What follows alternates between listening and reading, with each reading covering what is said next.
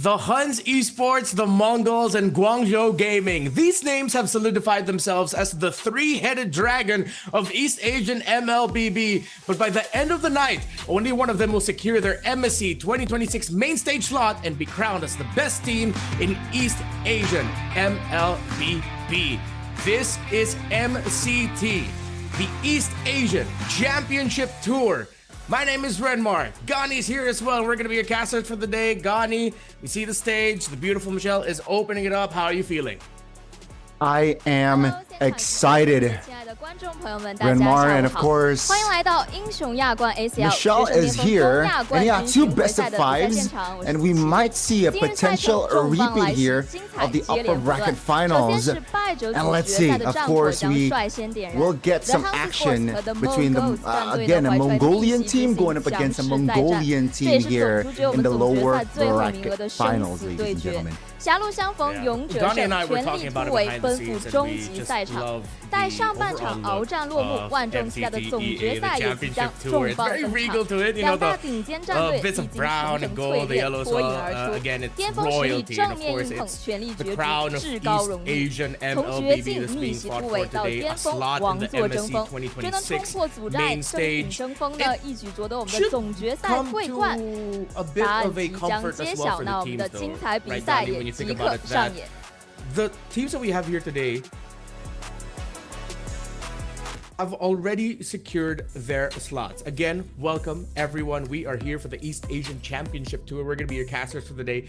My name is Renmar. Gani is here. We saw the lovely intro from the beautiful Michelle. Hopefully you're all having a fantastic day. It is going to be an action-packed day of MLBB and definitely an action-packed start. As the first series of the day, we're going to be seeing the HUNS and the Mongols go up against each other, and we only have one expectation here. This is going to be entertaining, action-packed MLBB.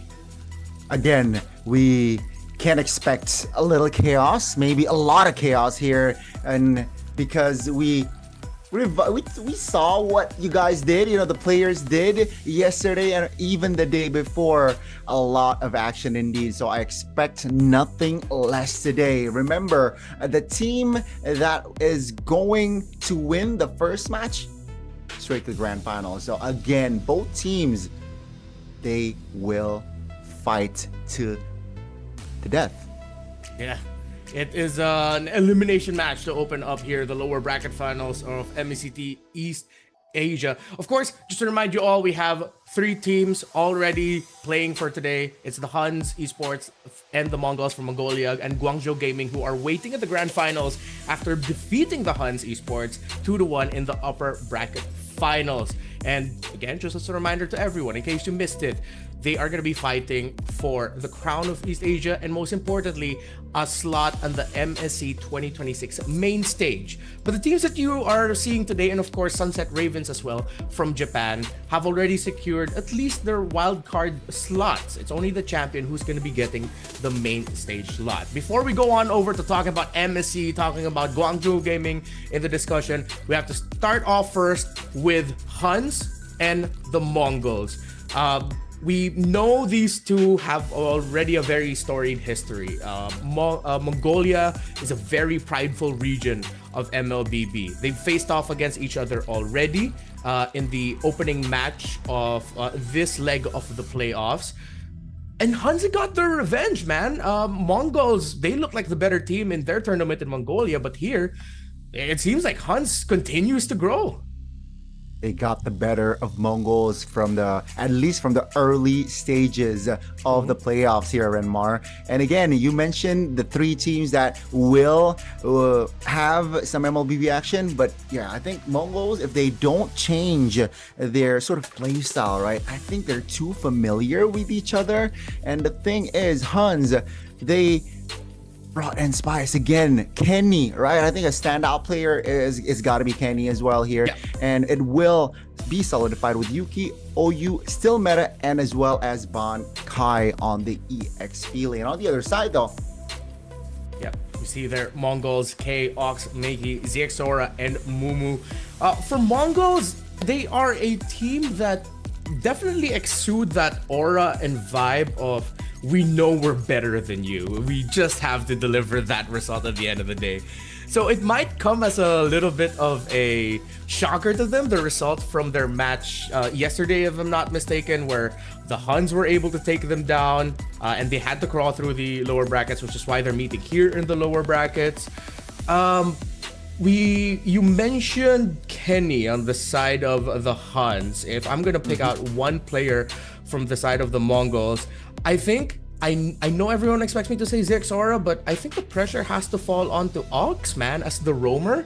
If you're up against someone like Kenny in the mid lane and HUNS, as the roamer of the opposing team of Kenny, you have to find a way to manage him. You have to find a way to stop him and stop him from getting a good angle to have a good ultimate in. And that's why, again, later on, we will get to talk a bit more about the situation there.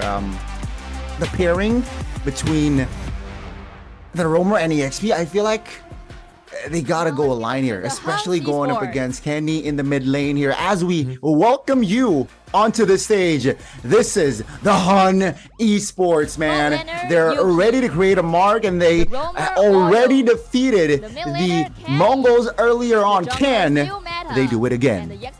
Of course, the HUNS, they were called Akatsuki during the qualifying tournament here for MCT. And they went up against this team coming out onto the stage right now, the Mongols, in the grand finals, where the Mongols just looked like the better team. If the result was different for the upper bracket semifinals, we might be saying for sure that Mongols is going to the grand finals. But again, going into this, the HUNS got a win back. This is a name that's a little bit more familiar for a majority of MLBB esports fans. Of course, the Mongols have already been established org in esports and in MLBB esports. But of course, they got players such as Zexora, who was a member of the Team Zone squad that competed in the M7 World Championship. So they have a good mix of veterancy in the local scene and in the international scene. I'm sure this is going to be a very competitive series. It's gotta be, and it's gotta start from the coaches as well. Again, a part of, I guess, the adjustment from the HUNS, able to beat the Mongols are from the drafts, right? Even if it was a scoreline, a close one, 2-1, but they got the better. Now it's gonna be a different story. And the dynamic is definitely going to be different because it's a best of 5, Rennie. And let's see here, the opening game, it's going to be very important for both because it definitely will set the tone on towards, you know, the next game and the next, and potentially, if it's not a sweep, the next game. It's going to be a long one, folks. I'm expecting it to be close. Yeah, with how these two teams just know each other, as you mentioned, with game one setting the tone, it doesn't only set the tone, it sets the tempo. These two they're gonna fight a lot. Sometimes in moments where we don't expect them to fight, but they will fight. That's just their play style. That's how they like to compete against each other, and that's how they bring out the best and honestly sometimes the worst in each other. But you know, we're not gonna complain. It makes for a very entertaining watch and a very entertaining cast. So a little bit of a throwback, of course. There are very familiar names here besides, of course, Zexora, K, Coach Summer in Mongols. They were all former members of Team Zone, while for Bankai and Kenny, they were also former members of Team Zone. So after the success of Zone, they got split up. 3 got acquired by the Mongols. The rest had to crawl and claw their way to this stage. But you mentioned the coaches. Gani. Coach Bebex is the coach for HUNS, and of course he brings a lot of experience as well after he transitioned to coaching in 2025. He was also one of the top players back when Mongolia was still rising. So the fact that you said that this is going to be close, I can't help but agree with you, man. These two just know each other way too well, and they have way too much history. And that's why the elimination match here, you guys, you cannot miss it, all right? You just got to stay tuned. You just got to enjoy the show. And you mentioned earlier, right, about Zexora and, of course, the roamer. Again, I want to also add the the meta right now seems like, the pairing between, mid-roam, yes, there has to be some sort of connection and chemistry, but the layering with the roamer in this patch, it's gotta have some sort of, layer with the EXP, right? The communication definitely needs to be relayed as clear as possible. Because if the EXP wants to initiate, the roamer needs to cover, say, the cores, or vice versa. Or maybe they want to double down on, let's just full on dive. EXP diving first and then follow it up with the roamer. So I'm expecting Mumu here as the EXP as well to step up his game again. He likes the Alice. He really seems to have it really locked down in his arsenal. So I want to see maybe some sort of respect from the HUNS here on again just the pairing between the roamer and the mid from the side of the Mongols. Yeah, I think respect for Mumu, as you mentioned, is going to be very important, considering that Bankai for HUNS, I don't know him personally, and I'm not gonna say that I do know him personally, but he seems to be that kind of player with how he plays, his aggression, where he might be one of those dudes who just goes into it thinking that he's better against anyone that he goes up against. Yes, I'm making assumptions about the man's professional character, but he backs it up so well with how he plays, his aggression. It's so well timed every time. Okay, maybe not every time. Sometimes you just have to slow down a little bit. But the Roam EXP thing that you mentioned, the link up between the two, that's why side laning now, especially in this meta, is even so much more demanding. If you're an EXP laner and you mess up your laning phase, you're actually making it a really difficult time for the rest of your team, because that's one less lane that your team can work with when it comes to flowing the minion wave. You're one less body to have, or frontline potentially with most of the picks that we end up now in the meta. So very important, the EXP lane matchup. If you want to see respect from HUNS towards Mumu, I want to see how MongolZ is going to deal with someone like Bankai, who, well, if you guys watch the anime Bleach, dude lives up to the name. It's like he's always going for his final form in every game that he's in. He's just that good. I mean, you gotta show a bit of ego definitely in game, right? And Bankai definitely feel that aspect as an EXP. You mentioned and touch on the importance of side laners specifically. Well, we're talking about EXP laners, so specifically EXP laners, because a lot of time gold laners, a lot of weak side, so not much action early game. That's why it translates towards the drafts as well, right? They want to prioritize the phobias if possible. They want to prioritize EXP laners that can give impact level 4. Big ultimates like the Lapu Lapu. Again, just a lot of influence on the neutral objective takes that can allow you to build that early foundation that can transition to the mid game. And so I think that again we can just expect that sort of play style here. Again, Alice, a Throne of Ruin, game changer during neutral objective takes. Gotta keep an eye out for that one, as we are still, ladies and gentlemen, waiting on the drafting phase.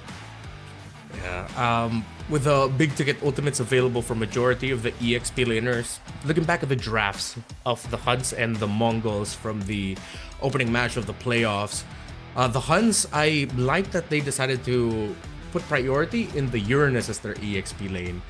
You don't really think that much of the Uranus as a pick that you can attribute to someone like Bankai, who wants to be in your face, who wants to carry, but the value of the Uranus can be massive if you're not careful with how the Uranus, or how you deal with the Uranus, cutting your waves, flowing minion waves, playing the macro.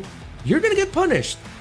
If you let it constantly invade your jungler is gonna get constantly marked. That's less surprise. That's you getting delayed. That is a chance that, a very off chance, that maybe even the Uranus steals away some farm from your jungler. So I like how, despite these two loving the fight, it seems like HUNS has a little bit more importance in terms of the big picture, in terms of the minion waves, in terms of the macro, that they know that, hey, the Mongols might be a little bit better than us in fighting. Okay.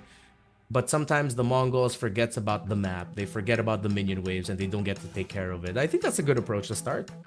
I think that adds just more, layer of on towards the Mongols, right? Adds pressure, during the drafts as well. Okay, they can play the Uranus, so we gotta have some ammunition to shred, to deny it or anticipate the Uranus. So without further ado, ladies and gentlemen, we are going to jump into the drafts between the two Mongolian teams as the Mongols going up against the HUNS. And already quick bans here, Renmar. Glue and Marcel off the board from side of Mongols. Maybe it's quite specified towards the roamer. Sure, Glue is flex, but I feel like it's just giving more respect towards the roamer, right? You mentioned the roamer of the side of the Mongols as well, but it's just the HUNS here denying the Freya and Zushin, so it's still very prio bans from the red side. Yeah, you get to see a little bit of their mindset of where they're at. The HUNS take away, of course, the power pick and the Freya. Mongols, hey, we were talking about the Uranus, respecting that. So it's good to see that Mongols sees the weight that the HUNS put in the Uranus pick and how they played it in the start of their series. Of course, for Oyu, the roamer of HUNS, the Marcel is a favored pick. And HUNS continues to pressure on the big impact picks that could shred right away, that could be strong side right away. They take out the Harith. It's an easy call for Mongols to just go for the Claude now. But with heroes such as the Phovius open that could track with the shoulder tackle, with Oyu loving to pick those strong roamers with damage like Hilda, Khalid, he even has a pretty good Kaja under his belt. This might be a really risky start, but kind of greedy by Mongols. They're really banking on the Claude. Yes, it's very I guess popular. It's power, right, in the gold lane. And again, the Blazing Duet after the Trinity definitely can deal a lot of damage. But you mentioned a lot of prio heroes are still open. It seems like the HUNS, they got it in the back here. They got a Valentina, who is just so stable and popular here in the mid lane. And with the Yeeth pick, that's a free RWM. For the HUNS for the taking. Yeah, kind of not going to be questionable, but I think with how fast these two drafted, you really just see a lot of their familiarity for each other. The fact that Mongols is willing to give a big ticket ultimate like the RWM against a team that has a Suyo, and of course HUNS expectedly will pick out the Claude to close out their first phase here as one of the best picks that you can just go for, with the Claude on the other side, seeing the Eve on the other side. So as much as I want to think that Mongols have made some risky decisions, you can't help but think they probably they're okay with it. Again, they exude that aura of, hey, we're better than them. We don't care if it's risky, we're just gonna go for it. So HUNS, they look to stabilize a little bit. They take away the high loss. Fantastic combo with the even would make things difficult for every team fight, even though they could have taken it away. While a very strong EXP diving pick, I think, is a worthy ban here for Mongols. Take away heroes such as the Lapu-Lapu that you mentioned and Alice. But with the Baksha around, they might be a little bit okay with letting it through. Yu Zhong definitely is a fantastic ban. It would have been a great easy dive. Yeah, again, with just first turtle, quite prioritized when you pick up the Baksha. You don't want to risk going up against Yu Zhong on your enemy team, but that's a quick and specific ban here, I gotta say, Renmar. They ban away the Benedetta that has resurfaced here in other regions as well as an EXP. You can flank, you can provide as a distraction as well, and it's a good far lane controller, right? The Benedetta. And it seems like HUNS with a Moskov in their composition saying, you know what, we don't want a neutral far lane control. Take away the Benedetta and let's see, because Mongols, their theme, at least for the first 3 picks, is speed. So are they going to go all in with speed later on, or do they want to look to restabilize? Last ban is going to be the Sora. Good pickup here on the Khalid for HUNS, although there's an avenue that Mongols can consider if they are crazy enough to go for it, just put that Baksha in the roam for Ox and then just show up with a Fanny. Yes, you're going up against the Moskov already, but with what you mentioned, HUNS taking away the Benedetta, they don't want Mongols to end up with another pick that's good with far lane control. If Mongols have it in them, pick up the Fanny, put the Baksha in roam. You get a lot of protection. You don't need to worry much about the Khalid messing up the Fanny, and there's not a lot of picks left in the EXP lane that can actually handle it. But we're not gonna get that. We're gonna get the Kalea instead. More big ticket ultimates given to the Valentina here, but Mongols, they decide to go for stability. Here's a surprise. They show up with a Paquito who has been buffed recently, and yeah, his damage hurts. It's no joke here. Yeah, I think it's somehow like a sub in towards the Benedetta. You know, far lane control isn't that great, but the damage, right? You can create flank angles with the Paquito, and I don't really see the combination between the Kalea and the composition from Mongols, but you know, prove me wrong. There's no insta burst, right? There's shred definitely, but it's not like an insta kill button. And HUNS, we talked about the Alice being picked up by the side of Mongols, but it's going to be picked up by Bankai instead. So again, the Throne of Ruin definitely can cause problems towards the Baksha first turtle. Let's see. Yeah, I think HUNS are going to have to do a lot of tempering of the tempo that Mongols can go for here. It's clearly one of those lineups that could go out of control quite early on, even though there's no clear obvious combo for the Kalea. It's a -1. It's you forcing out a dash from somebody, a flicker for someone. It forces reactions, which you're happy with if you're playing a lineup that wants to be the one taking control. You have a tank, a fast rotating tank jungle in the Baksha. So this could actually work out very well for Mongols really quickly. In terms of the late game though, HUNS has some good options. They have the Valentina, of course, with the late game damage. I think something overlooked with that hero, the Moskov as well. But it feels like across the board, Mongols just have good damage, good control. Yeah. And my remaining question is this Alice pick actually going to end up becoming a problem? Well, let's see here, folks, as we enter the opening game of MCTEA lower bracket finals at the best of 5, still with Gani and Rennie at your service here, and let's see what is gonna happen. Yeah, a lot of the early rotations gonna determine how this game's gonna start. Of course, as always now, we really just expect roam mid to always be a very early aggressive posturing to see if anyone's going to be forcing out any battle spells early on, some regen, some flickers. You get magic worship there for the Paquito, so he's really just going to be focusing for damage. Let's see if it's a balance. Ox, let's spot it out. Oh, the lethal will fall to the hands of still meta, and so far so good. Just the spell though, that was burned for Ox, so no threat of the flicker knockup from the Kalea later on for the fight for the first turtle.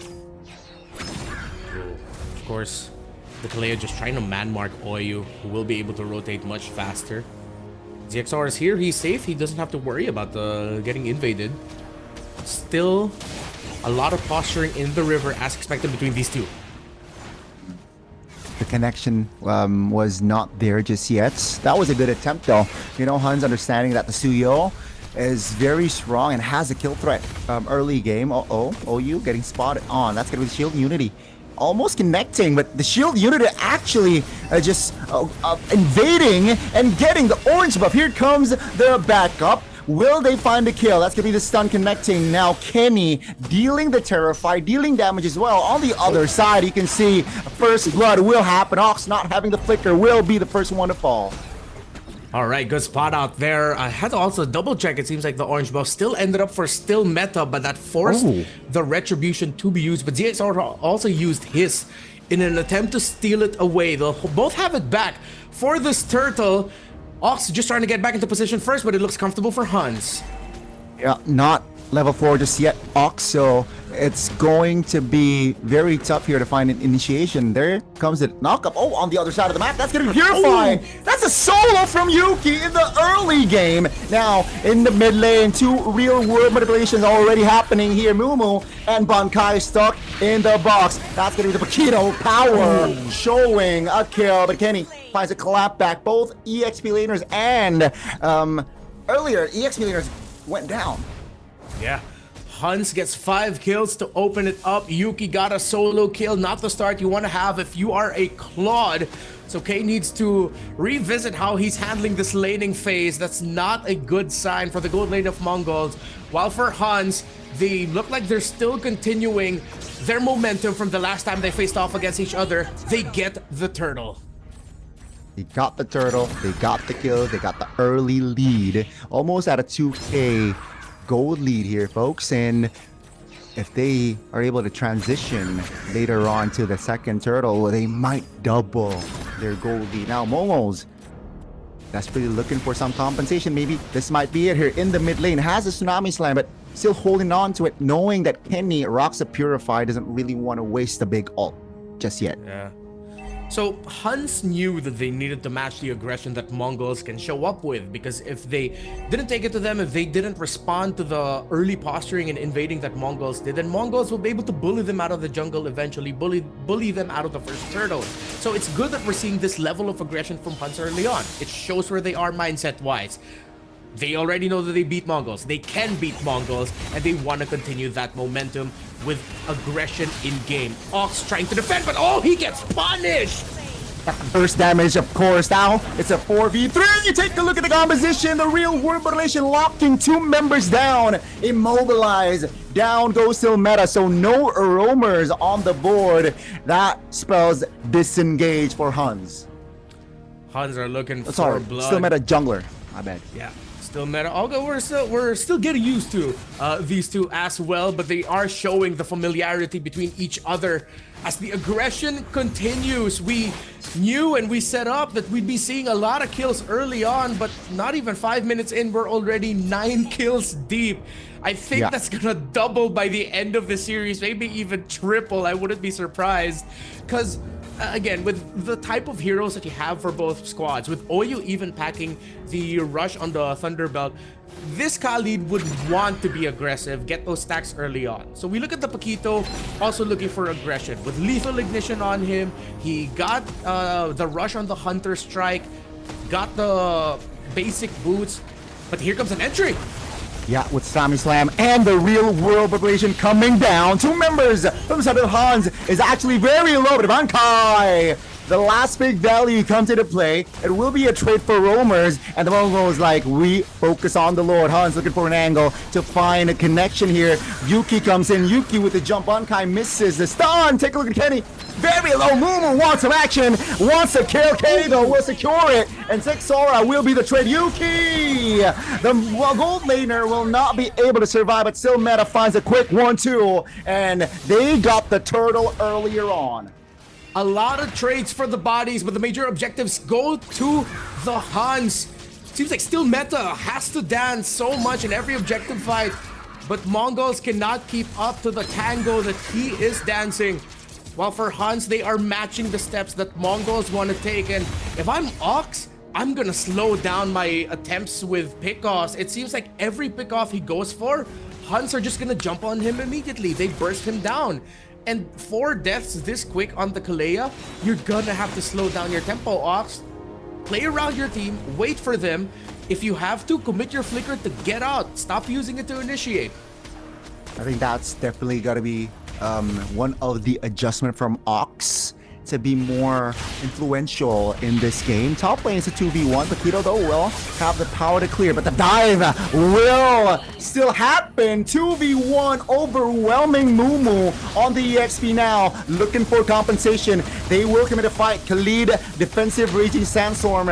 The box will be put down, but now Yuki is very low. Finds the Purify to deflect the immobilization from the side of Meiki. Mongols still only got away with 1. They lost Mumu earlier. Good use of the Purify there by Yuki to keep himself alive, and that extra bit of movement speed as well to provide space for him to escape. SOD is not gonna land. He's not gonna be able to get back into lane, Yuki, to defend his tower as K takes it. So despite all the aggression, all the objectives that HUNS has been showing, Mongols still believing in the power of the trade. Sometimes the best objectives are just bodies.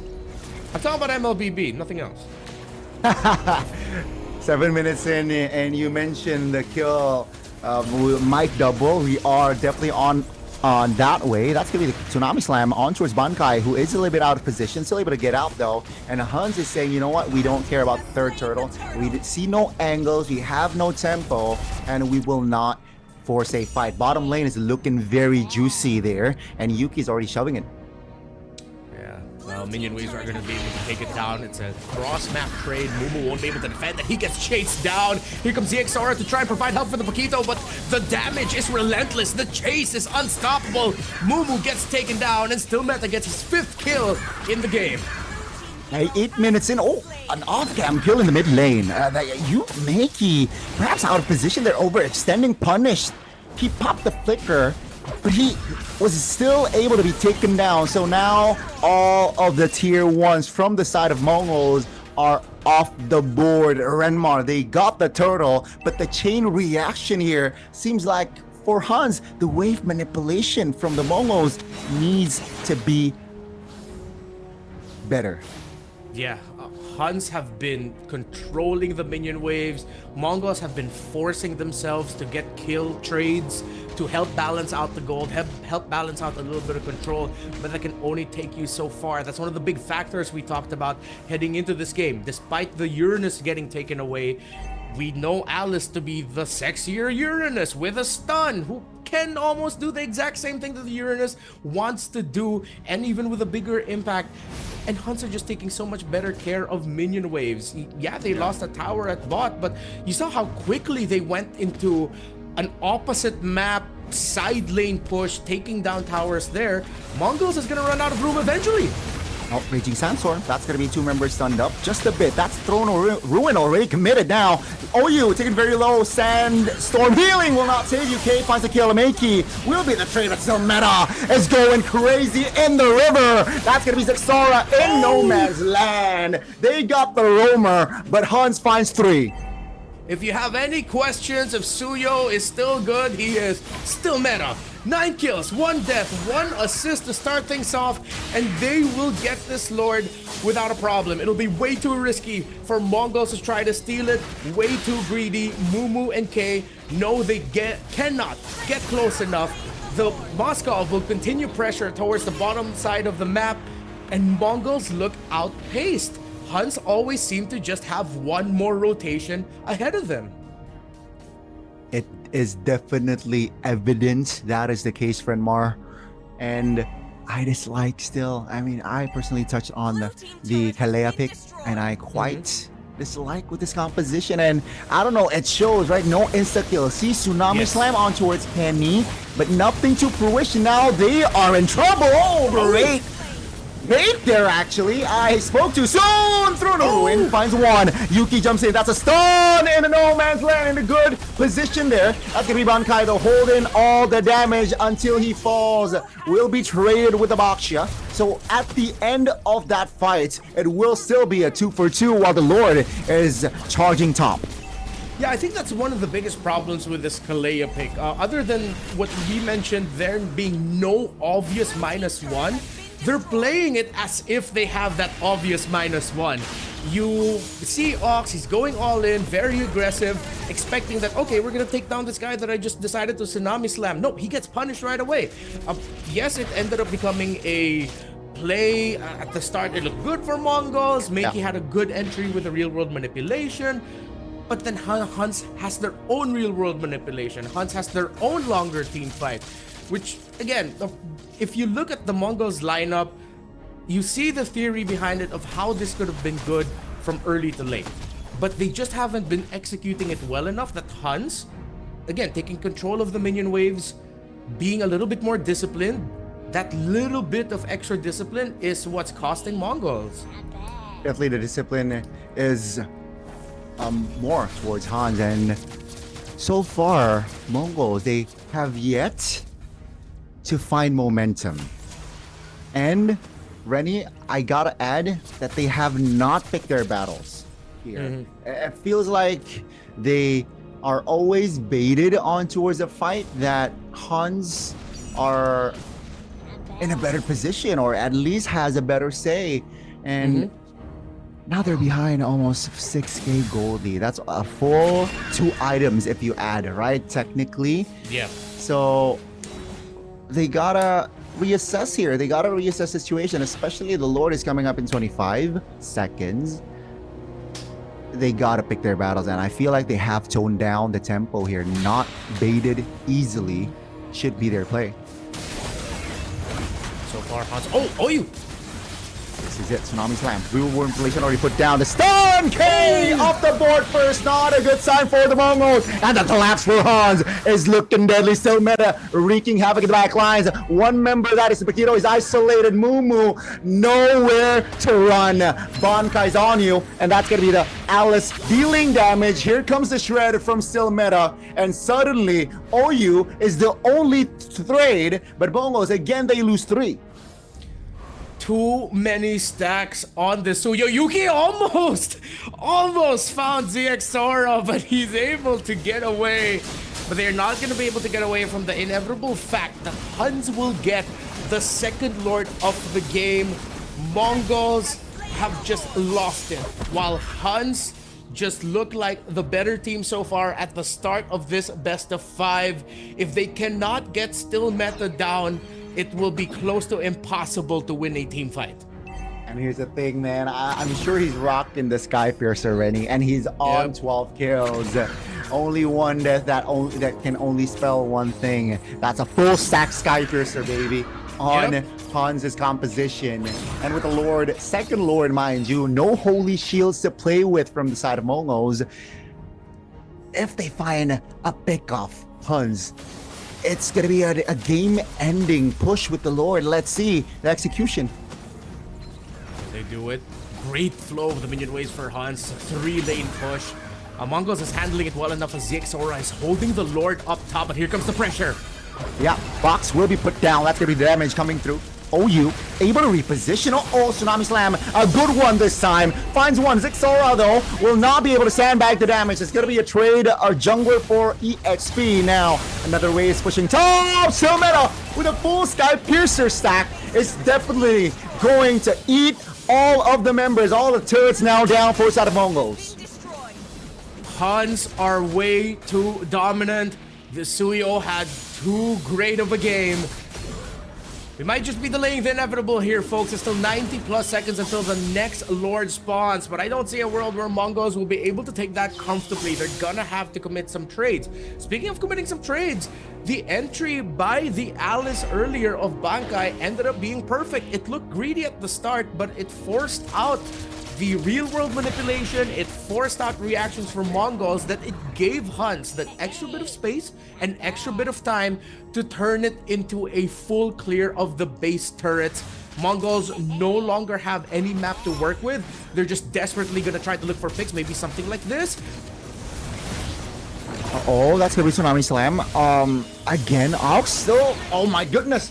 Again with Penny finding the kill. It's gonna be a 5v4, not a fair fight. Mickey, no Yves, no gold laner, and no roamer. This spells disaster. Still Meta 1v1 against ZXora. That's a double kill for the Suyo. Momo gets taken out. Mega kill for Kenny. It's a wipeout. They have minion waves up top. It ends with 39 kills.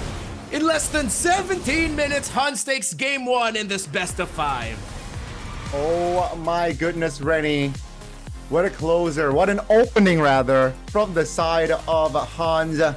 And we get to see the better of HUNS here. Unfortunately, Mongols, they cannot adapt in-game. And Rennie, a well-deserved win from the side of HUNS. But, yeah, the Kalea pick did not come to fruition, man. Yeah, they couldn't make the most out of it. Again, I think it will just have to go back to the idea where it looked like the Kalea was being played as if they had the surefire combo to delete someone. I get the idea of wanting to pick it to force out battle spells, to force out ultimates getting utilized. I'm fine with that. But they weren't playing like that. Every pick-off attempt was like, all right, go. They weren't respecting the response from HUNS. Once Ox gets a pick, I would expect that maybe they'd play it slower. See how HUNS would react. Once you see them entry, once you see them commit ultimates and abilities, thinking it's going to be a full fight right away, that's when you re-engage with your Mongols. Maybe you sacrifice Ox along the way, or he commits the flicker to safety, then you can re-engage, longer team fight, you have the heals, but they just didn't play that. They kept trying to match the pace of HUNS, which they couldn't.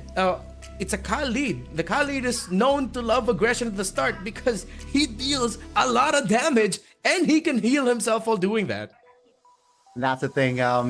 Again, they understand that early game pressure that they are able to bring, with the Suyo, add that Khalid, the mobility, the kill threat is definitely there. When we saw that already after that first hurdle, it was really hard for the side of the Mongols to find an equalizer, not just turn the games around. They were desperately looking for compensation. They were desperately looking for an equalizer in the field. But the power of the composition from the side of HUNS equal. Strong early game, the mid game power spike is still there for the Valentina. The late game, we got Alice, who is practically unkillable when you're far ahead, and we get to see all of that checked. That box is checked from the side of HUNS, whereas the Mongols, man, they were punching strays, they were punching air, especially after the second turtle. I feel like they could not handle it after the third turtle. They got the turtle, they got the neutral objective, but they lose 3 base turrets. Less space to work with, less mobility that the composition, the main strengths of the composition, and thus 16 minutes of game time, but it's a one-sided game. Yeah, it was a long one, but clearly it was just HUNS in total comfort.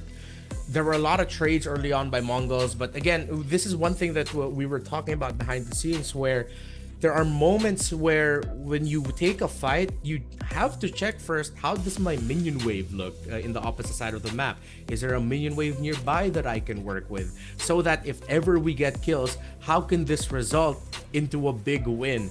And the MVP of the game in still meta, Suyo is rewarded for being aggressive, but he's doubly rewarded if you're more disciplined, if you wait, if you take your moment to get those kills, get those stacks.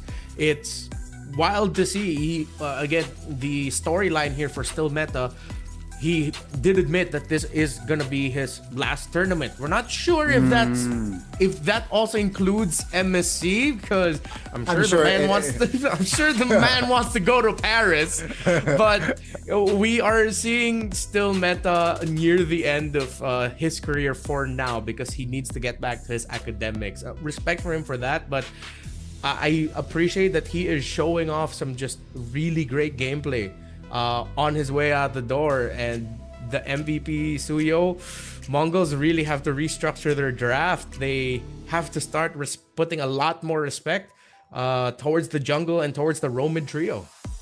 I really like the way you point out. I think restructuring needs to be in play, and perhaps maybe switching sides needs to happen as well, because the Alice, that last big value, they were able to translate it to the game, right? Bankai was so influential in that game, finding Yves, finding the openings, wasting resources for the opponents as well. And you mentioned still meta, he had 16 kills, Renmar. If he bought 2 Skypiercer stacks, both would be 80. Yeah, he would have 160 stacks of Skypiercer if only that was mathematically possible in MLBB. That's how crazy a game that he had. 16 kills and an MVP performance. That has to start ringing alarm bells if you're Mongols here. I'm trying to see their approach here. Looking back at the Paquito pick, do you feel like that was a little bit too much of an ego pick, too overconfident to pick the Paquito in the EXP lane? You know what? Now that you brought it up, I think the last two picks were quite doubtful. I dislike the Kalea and the Paquito pick. So the last two picks here, definitely they lose out on the draft because of those picks. And you mentioned, the Paquito maybe might have an ego. We saw glimpses, but we saw glimpses of brilliance, but it wasn't enough to really be a threat to the composition. Again, the last pick, value Alice. If it wasn't Alice, say it was a normal EXP laner, then maybe the Paquito would have more say in that game. But because practically you're going up against a rock, right, and able to dash in and dash out, is so annoying. The Paquito cannot really shove the lane, be more rotational. So let's see the adjustments. I want to see the sides first. But man, what a draft and what an execution from the side of HUNS in that game. Yeah, HUNS, it looks like they are a team that sees the bigger picture much more clearly. They're looking at this series, they're looking at game number 1 and the subsequent games as if they're just watching something unfold before them, while Mongols seem to be in it. Whereas they're a little bit more, I wouldn't want to say one-dimensional, but it almost feels that way. They seem tunnel visioned at the wrong thing. They don't see the big picture. HUNS sees everything. They see the map. They see the value of very specific trades at the right time. And I feel like that Paquito is representative of the Mongols being a little bit more looking at this one way, wherein they just thought, we need something with burst, something that can bully. All right, let's bring out a Paquito. He did get buffed. The damage was there. Sure, maybe that's what they were thinking, that's the combo with the Kalea, but that's too demanding. There were some team fights also where we saw Mumu couldn't string the dashes well together enough, and suddenly he's just running, trying to wildly swing at the air because no one's in range. Everyone's too mobile from the side of HUNS. So they do get the side switch, Gani. I agree with you. There's a good start that at least it gives them a fresher view in the draft.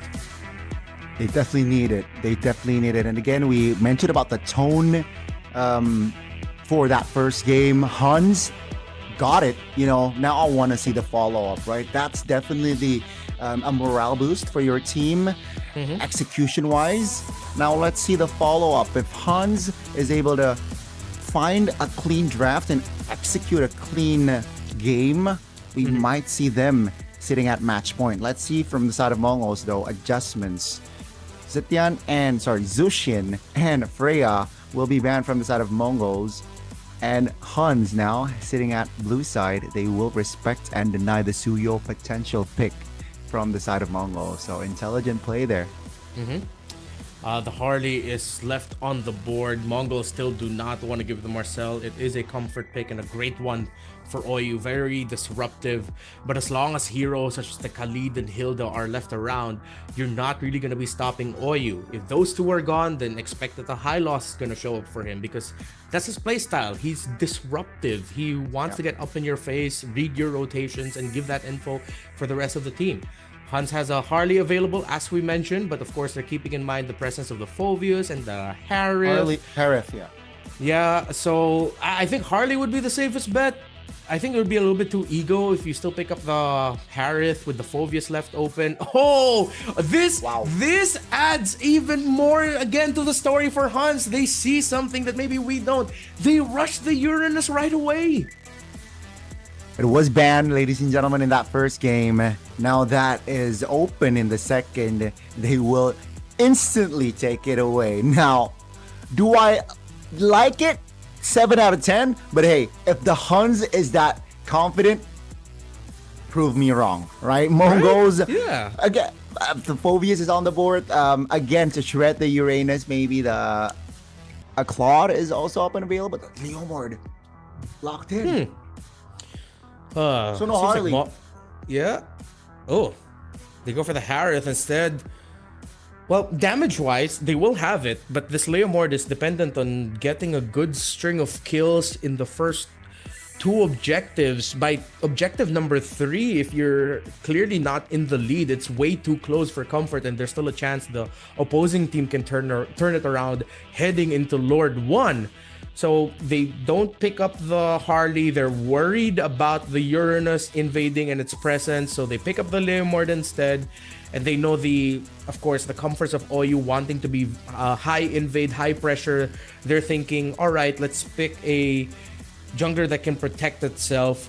The glue gets picked up for Mongols. If there's one crazy pick in the EXP, I expect the HUNS to ban out the Alice here, just so you don't have to deal with that matchup.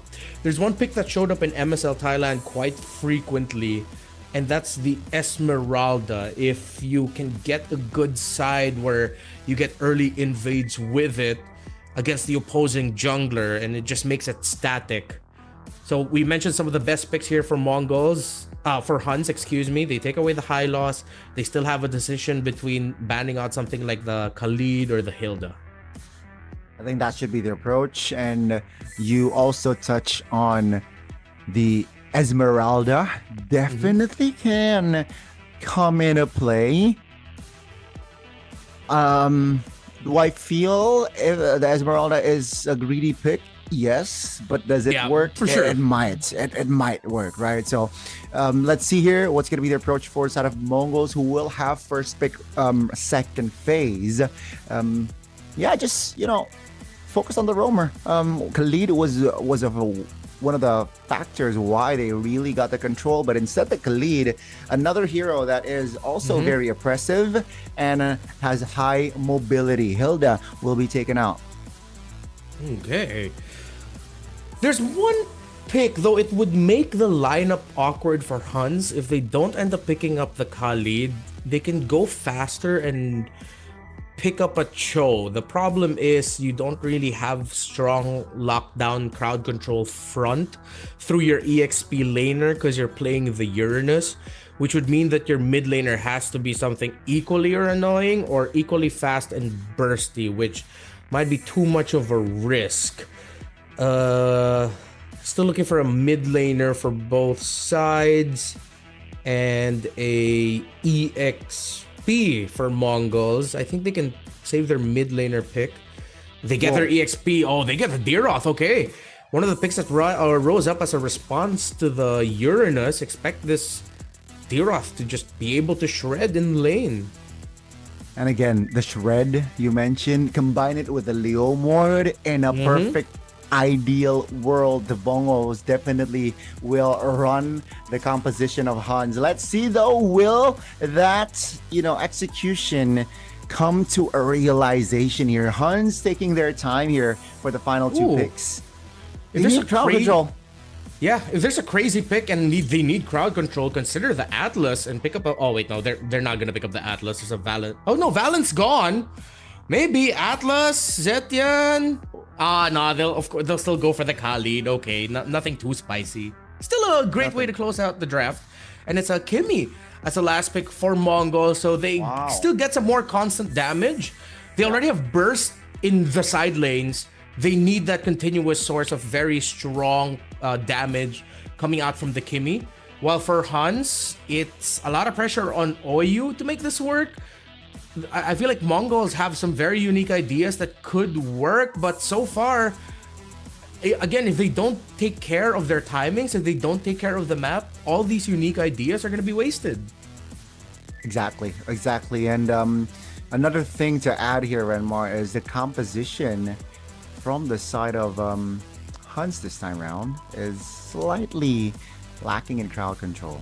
Definitely can be utilized here. So just a stun from the Raging Sandstorm, I believe, and of course the knockback from the Zetian's passive, but nothing too crazy, nothing too game-changing, perhaps, unless he gets a 5-man Raging Sandstorm. That's gonna be crazy. But Yeah, I think composition draft-wise, I like it better here. Despite the Dairoth pick, that's crazy, but I see the vision.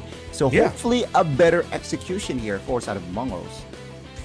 We have to return to an old ancient idea written in stone tablets before MLBB even came out. More crowd control wins games. It's the simple fact of life. And Mongols has more crowd control. Now that you mention it, across the board, all their heroes have some form of crowd control. The Harith has his initial slow with the Zaman Force. You know the Leomord and Gloos kits. Even the Dairoth, when he wants to dish out an Abysm Strike, has just a little bit of slow first before it dishes out the damage. So maybe that will be the difference maker here. Welcome back to in-game, as we are now in game number 2 between Mongols and HUNS. If you're just joining us, thank you. Again, it's Renmar and Ghani still here, still calling the action. Yeah, in case you missed it again, game 1, it was a landslide win, though it took 16 minutes, but the HUNS got the better of Mongols. Now we will see if Mongols can actually equalize here. That's going to be a lot of damage taken by OU. Still holding on to that flicker, so it is all okay. And yeah, a lot of kills happened, guys, in game 1. We might see that come into play in game 2 as well. I think it was like 37 or like 39 kills at the end of it. Suyo himself got 16, so... Yeah, Suyo himself still met the MVP of game number 1, got 16 kills again. Very standard start for these two. No crazy invades. I think they're both just prioritizing some semblance of good control in the center of the map, maximizing level 4s. And as expected, this is a difficult matchup for every Uranus. But if Bankai can be crafty with how he flows minion waves, he'll bring some value. But his value will be outside of team fights. In team fights, Mumu has way better value compared to the Uranus. That is true. That is true. And oh, what? ZX Aura got a little bit too greedy, wanting to take farm away, and he gets punished heading into the first turtle. What a mistime. That is unfortunate, or maybe a stroke of genius from out of Mongols to set a pick off that early on towards the Leomord. Now Makey getting applied pressure here by the side of OU. Still able to hold on, and also Flicker is still available. Now it's going to be the fight. Seed popped.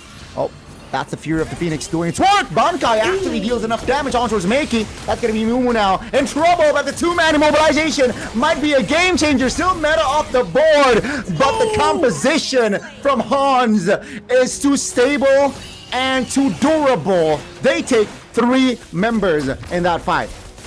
Meanwhile, the opposite side, K is experiencing hell yet again.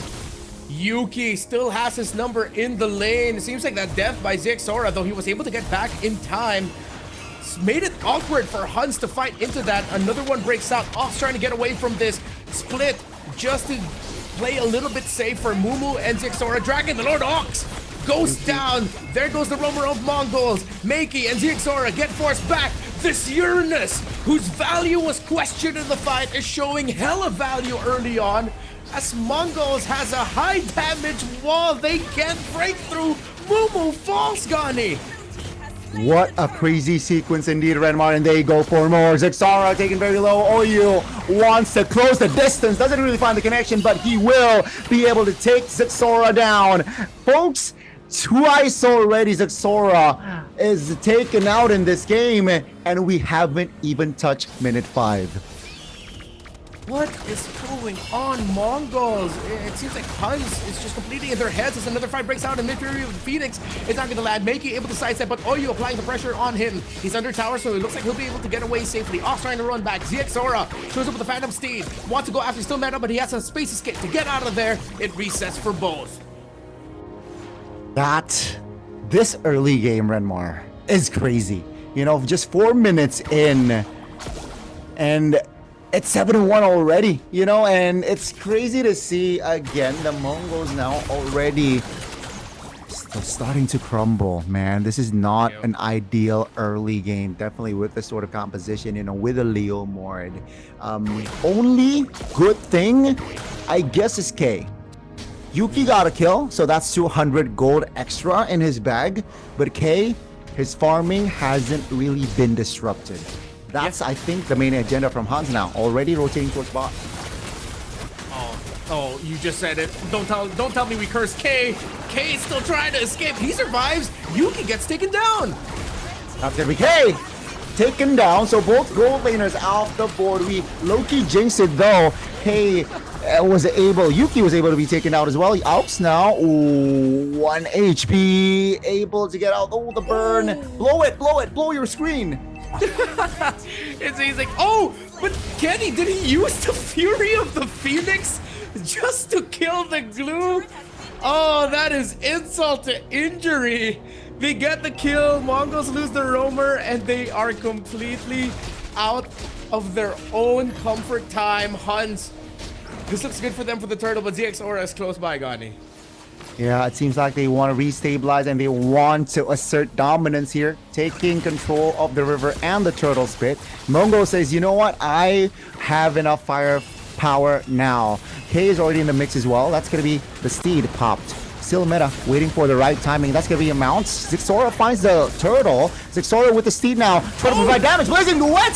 That's a very aggressive approach! K finds the kill. That's going to be now Mongols a little bit favoring this fight. That's going to be still meta taken out as well. Bankai finds a kill, but ladies and gentlemen, the clapback is here. Zixora will not be able to go anywhere. And Mongols, they overstate their welcome. Bankai trying to get away from this. OU already left, but he decides to come back to try and help the Uranus. I think Bankai is just buying time, disrupting them. He gets taken down, but that provides a little bit of space for Yuki in the bottom side of the map. It delayed K from being able to get back. A slight flow in the minion wave. But yeah, Mongols clearly overstayed. The trade ended up being more value for HUNS, but there is some fight in Mongols. If they can just shape up their execution, they might be able to rebalance the game towards their favor.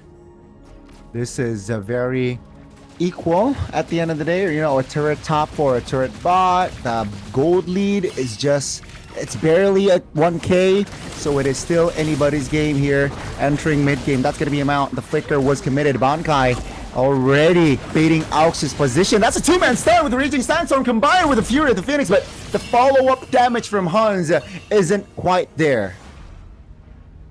Ooh, HUNS didn't have Yuki there, but Yuki was playing the map. A lot of members of Mongols are focused on that fight.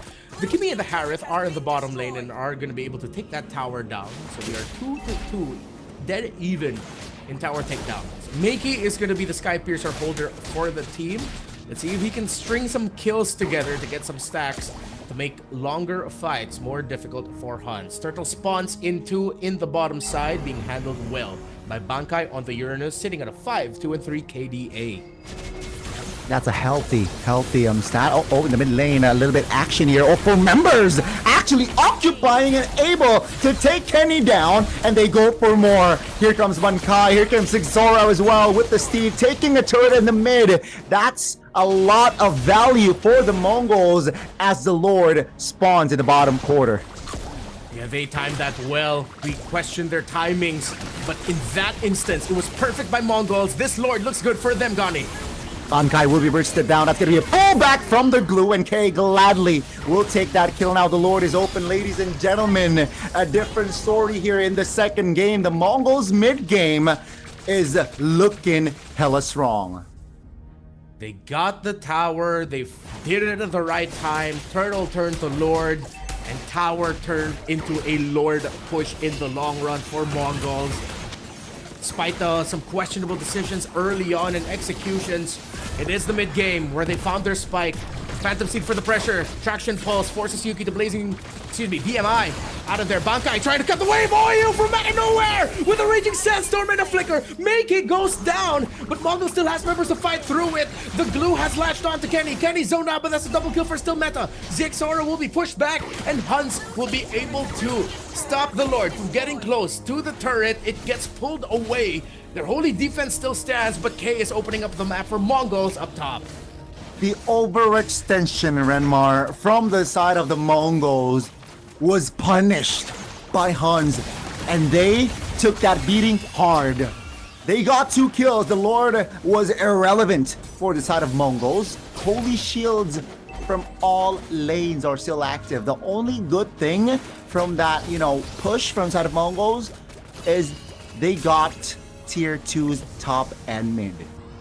But the rest, it's nothing. It's practically nothing. HUNS got 2 kills, so it's a reset. Take a look at the gold. It's barely 2K. And it's still anybody's game, Yeah, you're looking for that turnaround. Johan, this Khalid is going to be through him. But it seems like the team fighting for Yuki has been difficult. When he shows up and he decides to go in, he just eats a brunt of damage. So if he can time his entry a little bit better, then it might be better for the HUNS. Mongols definitely playing a improved game from game number 1. Despite the early mistakes, as we mentioned, they've taken care of the map. They've timed their team fights much better here in the mid game. They're taking away objectives. You can see the checklist of things that they want to do. Yep, it seems like they want to assert dominance here in the bottom side of the map. Shaman Force actually popped. Steed as well. That's going to be a turret takedown. All tier 2s are down. Take a look at the damage. Bankai is receiving. Still able to sidestep, but that's going to be the Mongols already on the collapse. One member, OU, will be falling down. Oh my goodness, blazing duet. Almost there. Finds a connection, but it seems like Yuki will not be able to handle Zexora. Zexora again with the jump and the Steed finds 2. Too difficult for the Claude to go in. Mumu, Zexora, and Meiki are low, but the Claude just keeps getting blasted when he shows up, and we're seeing a fall off here for this Uranus.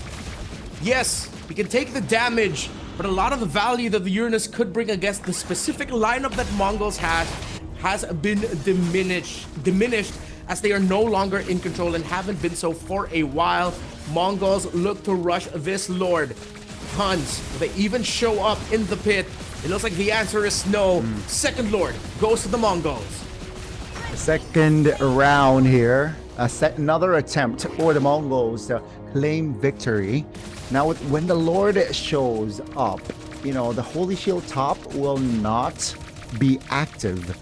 So, definitely, right? It's going to be an opening angle for the Mongols to find a pickoff before the Lord touches later on, and then, go for a potential end. Let's see here. The wave manipulation is far better for the Mongols here in the second game. And so far, it looks like they're gonna tri-lane push this. It's a quick cut by K. And look at the damage from That's the thing. Meiki. Oh, this Kimmy. It's not a lot of stacks of the Sky Piercer, but yeah, you have to be careful lest you turn into a stack. 3-wave push. Mongols looks like a clear cut to taking the baseball. Yeah, it's gonna be the mid lane sieged by the side of Mongol. Stop playing though, Shaman Force Bot. That's gonna be him out. Still meta out of position, and K gladly takes him down. Now the turret or the Lord in the mid lane will be taken care of, but the Mongols, they have another wave to play around with. Mumu, it gets locked in. Ox goes forward. Phantom Seed blazing to Wet Fury of the Phoenix. It's not the combo that they're looking for, but Yuki takes too much damage. Zaman Force by this Harith on K. Near unstoppable. They don't have the firepower to bring the Harith down low enough. That's gonna be Bankai again. Sandbagging, but Meiki, and as well as the Shred here. Enough to take the Uranus down. 2 turrets were taken down in the process, and that is, folks, the far lane. We talked about crowd control, but what about add raw freaking damage as well to that? K is TPing in front of HUNS. They know that the comeback here for HUNS is close to impossible, but don't count it out. HUNS and Mongols have delivered a lot of surprises, even in their regional leagues. Looking at the items, we've had the Radiant Armors, Chastised Pauldrons already locked in. For frontliners, good. The conditions are checked. Items there as well. Still, Meta does have the damage, but I think it's really the difference of the fact that Mumu on the Diroth with the Shred, you talked about how that could help with a little bit of combo with the Leomord, which has been giving a lot of problems for Yuki every time he goes in. K is blasting the Claude every time he shows up. Again and again, it's a different story. That's going to be mobilization. Kenny actually caught off guard now with the 5v4 in play. They want to close the distance. Take a look at the fight that they're creating. Now, take a look at K. Already dealing enough damage onto his Bankai. Needs to reposition, and OU will not be able to see the light of day for now. Down goes for 30 seconds, and that's going to be... Oh, MongolZ again. What's the call here? The Lord is up. It seems like they got to go for the Lord. Oh, they're going for the end. Shaman Force already committed. That's going to be the wave coming in. Cell meta off the board. And ladies and gentlemen, the adjustment and the adaptation delivers from the side of the Mongols. What a great read on the draft and the adjustments they needed to make. And they had to crawl for that. They had to claw for that. Again, it wasn't the best start early game-wise for Mongols. The first two turtles, it looked like it was gonna be HUNS taking control of the game. But I think we have to go back to that one play at around Turtle 2, that surprise flicker blazing duet entry by the Claude of HUNS. Yes, in the long run, they ended up winning that in terms of the body trades, but then they lost a little bit of their map momentum in the bigger picture of it all. And that's been the theme so far for the series. Who gets to see the bigger picture better? For Mongols, it seems like they saw a different picture, a very old one, a Mona Lisa for MLBB, which is as long as you have more crowd control and damage than the other team, you're most likely gonna win. It was evident, and we touched on it during drafts as well, or after the drafts, right? The crowd control is very minimal here from the side of the HUNS, and it was also evident that it was hard for the HUNS to control fights. You know, suddenly a blazing duet jumps in, but then there was no peel, there was no stun, there was no clear layer of execution from the side of the HUNS. Unfortunately for them, and this game, well deserved. That Dyroth 4, I when it got picked, I was like, whoa. But then, okay, there's a Leomord. Okay, I see the vision. And thankfully fortunately for their side, it worked. What a draft from the side of the Mongols. Yeah, it was a demanding game for the Dyroth. In the lane, at first it looked like he was taking care of him, but in the, of course, that extended Turtle 1 fight, you saw HUNS were able to dance around the fact that they realized, oh, they still don't have enough damage just yet to deal with the Uranus early on. Early 3 kills there for the EXP laner of HUNS and Bankai, but then everything just fell apart. When the crowd control we're looking for from HUNS is much more difficult to pull off, right?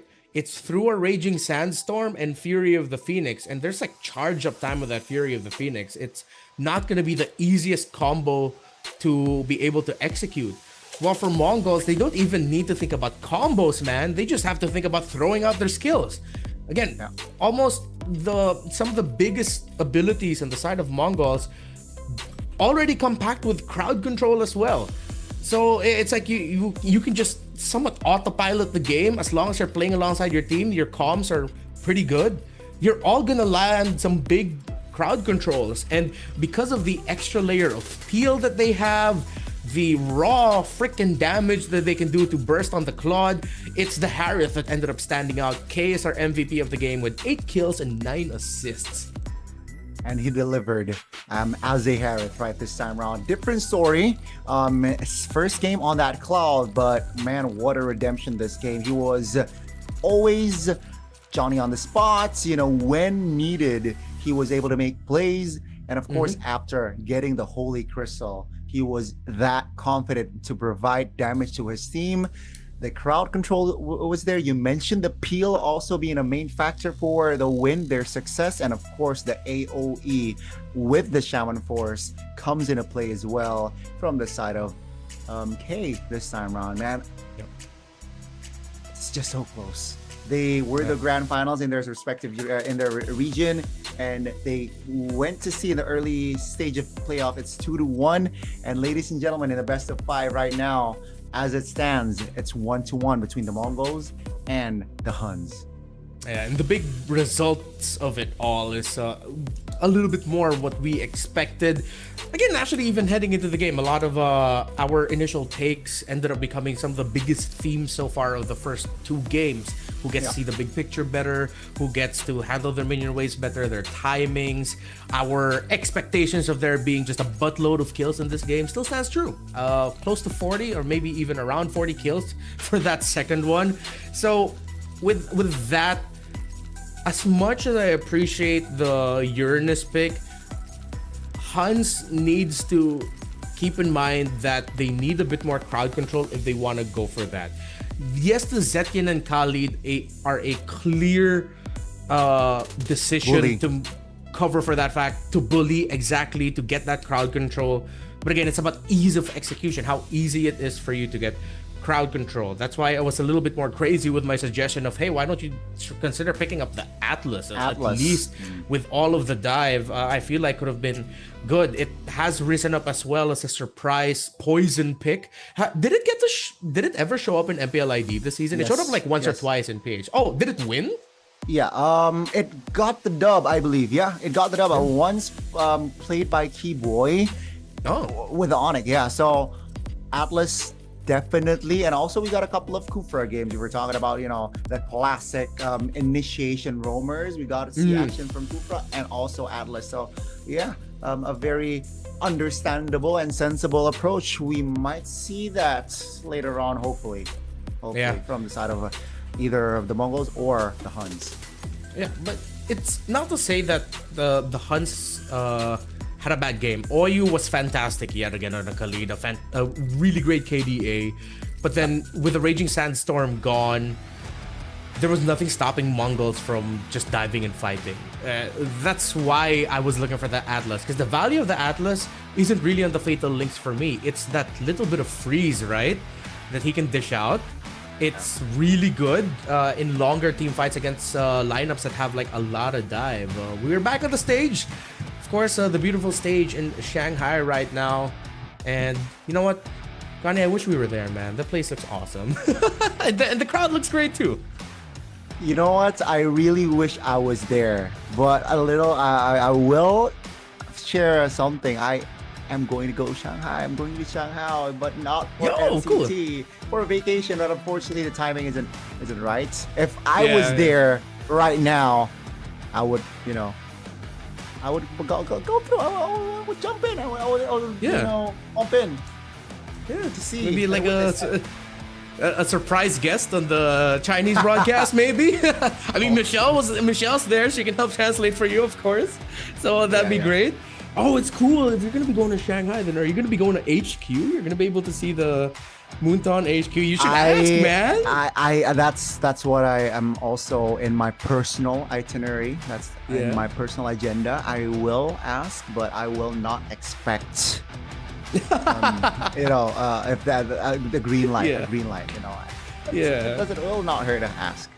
Yeah, I mean, as long as you let them know, it's like, hey, I could make a bunch of content for it, well, why not? I've been casting for you guys for a long time. I think it'll be great to see. I wouldn't be here if it weren't for you. I wouldn't be here if I were you. That's my pitch. Yeah. And, I see. You know what?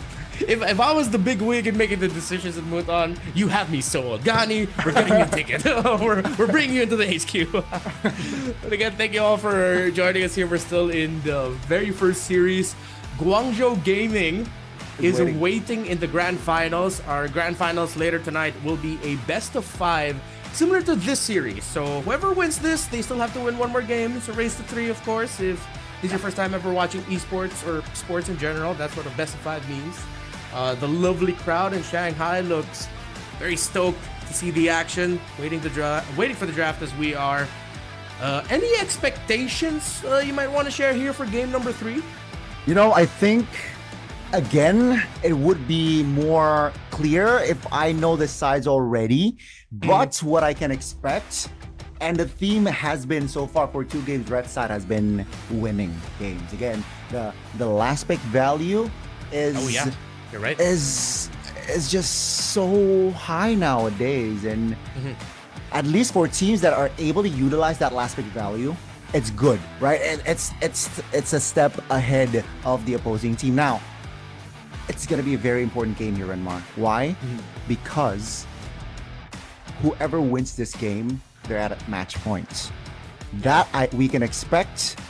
So we can expect both teams here might show a power pick rather than a meta pick. So that's what I'm hoping. Maybe we get to see a Benedetta first phase action here, just so that she cannot be banned. You know what? I'm gonna go on that same boat as you, dude. I'd want to see a power pick like a Benedetta, something surprising, something you don't even.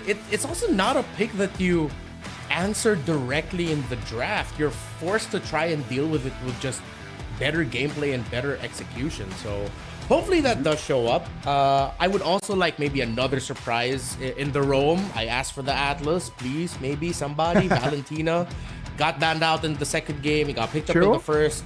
If the Valentina's gone, you could pick up the Atlas. It's one of the conditions for it. Outside of picks,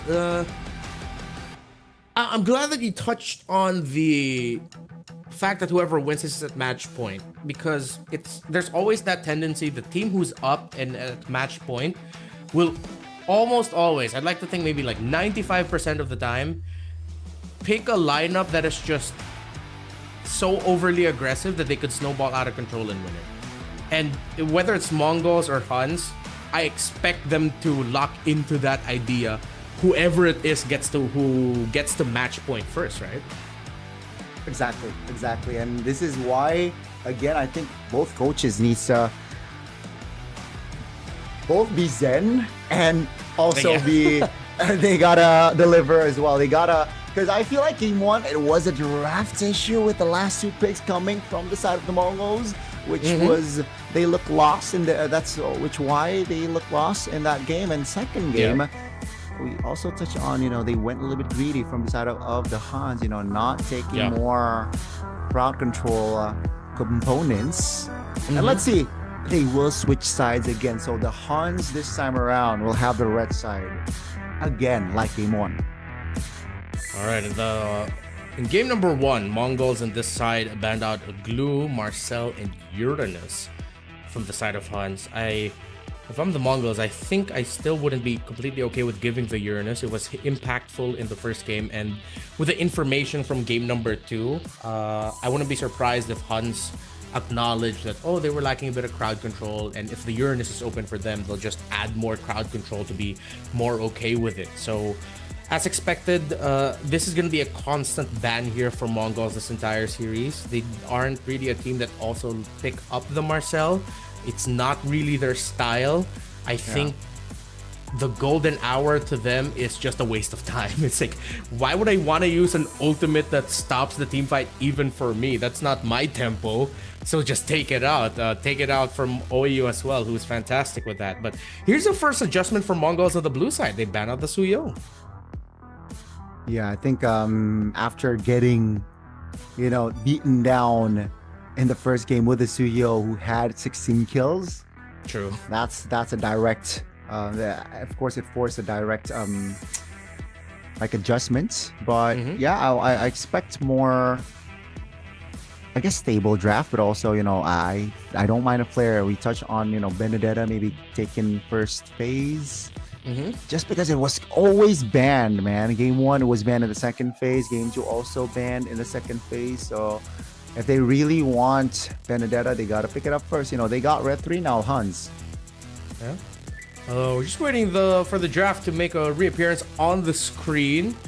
Yes.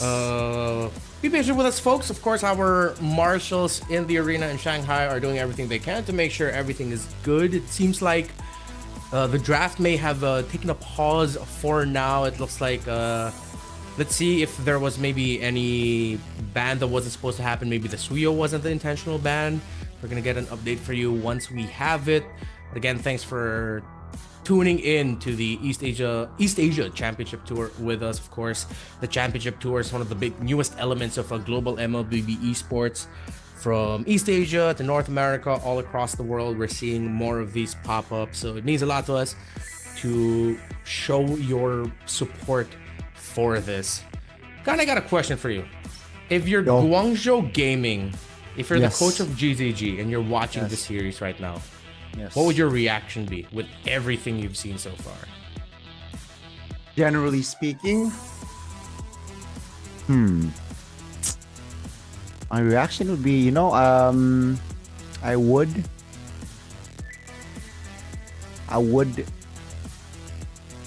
Okay, that's a good question.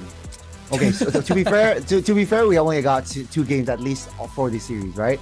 So my general reaction would be, man, I really want to stay on red side. I really want to stay on red side. I think that's my general overview, but I'm sure GZG has something already up in their sleeves. Yeah. Already prepared. What would your reaction be, Renmar? I would be salivating.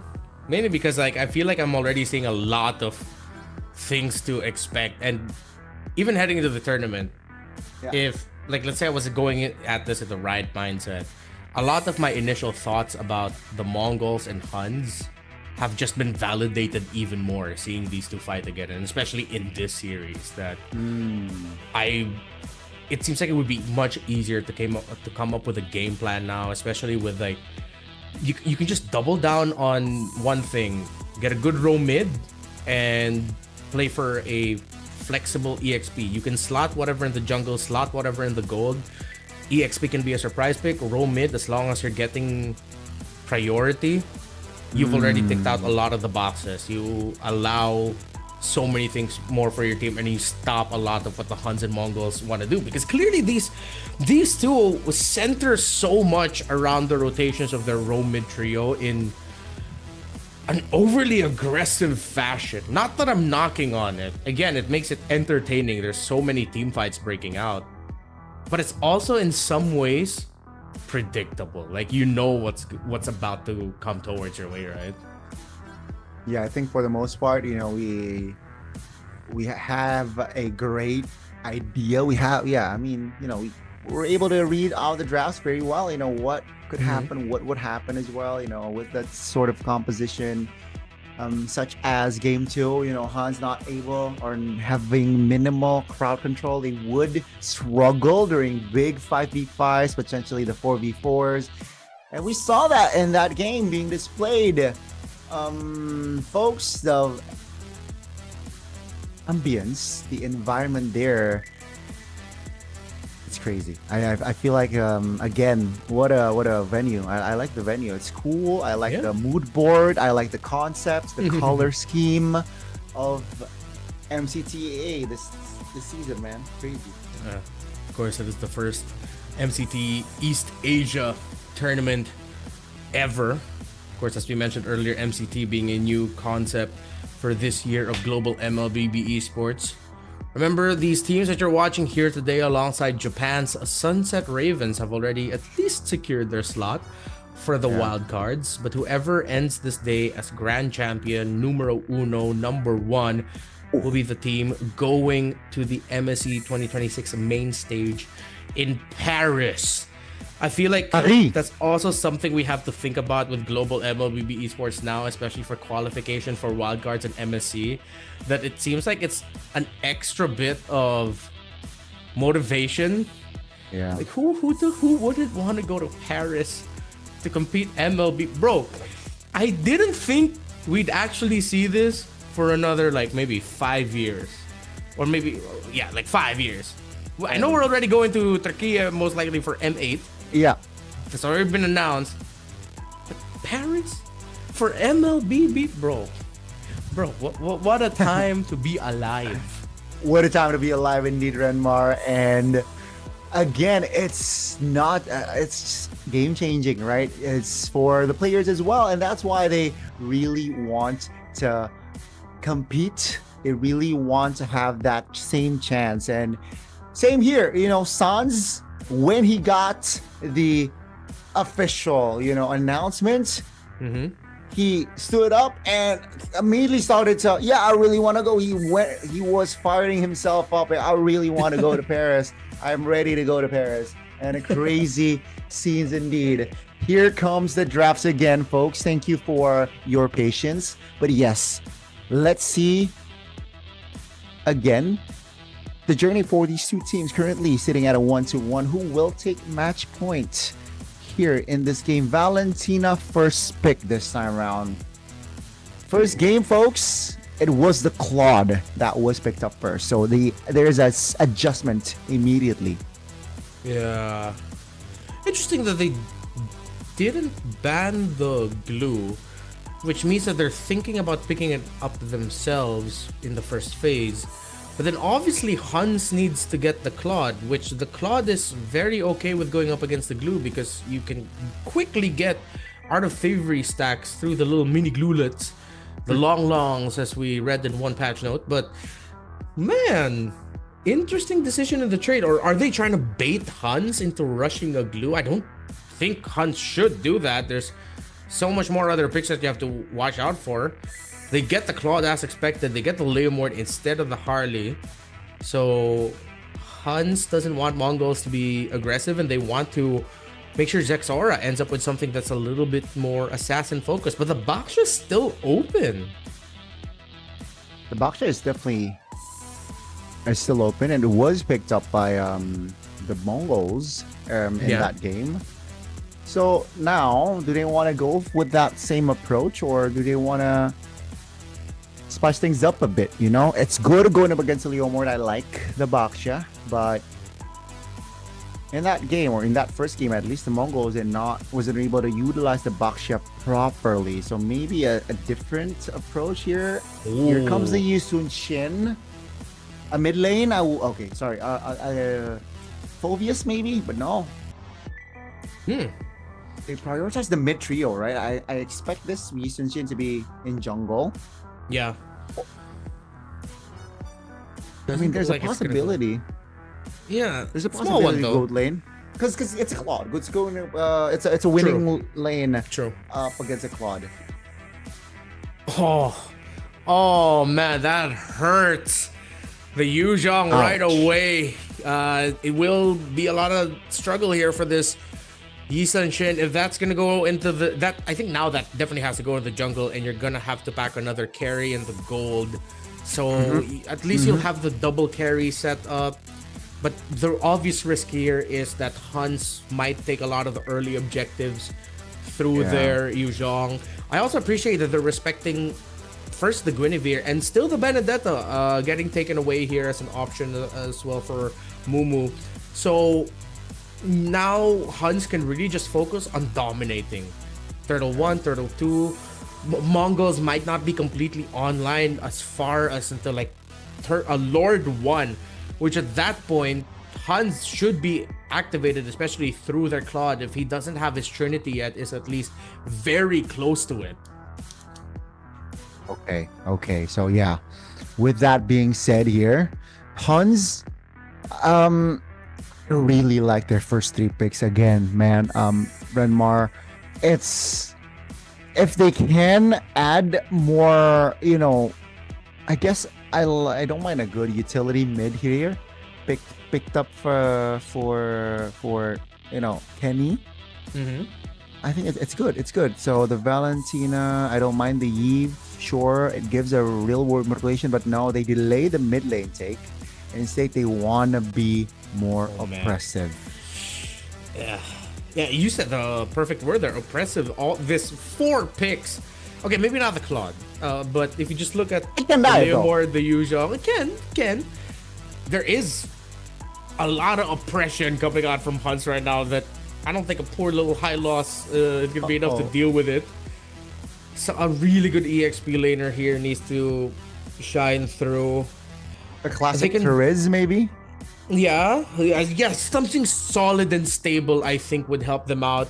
At least it's an EXP lane that's not going to be easily gankable. And then in the gold lane, what sucks is you can't even Bruno anymore because the Yuzhong. So they go Alice. So this is the last season that showed up as the response to the rise of Yuzhong. I remember that in the MPL season 16 playoffs. Yuzhong was one of the picks to watch out for near the end of the regular season, and then Alice shows up in the playoffs and just makes it a little bit much better for the Alice. But times have evolved and players have learned the matchup. It's a Moscow for Mongols. It's a Lunox for HUNS. Oh man, this hurts. This lineup is pain personified. I really like it. I really like it again. All across 3 games, the last pick value has been tremendous, folks. And let's see if they are, or at least this game, the HUNS will be able to continue the trend here. Still with Renmar and Gani. Remember, folks, what's at stake? 1 game win here means they're sitting at match point. And let's see it, witness it together. Will it be the HUNS or will it be the Mongols? The mid trio of Mongols needs to play some of the best MLBB they've played in a long while if they want to deal with the aggression that's coming their way. Once the mid trio all hit level 4, you better watch out. That Lunox and that Hilda will destroy anyone who gets close to you. Let's see if the Hylos and the Alice will be enough to deal with the damage that's going to be coming their way. Can the Mongols somehow find the lead early on? It's a slim possibility, but a possibility nonetheless. Previous trends have shown that you're looking at HUNS should be controlling a good amount of the game. Mongols will have a chance to start fighting for it much more heavily heading into Lord 1. But then it's that awkward spot of once they're there, the Claude is already fully farmed as well.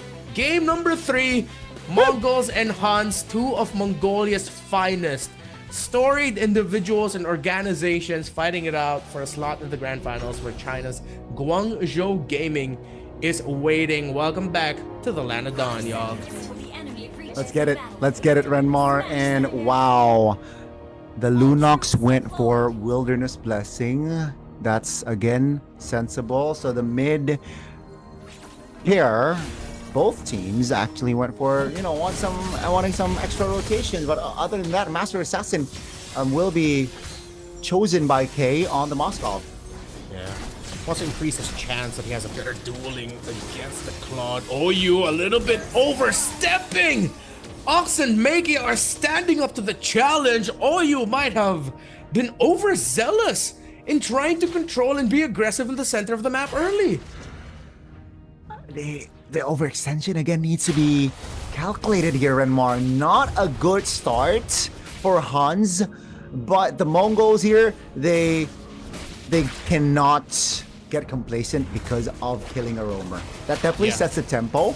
But again, the turtle fight here, Bon Kai, he has the Black Dragon form to play around with later on for that first turtle. Again, action in the mid lane. The 2v2 pair just keep going at it. But what I like from OU, at least, he says, like, you know what? I'm just going to die. I'm not going to waste my flicker. And I will play my flicker later on where I can still be influential. That I can, as a roamer myself, I can understand. Yeah, it's a good respect for the trade and battle spells. Oh, speaking of respect, he gets terrified. He gets stunned. He's going to take a lot of damage here. He's going to be forced to go back yet again. I think he's okay now. Yeah. This time around, he's okay. In the bottom side, though, main focus. Oh, that's a dive! Off camera, you can see from the minimap.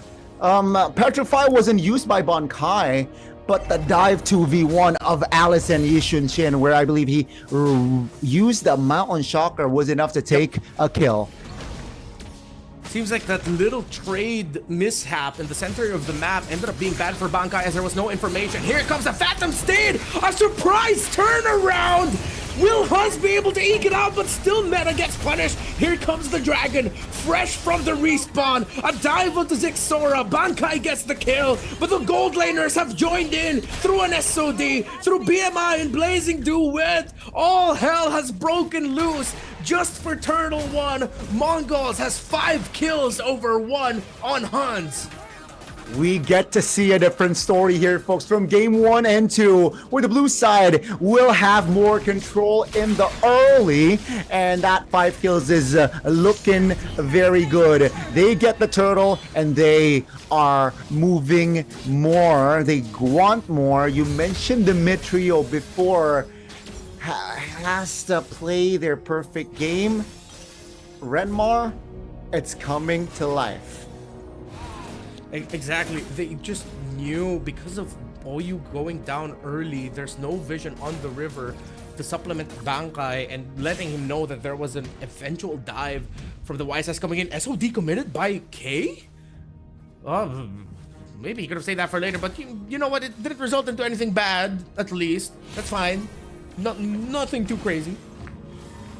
Nothing too crazy indeed here, folks. You can see the gold already building for the side of Mongols again, being oppressive.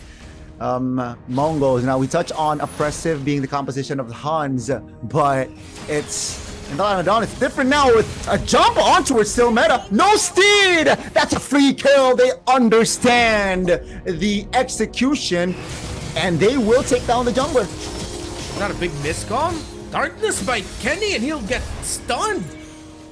A lot of messy decisions here by HUNS. Still meta positioning himself and posturing like he's a Fredrin.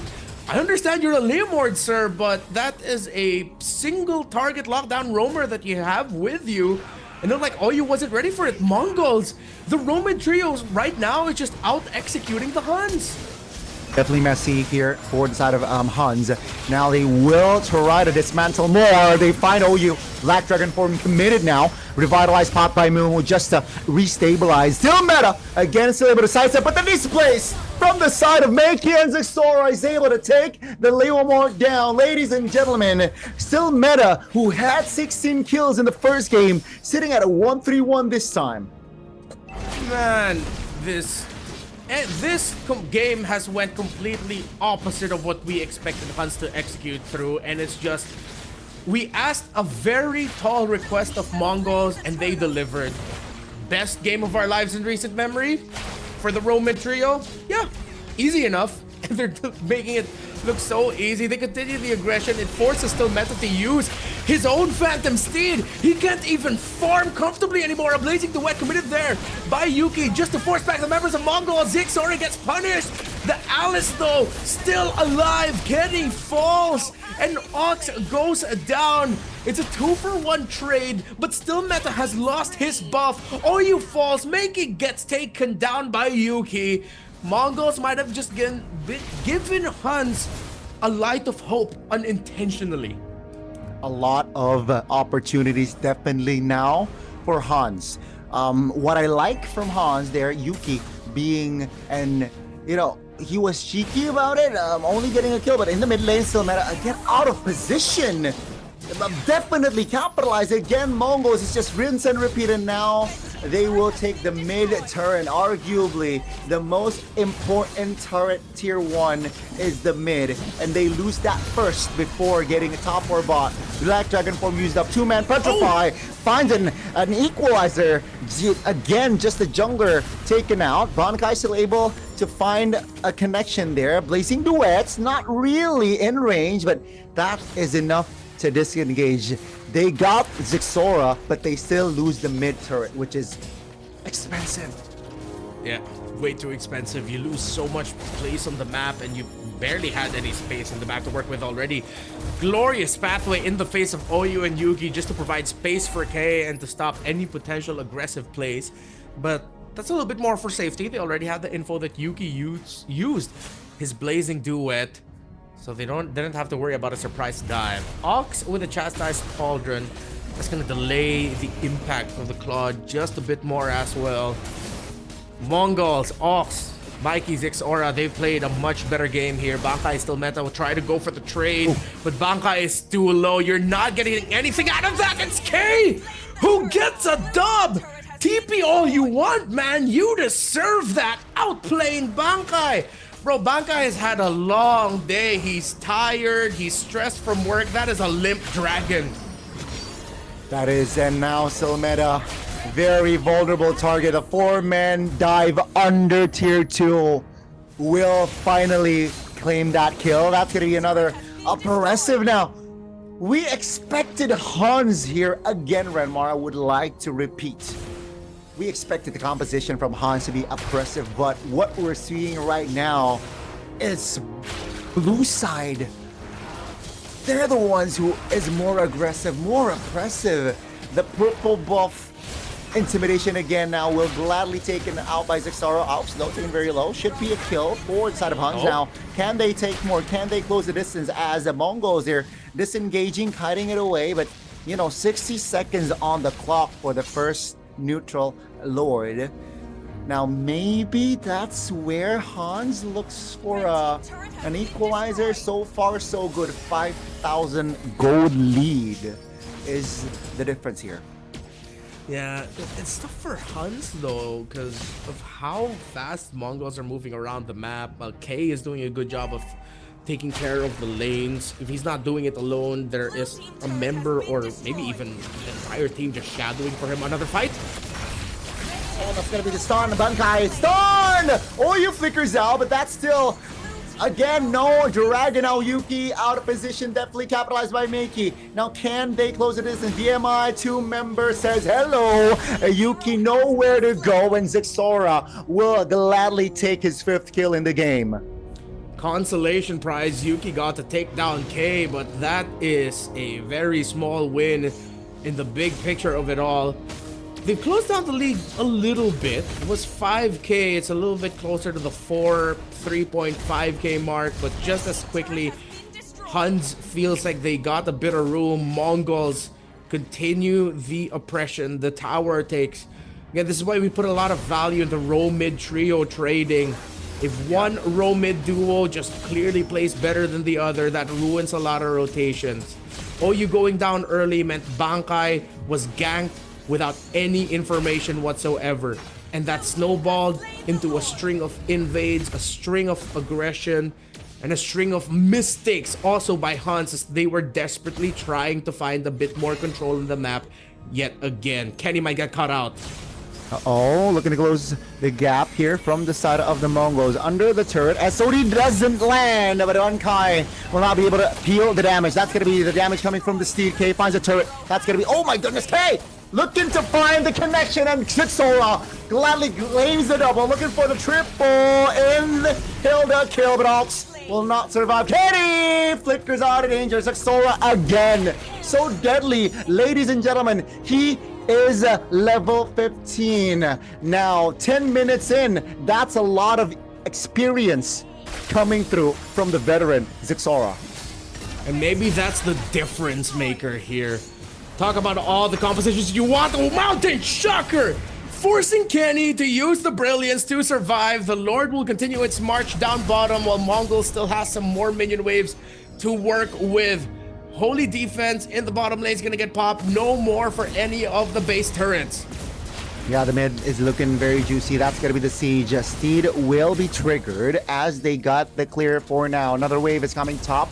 Another wave is coming bot. Now, what will HUNS do? It seems like they will take care of the top. That bottom side will not be able to stand. Surely, Blazing Duet, no! From the side of K, will be able to clear one more spear. Almost there. That's a stun, Bankai. 5th time this game that he will be taken out. Now it's going to be the Lord. They end as well. OU not able to survive. Ladies and gentlemen, the Mongols has match points set in their eyes, and down goes the main base. Renmar, I did not expect this. The trend of red side winning breaks in game 3. Talk about surprises. Your expectations getting thrown out of the window. Oh, what a fumble there by HUNS. They had it. They just needed to get to their level 4s without a hitch. And it was a high loss. It was Ox who said literally, nope. Over and over again, he made the most out of every stun. It's things like that can be very frustrating to watch and even analyze, knowing that HUNS had all the tools to be in the position that Mongols were in, but one mishap, a lack of any vision and control in the river, you're not gonna get that. I will flip the script and look at Mongols more. They answered. We asked them, can you play some of the best games that you've played in a while in recent memory? They said, hell yeah. It's the experience you talked about of Zixora. I feel like was also a big factor. He was a Sky Piercer holder on that one. Once he got more than 3 kills, that would just continue the aggression. Actually, no, not even aggression, but the disciplined. Yeah, disciplined, calculated approach. Exactly. From the Romid duo of Mongols with Ox and Makey. It in some ways it felt like I was watching HUNS thinking, all right guys, we got this in the bag. They're so excited. We have the better lineup. We got some early mistakes. Don't worry, let's just keep this up. Why are we keeping this up? We're not winning anything. And then Mongols looking at HUNS going, thanks for continuously feeding us, I guess. Cool. Thanks for more kills. Thanks for more stacks. Thank you for more space. Unfortunate. I think you mentioned it correctly there. I think they got a little bit overzealous, HUNS, with the composition that they have. They gotta understand that Claude needs time, 3 items to be more active, as well as Lunox, man. They need Lunox to be more influential, but the early game, the Lunox cannot deal a lot of damage, and Mongols, like you mentioned, the overextension, the misposition that HUNS were able to display cost them the game, man. They were like, okay, thank you, and you can see the gap in gold where Moskov is almost at full items already, but MVP this time goes to Mumu. This Alice, once you see the situation in the center of the map and knowing that, again, going back, this was the old response, still currently a very good response to the Yuzhong and lane, you're gonna have a good time. You time the first gank out of the jungle rotations. It was from Zixora towards the Yuzhong. Even though they were pushed under tower, the Yuzhong was safely under the tower. The Alice can survive a lot of hits. There's good damage against the one coming out of the Yi Sun-shin early on. Time the Throne of Ruin as well, and any bits of crowd control that you have, and you're gonna be able to get that kill early, and then it just continues on from there. Knowing that you've already beat the Yuzhong in lane, you're quickly able to get a lot of access into the lizard and purple buff area of your opponents, of the HUNS, which is why I really have to nitpick here how HUNS were handling the mid lane trade. I get that your Lunox is comfortable with fighting at the center of the river in the mid lane, but your Hilda isn't against a Valentina and Hylos. And what are you doing even being overly aggressive trading in the center of the map, in the center of the mid lane, when you don't have to worry about your Leomord as much? It's a Leomord.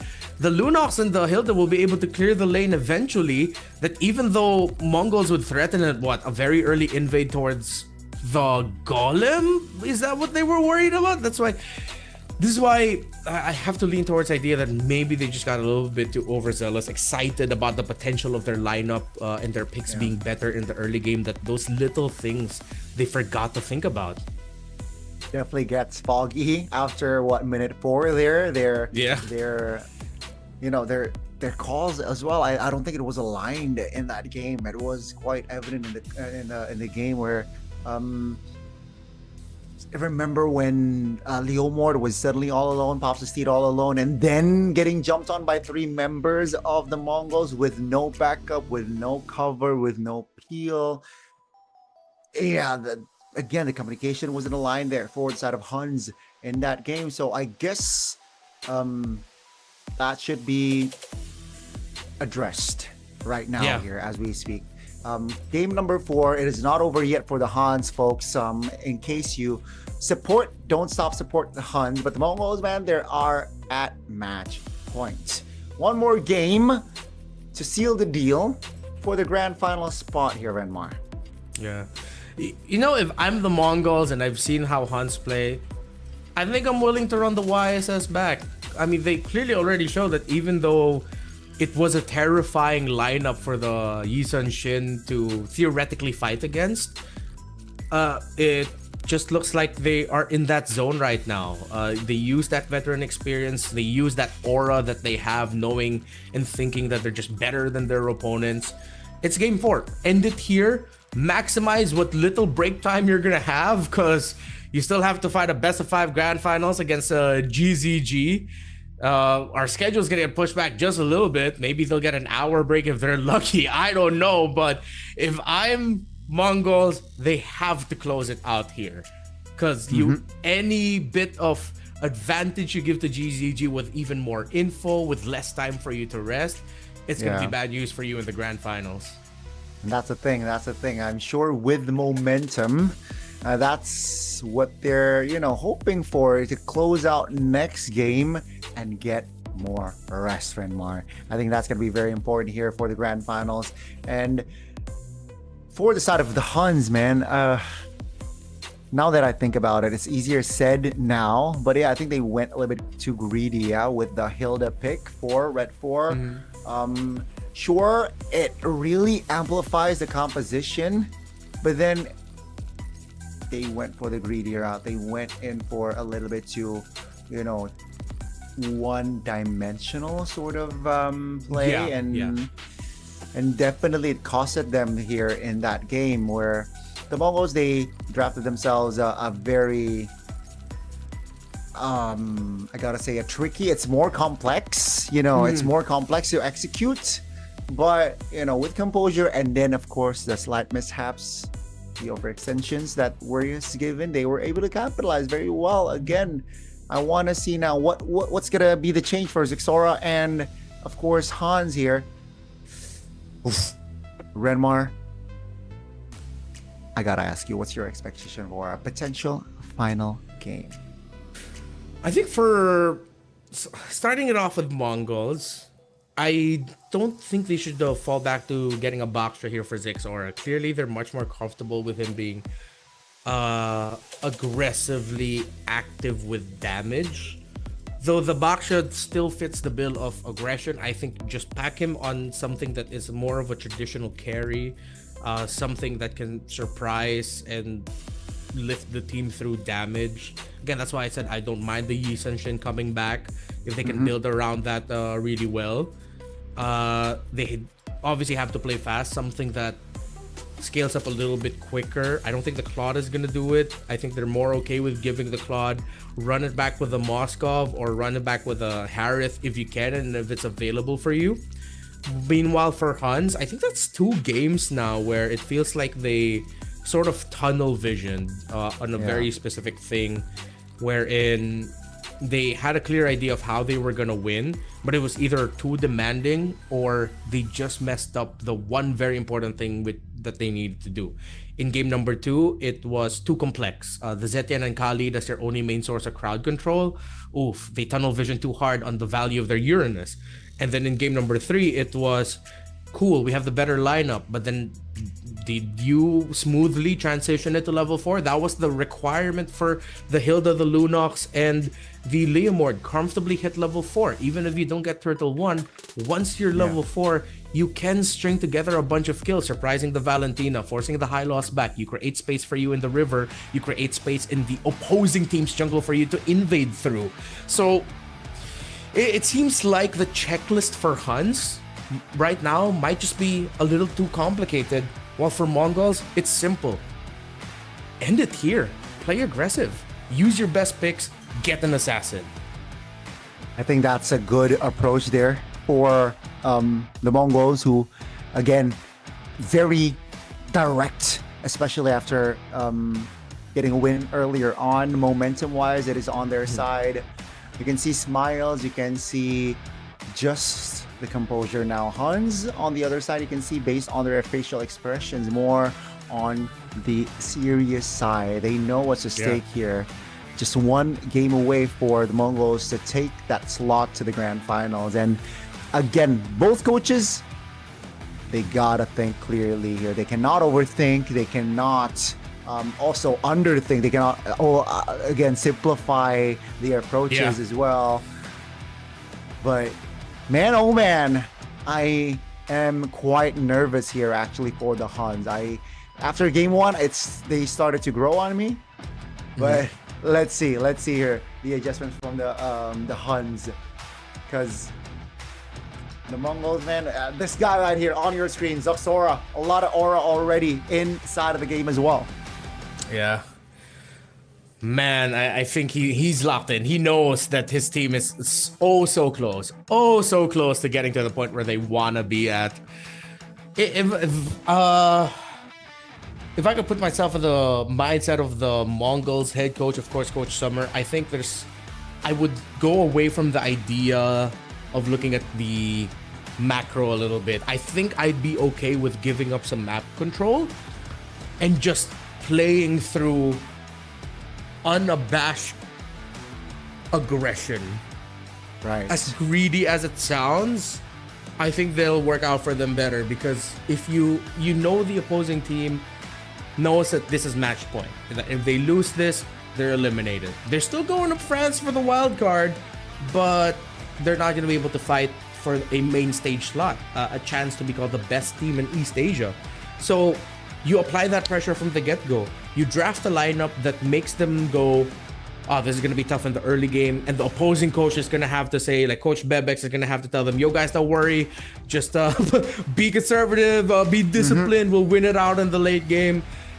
Most of the time, it's the lineup that chooses to be aggressive at match point, that chooses to be in your face and aggressive, that wins it out.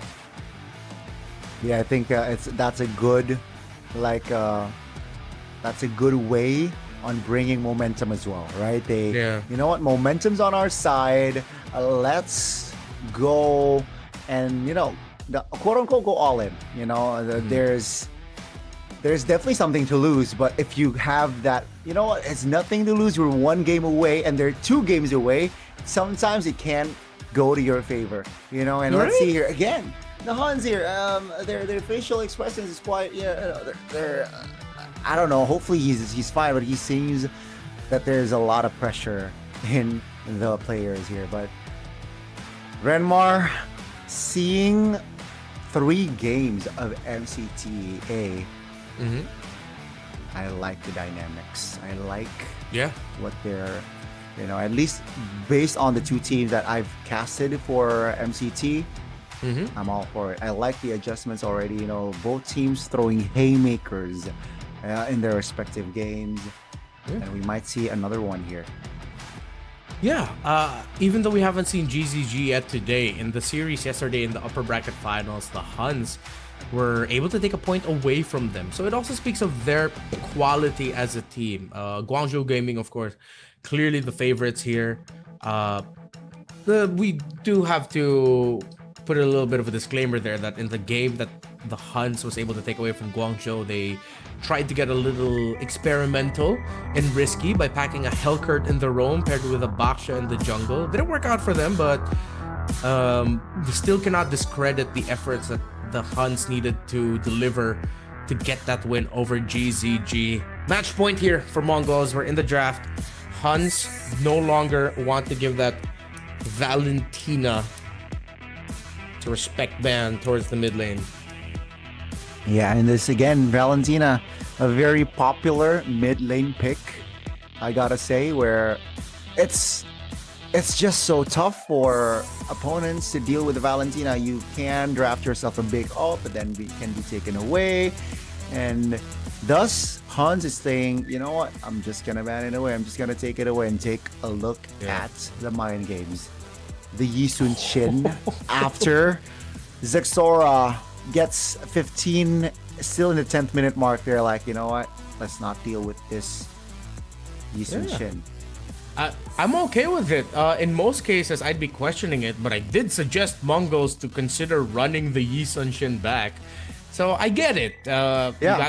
It was way too fast, way too unstoppable in the previous one. That it's just better to take it out.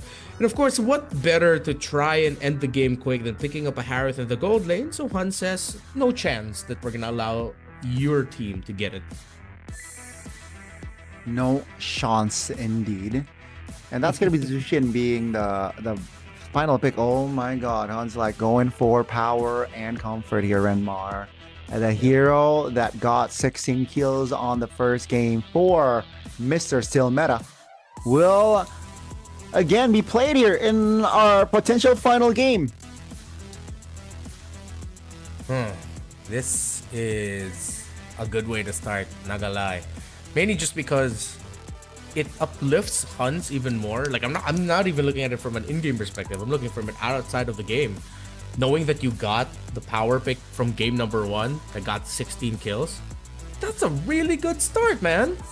It's gonna be uplifting for the team knowing that you have that Suyo with you, and you can easily tell each other, yo, we got the Suyo, we're gonna be fine. That makes that takes a weight off the shoulders of HUNS. Mongols will still balance it out. They pick up a Claude and they get the Leomore, knowing that Harith is around, so we most likely will be seeing a Moskov show up for HUNS. If it's not the Moskov, then we might see a surprise gold late pick a little bit later in the draft. Carry also still a possibility, but you don't really see enough slow tanks from Mongols right now to warrant it. It's up to HUNS to decide whether it's time to pick the gold laner now, but I would suggest do it later. They can delay that take, definitely. It's going to be the Hylos, though, locked in for HUNS. And now, okay, Uranus. The Ura didn't really work out for them in the second game from the side of HUNS. It was banned from the side of their side in the first game. It seems like they will get both Suyo and Uranus this time around. Mongols, what do they respond with here? I think they have to take away some far range gold laners. Even consider banning out the Granger, not gonna lie. You might not have enough dive for it, like comfortable dive. I know there's not a lot of crowd control to worry about from the side of HUNS, but that could easily be rectified with a really good mid lane pick.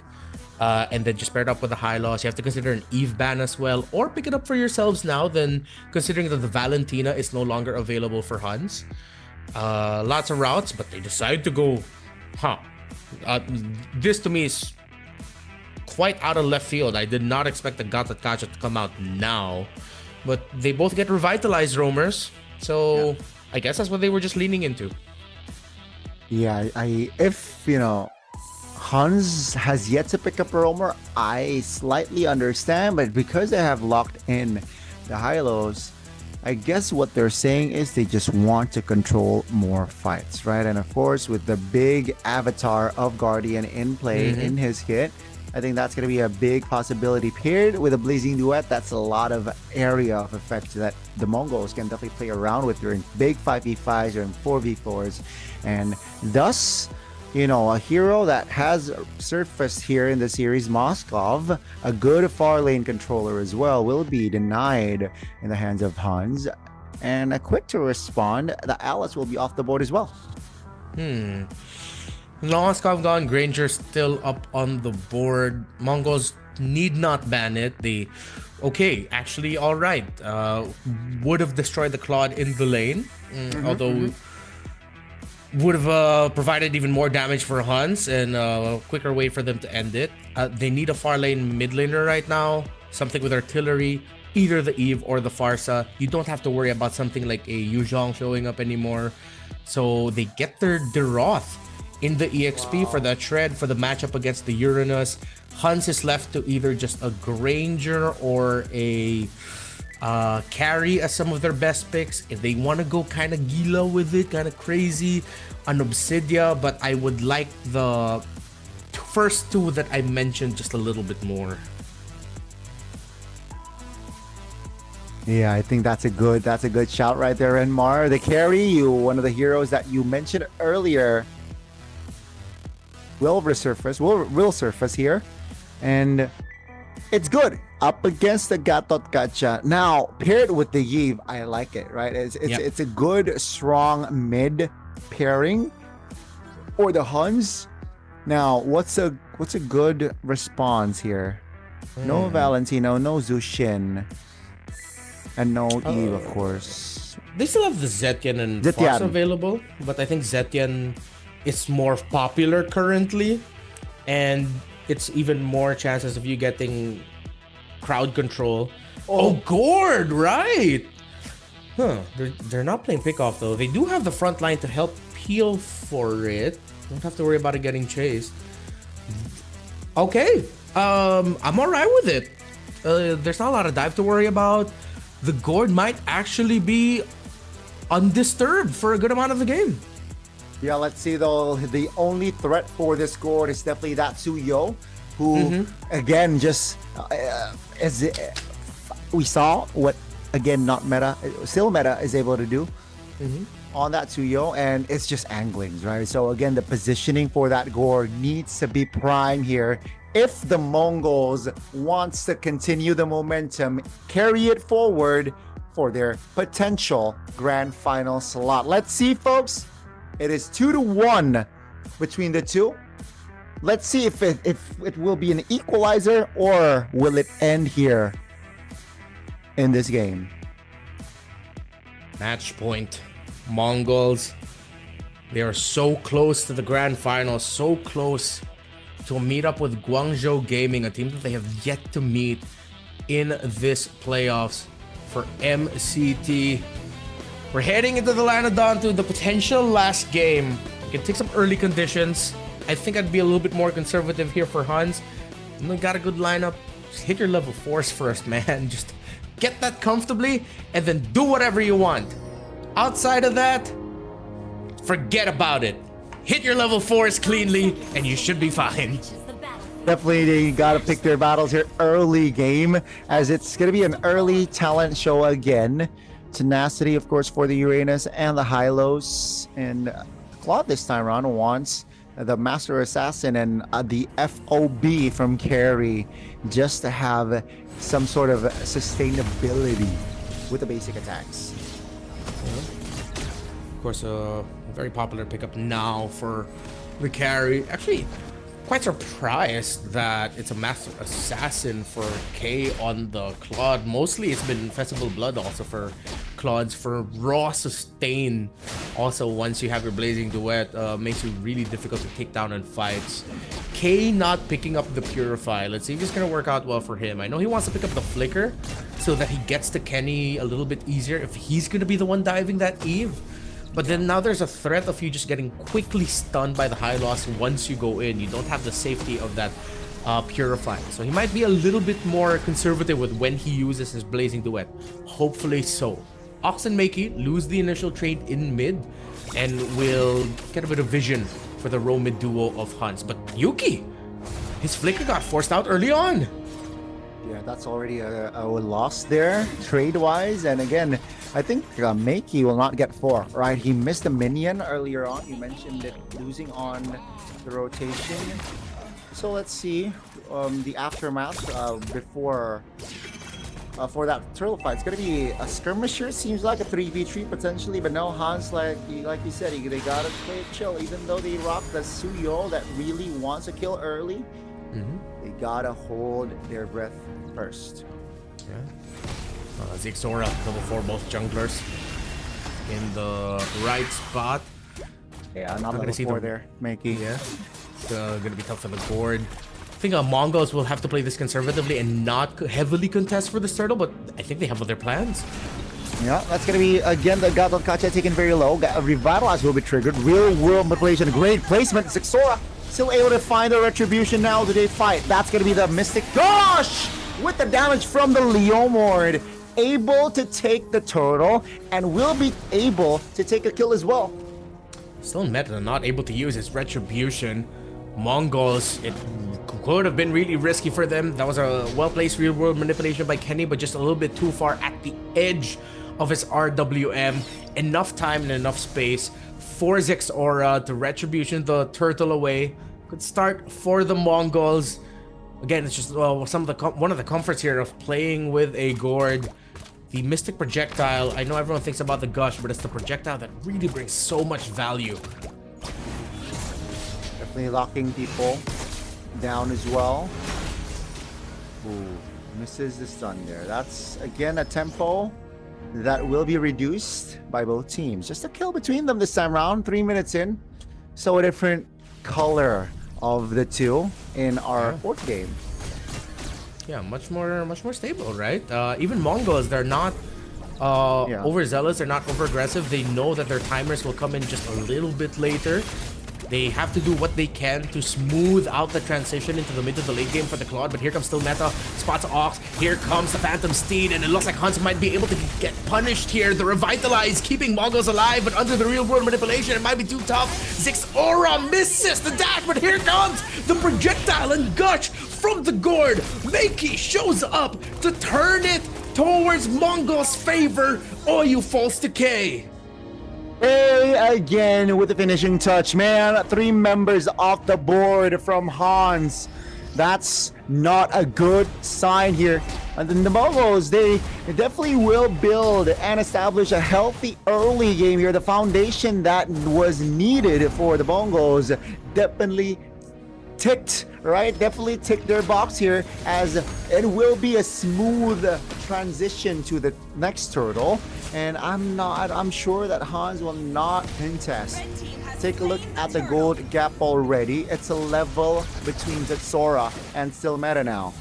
Oh, Makey is making it hard for Kenny to get comfortable, even at managing the minion waves in mid. Something you want to do, play this gourd like as you would a Farsa with a feathered airstrike. If you can, dish out your combo, get a stun, and bring the opposing mid laner back for a bit more space in the mid.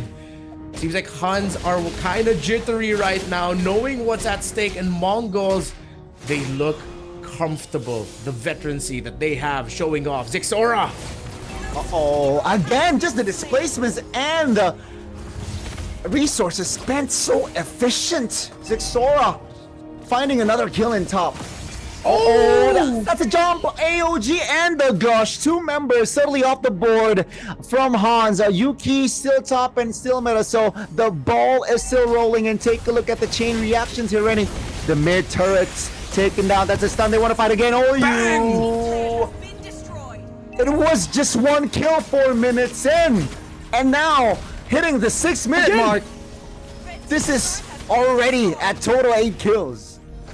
You mentioned something earlier when they took down the carry, efficiency. And MongolZ, they are playing a hell of an efficient game. They're making the most out of every ability that they have. RWM just to try and hold, but he took too much damage from the gourd to set up the sweep by Zixora on a Ducati. Still meta and Bankai don't have enough gas, but Makey is able to still flicker away to safety as Bankai will just try to hold. Oyu will try to save him. MongolZ realize there's no point in chasing him as hard as possible. He'll be able to get under tower, but maybe they might just be able to get a kill. You know what? A kill towards the turret seems like is the main agenda for side of the Mongols. Again, all tier 1s has been taken down officially here from the side of HUNS. And take a look at the item. Man, carry is behind an item, Renmar. An item, a full-on item, and that's not good for the carry here. Yep. One more item to be really influential for the 4K, and even with just 2, he's already joining the team. Running out of time. Engage. Definitely, okay. Blazing right towards the back. Still meta. And Trouble K finds practically a solo. The only trade is just towards Mumu now. Zixora pops the seed. Take a look at the flank. It's disgusting. And he finds a triple and a maniac for Mr. Aura himself. That is the dagger. The Mongol still has a lot of time to work through to hit the moment that they've been waiting for. If that isn't the dagger, I don't know what is. 18.5 for HUNS, 25k for MongolZ. All the control, all the aggression, and still Meta, who just came back, ate a face full of Mystic Gush with a projectile too. This gourd has been massive for the Mongols. 32,000 damage dealt in this game. Oh, take a look at the nasty combination. The taunt from the Unbreakable and the Blazing Duet. K will deal enough damage to take OU down. And down he goes. Kenny shuts K down though. So that's a favorable trade finally for HUNS. Still, the HUNS are down 7,000. A light of hope maybe, but a taunt onto Bankai. And another projectile and Gush with a flicker to cap it off. Meiki is a god on this gourd. My goodness, action does not stop, man. What, 3 minutes in is just a kill, and take a look at the total kills right now, ladies and gentlemen, and we're not even at 10 minutes. And again, now the tempo is going down. 5 seconds on the clock for our first lord of the game. Let's see the items. Ooh, again, just 2k almost between the plot and the carry. That's a lot of damage between them. And with the Lord already up, that's going to be the main agenda for the Mongols. HUNS, I don't think they have enough firepower to contest.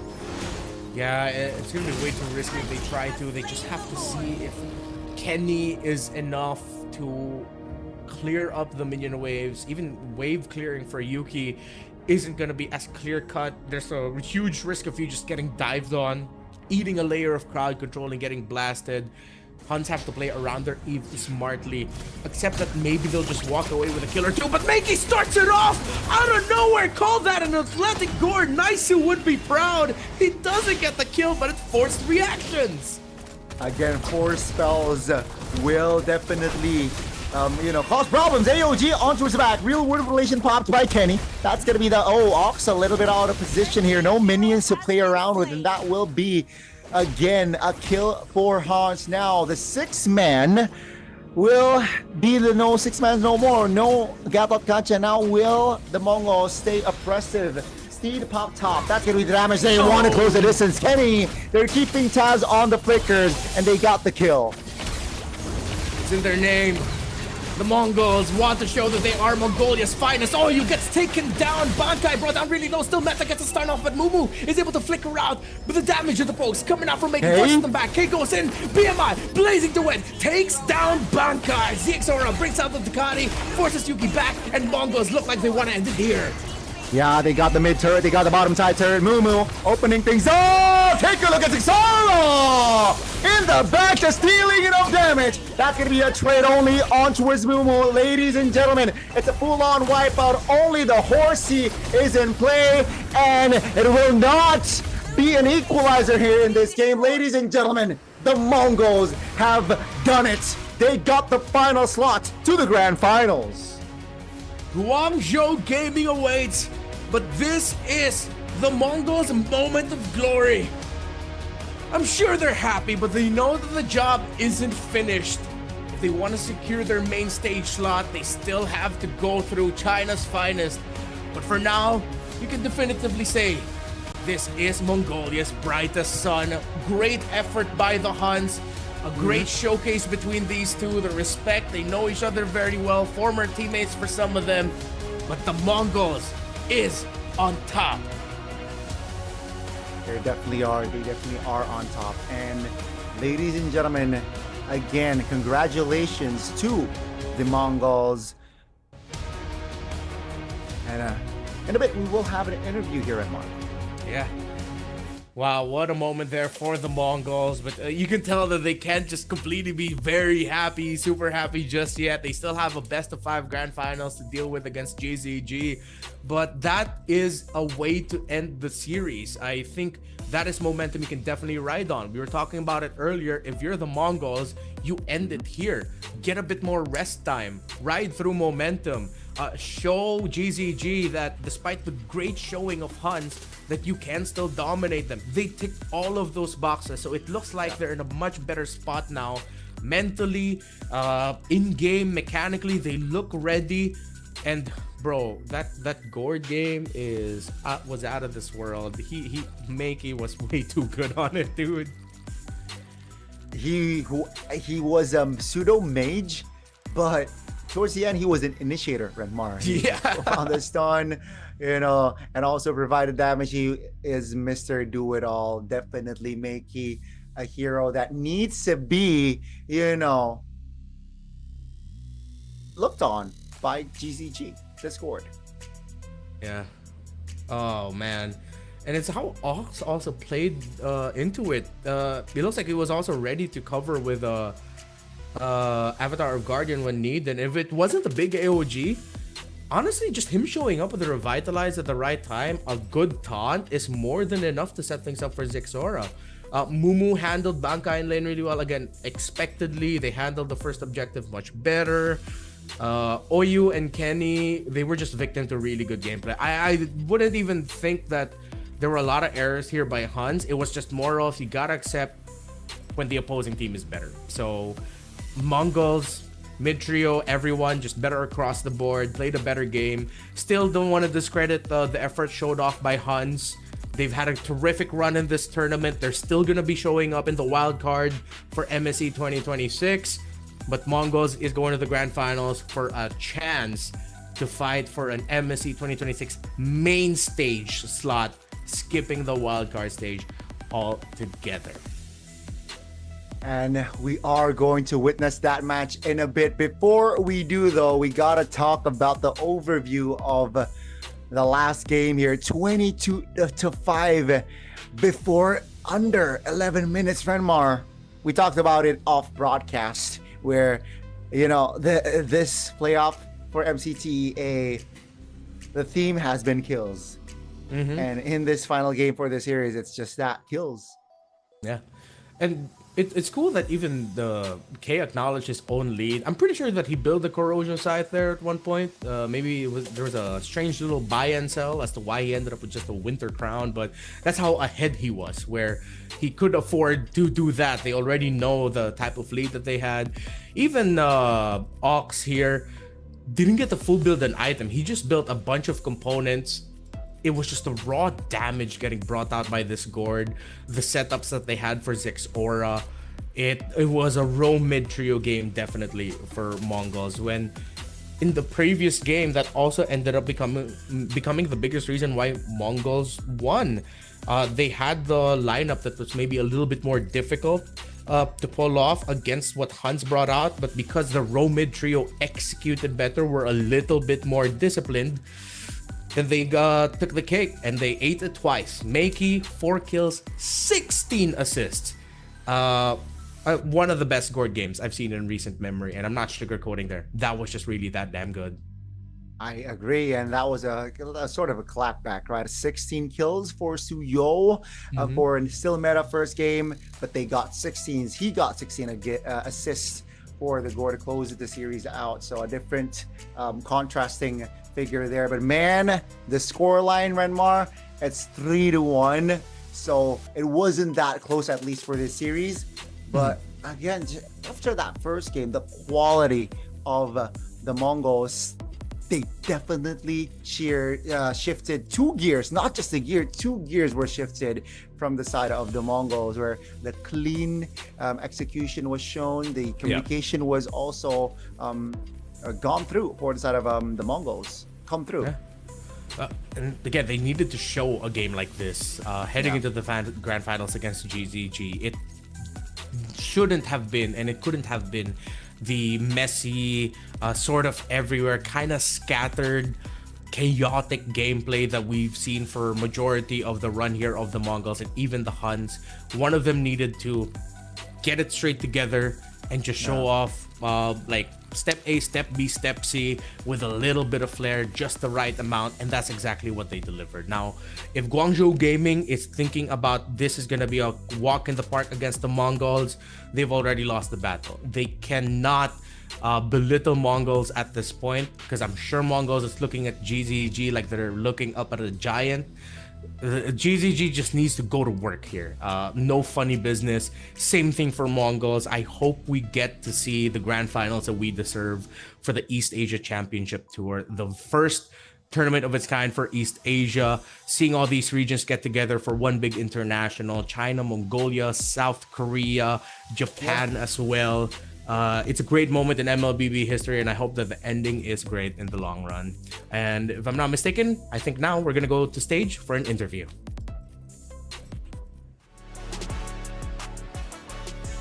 欢迎大家来到赛后采访，让我们再次恭喜的 MongolZ 挺进了我们的决赛。我们邀请到的是教练 Summer。Hello Summer, congratulations. Would you like to say hello to the audience here? 你好，我是 Summer。 Thank you, Summer. So you know why I just picked you here? No. No? Because all the questions our audience curious about is on your decision during the band picks. So why you just pick the Paquito in the game 1 for Mumu? Yeah, we needed something to damage. We needed an XP laner with some huge damage. That's why we picked Paquito. And also, Mumu wanted to play it. So it's more of his preference. Okay. Took over. It's flexible. Okay. 第一个问题想要问到的是，你知不知道为什么我今天是让教练来到我们的采访席 ？Summer 说不知道。我说，因为我们所有观众最好奇的都是在于你在 BP 上的一些决策。比如说第一局为什么直接给木木选择了帕奎特，在国际赛场也很少见到。他说，因为木木自己也很想玩，再加上他认为他们的队伍是需要在经验路的位置呢，抛出一些可以有强伤害的这么一些阵容。那么下一个问题想要问到的是，那么在第2局和最后一局决胜局，为什么又会给到木木选择迪亚这个英雄呢 ？Also for the game 2 and the last game, why they lost for Mumu? Yeah, we practiced it.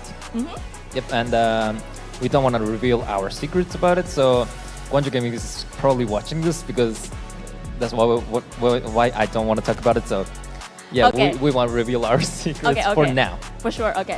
我有问到他说为什么就是第2局和最后一局又会给到迪亚？他说这个问题的话呢，我没有练过，但是我不想过多的回答，因为我希望可以在总决赛之前保留一些悬念，因为他知道广州 Gaming 有看过他们使用迪亚的训练赛，所以他现在不想过多的暴露战术。那么下一个问题想要问到的是，因为其实我们知道就是在昨天的比赛当中，他们是落败给了 The HUNS， 所以当时很多的观众是不太看好他们今天可以进入到总决赛的。那么他们昨天究竟是进行了哪些紧急的复盘呢 ？So actually after yesterday's game, you lost to the HUNS, right? Maybe many people think the HUNS got the harder chance to qualify into the grand final. So when you go over that game, did you figure out any problem? Did I think of any problems? Yeah, did you figure out any problem?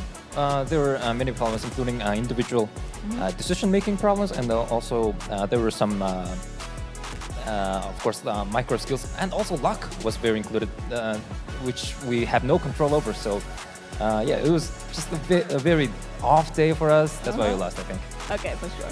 Summer 说，确实昨天我们其实有复盘很多的东西，那么可能更多的是在一些宏观的战术啊、战术储备啊，以及我们个人的一些问题状态。那么其实他认为，其实运气的话，可能也是比赛承办的很重要的一点。所以他说，可能有很多我们可以控制和不能控制的因素，我们都在今天做得更好。那么下一个问题想问到是，今天其实我们看到台下呢，有穿着我们的 MongolZ 队服的一些粉丝来到了现场，他有没有看到有什么话想对他说呢 ？So did you see that some fans of you just with your jersey sitting in front of you to support you? Any words to them?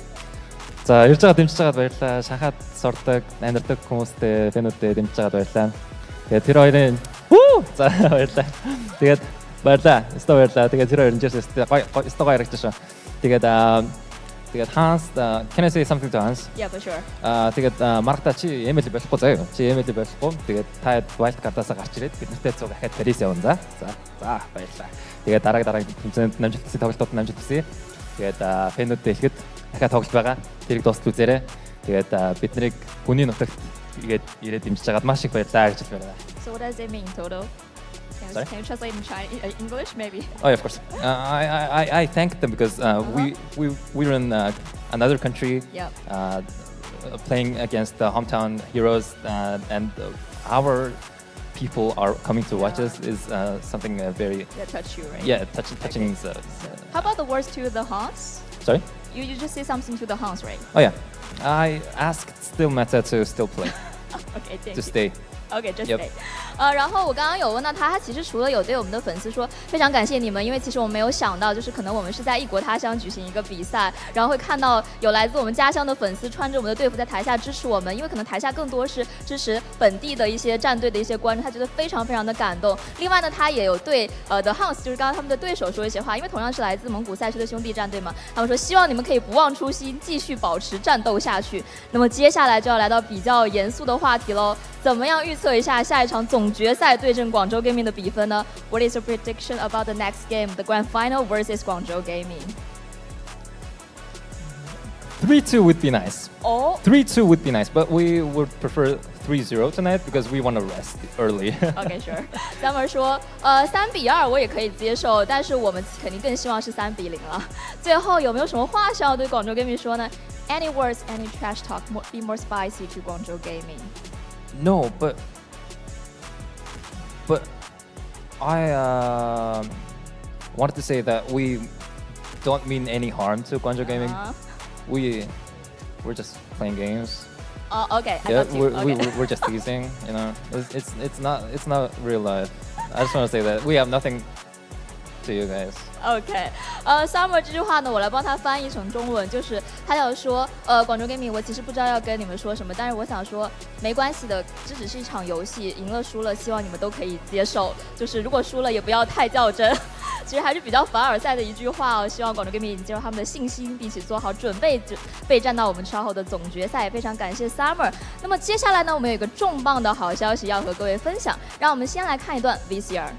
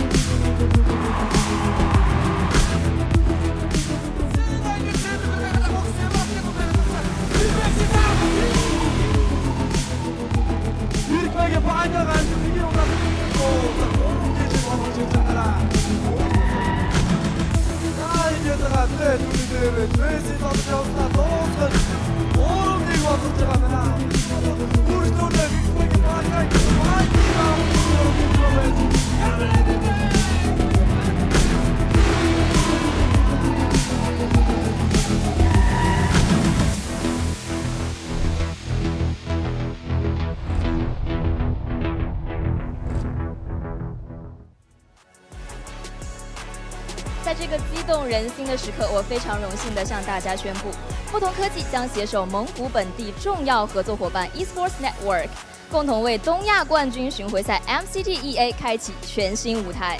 下一届 MCT 总决赛将于10月31日正式落地蒙古乌兰巴托。届时，来自中国、蒙古、日本、韩国的4支顶级战队将齐聚于此，共同争夺通往决胜巅峰至高竞技殿堂 M8 世界总决赛的门票。蒙古拥有世界上最热情的决胜巅峰玩家，也拥有最纯粹的电竞热忱。从草原到赛场，从呐喊到荣耀，乌兰巴托将成为东亚电竞的新焦点。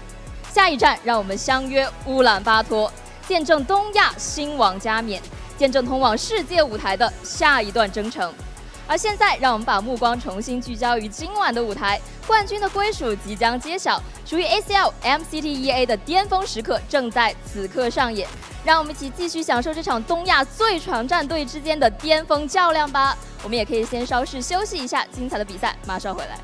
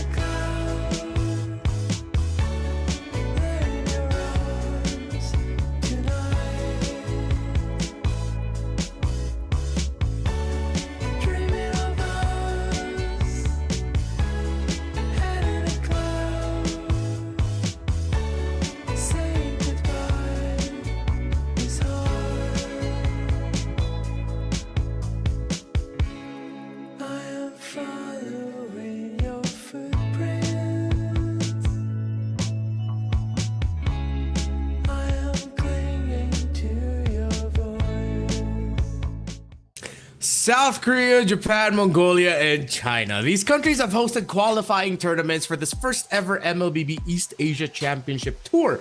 Months of competition, years of growth leading to this moment. Guangzhou Gaming and the MongolZ look to stake their claim at an MSC 2026 main stage slot and the crown of the Beast of East Asia. Welcome to the grand finals of the very first ever MLBB East Asia Championship Tour. Renmar and Gani to cover this, and man, I'm just gonna say I'm so excited for this. I think we're gonna be seeing a terrific MLBB.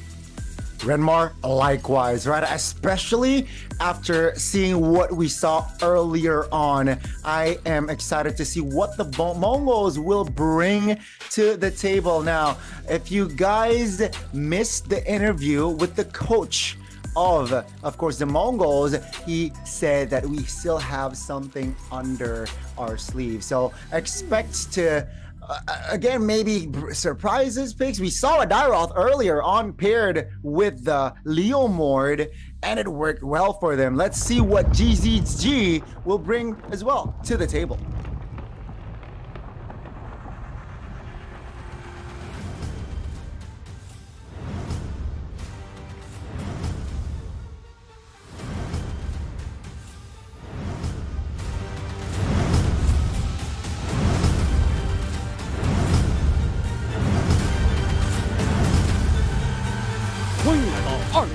英雄亚冠 ACL 决胜巅峰东亚冠军巡回赛，让我们有请 GZG 以及 The Mongol 战队登场。有请双方金币路选手 CYK。 They make their entrance to the stage. GZG and the Mongols. 有请双方辅助选手 Gold laners come out first. Here come the roamers at the center of the map, and if there's a specific matchup I have to watch out for, Gani, it's this. Ox needs to bring his A game 有请双方 against 中路 May. 选手 He 小 declared 鹰 he will be the Nike。 nightmare of all teams in MCT East Asia. The Mongolian roamer has a tough challenge against him. Of course, Xying in the mid. His performance in the M7 stage, a little bit underwhelming. But now he has another opportunity to redeem himself in the eyes of global MLBB. But of course, in the jungle, Gani Zixora is going up against Recall. We saw what Zixora was able to do. He got a maniac earlier. Let's see with that momentum. Will that come into play against the roamer from GZG? Modi in the EXP was an absolute star. We called him Sicko Modi back in the M7 stage. Can he continue that here against the EXP matchup in Mumu? GZG and the Mongols, a best of 5 grand finals. Our coaches make their way to the stage, and I have one big question. What the heck does Coach Summer and the Mongols have under their sleeve? If they were willing to say that in an interview, it has to be something big. We are about to see what Coach Summer is going to draft, but yeah, all eyes on that trophy, all eyes on that slot for main stage MSC. That will be held in Paris. So again, Renmar, it is just an honor to be a part of MCTEA, man. I can't wait for the opening game, and I'm sure both teams, they're ready. Again, we just saw what of course the Mongols did, but if GZG, their journey, it was an uphill battle, but it's technically they cruise through the upper brackets. Now they have the privilege to rest earlier on and watch their potential enemy play, and now they have a fresher, roster to start the grand finals. Definitely, they got all the information in the world to work it, to find how they'll be able to tackle the Mongols in this grand finals. They faced off against Sunset Ravens in the opening day in the playoffs, going up against them, they swept them easy. Definitive dominance by Guangzhou Gaming. Against the HUNS Esports, it was a little bit more of a roller coaster. It almost got to the point where they would be the team going into the lower bracket to face off against the Mongols, but they still got through with the win. But if the HUNS can take a game from Guangzhou, then Mongols needs to bank on the idea that they can take a series against the giants from China. Of course, qualifying through this for this tournament through the China Masters Season 2, wherein they beat Yibin Game in the grand finals. Of course, Yibin Game was taken out by the HUNS during the play-in stage. So this is going to be more of a test than GZG realized. They just have to show up with discipline and respect towards the Mongols, and it should be a smoother ride for them. Because if they come out of this, man, thinking that this is going to be an easy battle, they're just going to get shocked and awed by the aggression and the surprise plays that Mongols love to do. Definitely cannot get overzealous and complacent here. This is, ladies and gentlemen, the tournament path, or Renmar earlier on already summarized. And yes, it is going to be, in case you missed it, in case you forgot, it's going to be a best of 5 grand finals that we're having. Both teams looking to have 3 points. And GZG with CY Mei, Sheying, Recall, and Modi into play in full effect. What will the team from China bring here? Definitely some heat.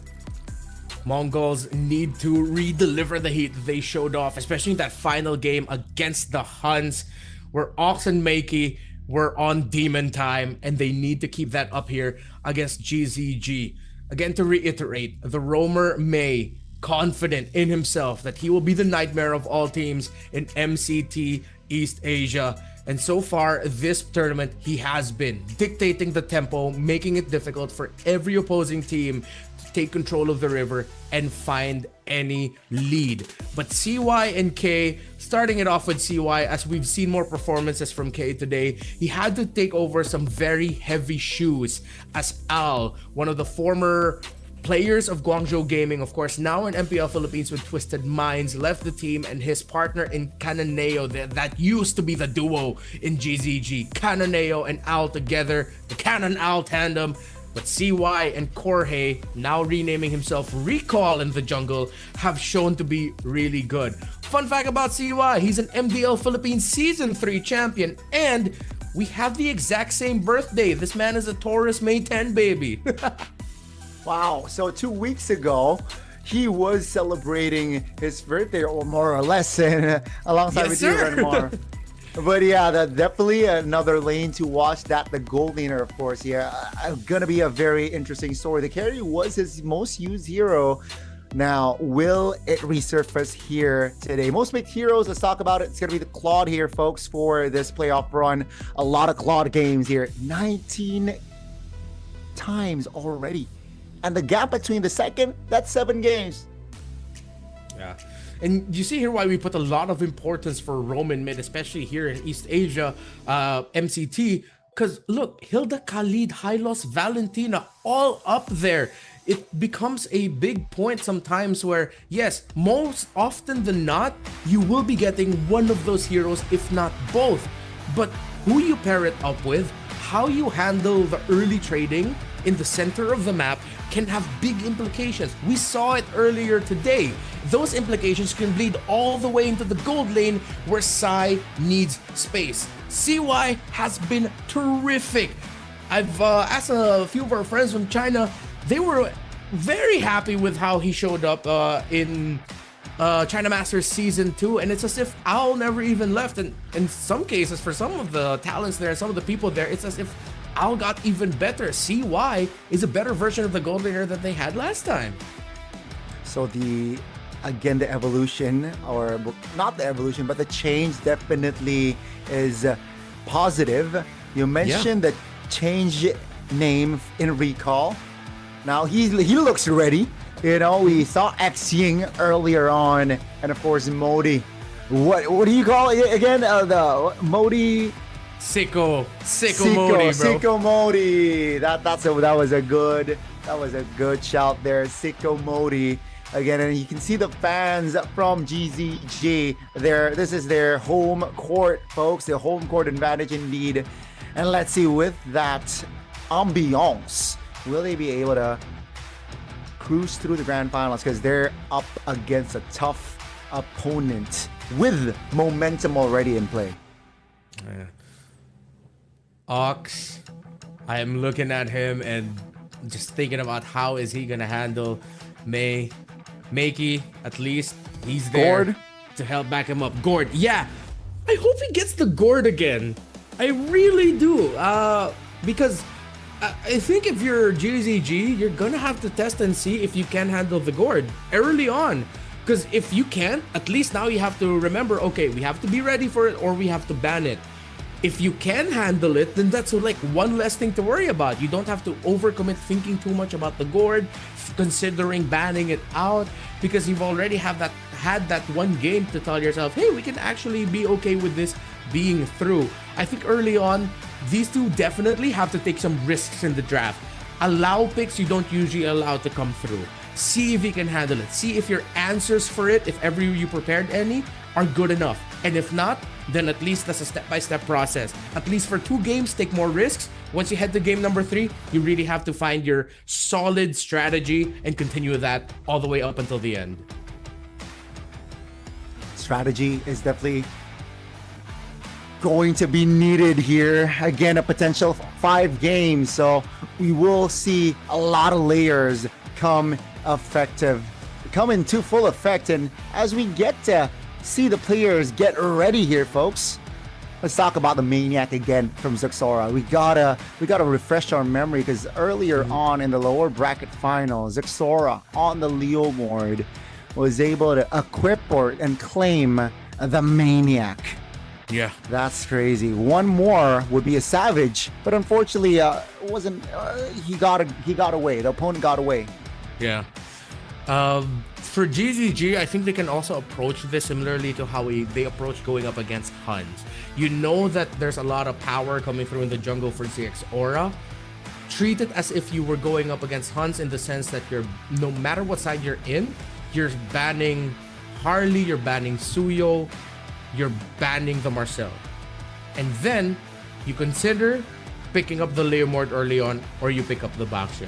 But I think it'll be a good start to take out the Leomord. But then remember, there also still is a Yi Sun Shin available for the Mongols. A Guinevere can show up. So at least now, if you take away some of the favored picks, you at least expect what could come through. And that's something that you can work on, instead of having a much wider pool of, oh, what can we actually expect to show up? Okay, I think, again, just be direct. Don't overthink for the drafts. And let's jump into our first game of drafting phase. GZG, take a look at the bans, man. Already a target towards Zexora. 3 jungler heroes. That I feel is already, that holds a lot of aura already, going up against the finalists. So far, going through our expected bans here, Mongols still will never give up the Marcel to anyone. So let's see if GZG will go for the oft-coveted Valentina. But no, exactly what I was just discussing here. You pick up the Leomord, and then at least you whittle down the pool. You know that a Guinevere is going to be an option, potentially the Baxia even. So it makes it a little bit more laser focused in terms of what you can expect to deal with. Definitely forced the Mongols to pick the jungler first phase, right? And the Leomord is also a form of deny. We talked about the Maniac, it was on Leomord, and GCG like, we're not going to give you the Leomord. You're too efficient and effective with it. So the Mongols, what's the pair going to look like here? Yeah. I feel like a mid laner. Oh, not the mid laner. I thought it would be the mid laner, gold laner, but it's instead they prioritize their roamer instead. The Hylos and the Claude will make an appearance here in our first game. Likewise, bro. I really thought that they'd be picking up the Valentina. It's a favored pick here in the mid lane for Xing and would slot in very well right now for them. But hey, they forgo it. They're still chasing power picks, and maybe that's what MongolZ is looking at. That when it comes to ZGG and the drafting style over in China Master Season 2, they want to chase power right away, sometimes forgoing some of the best picks, because to them, they just want lane dominance. Very important for the Chinese drafting and playstyle. So they pick up the Harith and the Yuzhong. Just pick up the Valentina now if you can. I know you need a jungler, but the Valentina would be so good. You steal away the Black Dragon form, and we've been seeing it more often recently. You can even take away the Phantom Steed to act as a Leomord cosplay with surprising amounts of damage. You know, I would advise to pick up a jungler, but I get your point, Renmar. I would really get your point. The Valentina, very prioritized. It was the most used hero in MCT playoffs as well for a reason, but I think the Mongols, they're saying, you know what, the Guinevere is definitely not going to survive the bans of Phase 2. So let's just pick it up right now, add crowd control power, and, you know, if lucky, you know, there's a chance that the Guinevere can knock 2 up and then AoE party, baby, with the Blazing Duet. So second phase going to be Glue and the Benedetta. Seems like the Benedetta has not make it to the Lanadon here, at least for the lower bracket finals and the grand finals, but it's always on the banning list second phase. Yeah, it seems like it's also a favored pick for teams from Mongolia. So that looks like GZG is just doing their homework really on the best picks that could show up that can sometimes be forgotten about. Gacha gets taken away by the Mongols, one of the favorite picks over in China, so I'm alright with this. You're going to be forcing something different. If ever you do pick up Valentina 4, or maybe in the last pick, if somehow GZG don't pick it, I think Guangzhou would like to consider picking up a Grok. If they're thinking about domination, if they're thinking about control, a Khalid would do well for them too. Yeah. But it's how you pair it up with your mid lane or whatever it may be. They need a little bit more reach right now. Guangzhou Gaming's lineup is a little bit too divey. While Mongols, because of the presence of the Yuzhong, Phoveus might be a little bit awkward, but it does combo really well for the Gwyn. So let's see how they handle it. The Alice is also still available if ever. Alice, the Valentina, but you know what? I gotta say, GZG, I dislike the Darath ban. Why? I remember it's usually paired with the Leomord. Now, without the Leomord, I don't think the Darath needs to get a spotlight, but GCG, you know, they're not taking a risk. They still banned the Dairoth, and Valentina, you mentioned it on the first phase. Guess what, Renmar? They got the jungler and still get the Valentina, so that's double value for the Mongols. Pretty criminal, honestly, that the Valentina got through. I also see eye to eye with your point of the Dairoth. This really feels like GZG leaning very hard on the idea of lane winning, lane domination, ease of laning as much as possible, which sometimes can be a little bit too narrow-minded. They do end up picking up the Khalid, one of our suggested picks in the roam. Now I'm okay with this, that they still close out the draft with the Lilia. Fantastic combo in the center of the map, would make trading very difficult for the Hylos and Valentina together, especially if Xing can keep placing those glooms closer to the turret, so it makes the trading in the mid awkward. Good closeout. I understand their approach with wanting to draft something like this. They're lacking the range, but they're leaning hard on the idea of we're stronger than them in terms of individual picks. Can they translate that?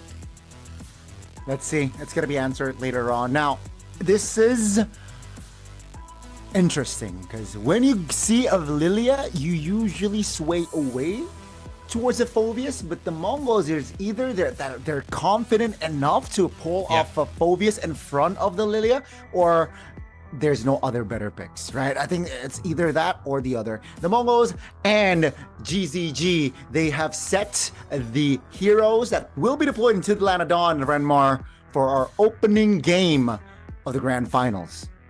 Yeah, I think because of what you mentioned about the Phoveus, I mentioned it as well, that even seeing the Yuzhong, it makes it an awkward pick. It's even more awkward now with the Lilia.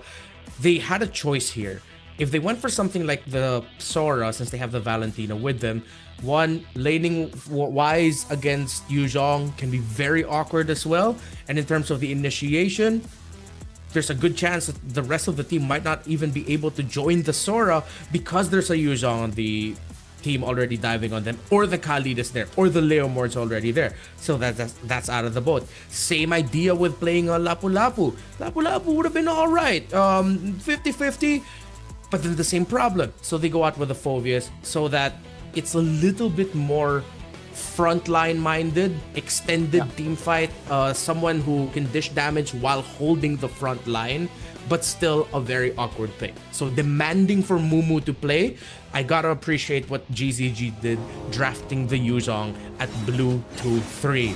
Game number 1 of the grand finals between Guangzhou Gaming and the Mongols. Let's head into the land of dawn. Let's get it.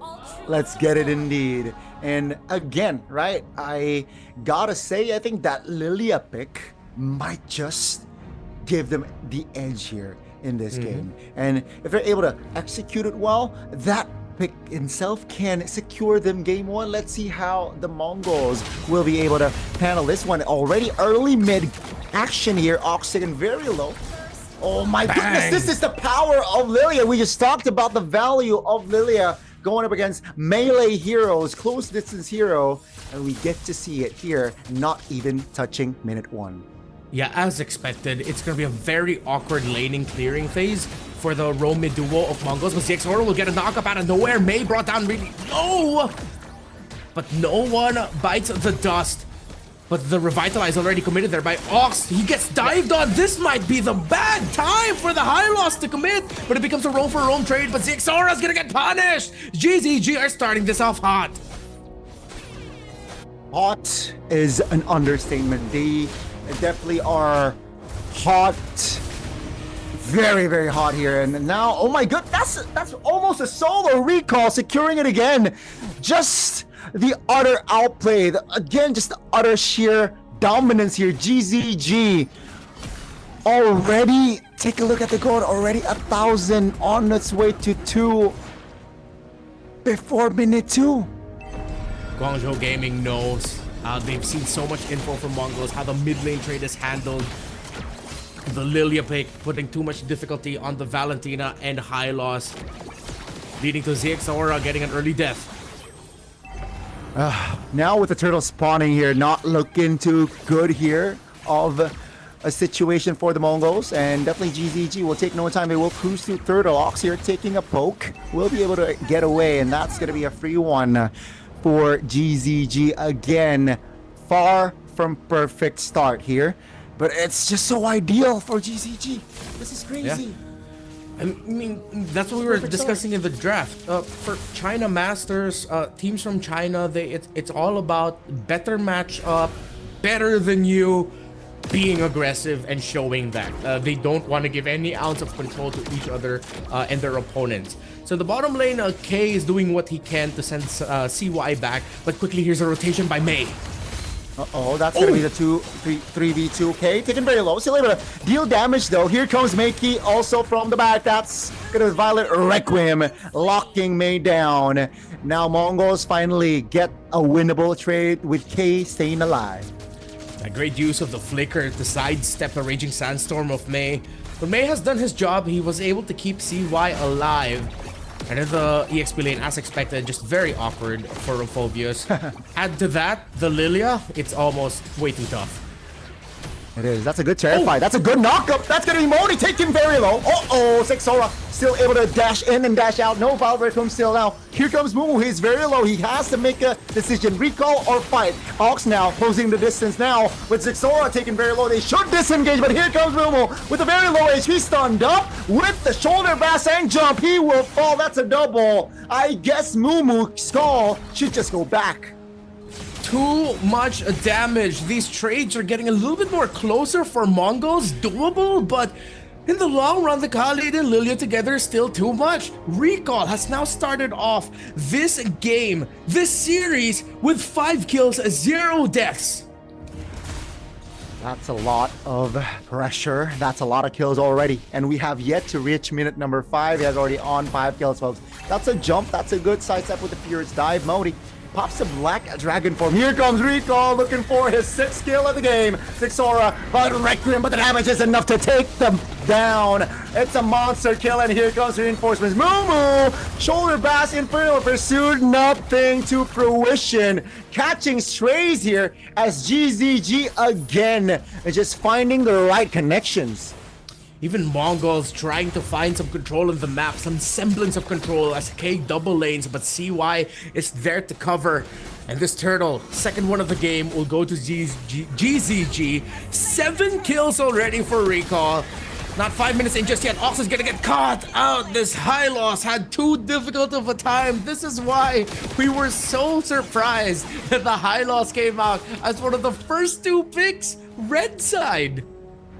It doesn't feel like it's gonna be an influential game here for the Hylos, and at least it shows for the first 5 minutes here, folks. And now the main agenda for GZG is the bottom side of the map. 3 members already occupying there. Mei dealing a lot of damage on towards Meiki. The turret here is gonna be the target. Blazing Duet will be used to deal damage and clear the wave. Glorious Pathway committed. That's gonna be CY taken very low, still able to dash out to safety. That's gonna be Xing with the overwhelming damage on towards K. Did not have enough time to flicker, and Ox will be the next casualty. The duet between CY and Xing shown here in the bottom side of the map.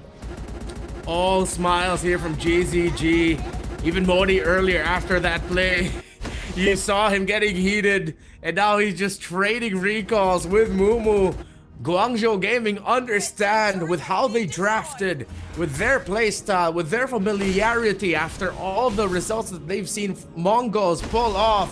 They are currently the team in the lead and the better team at that. Let's see how Mongols recover. It will still be really tough.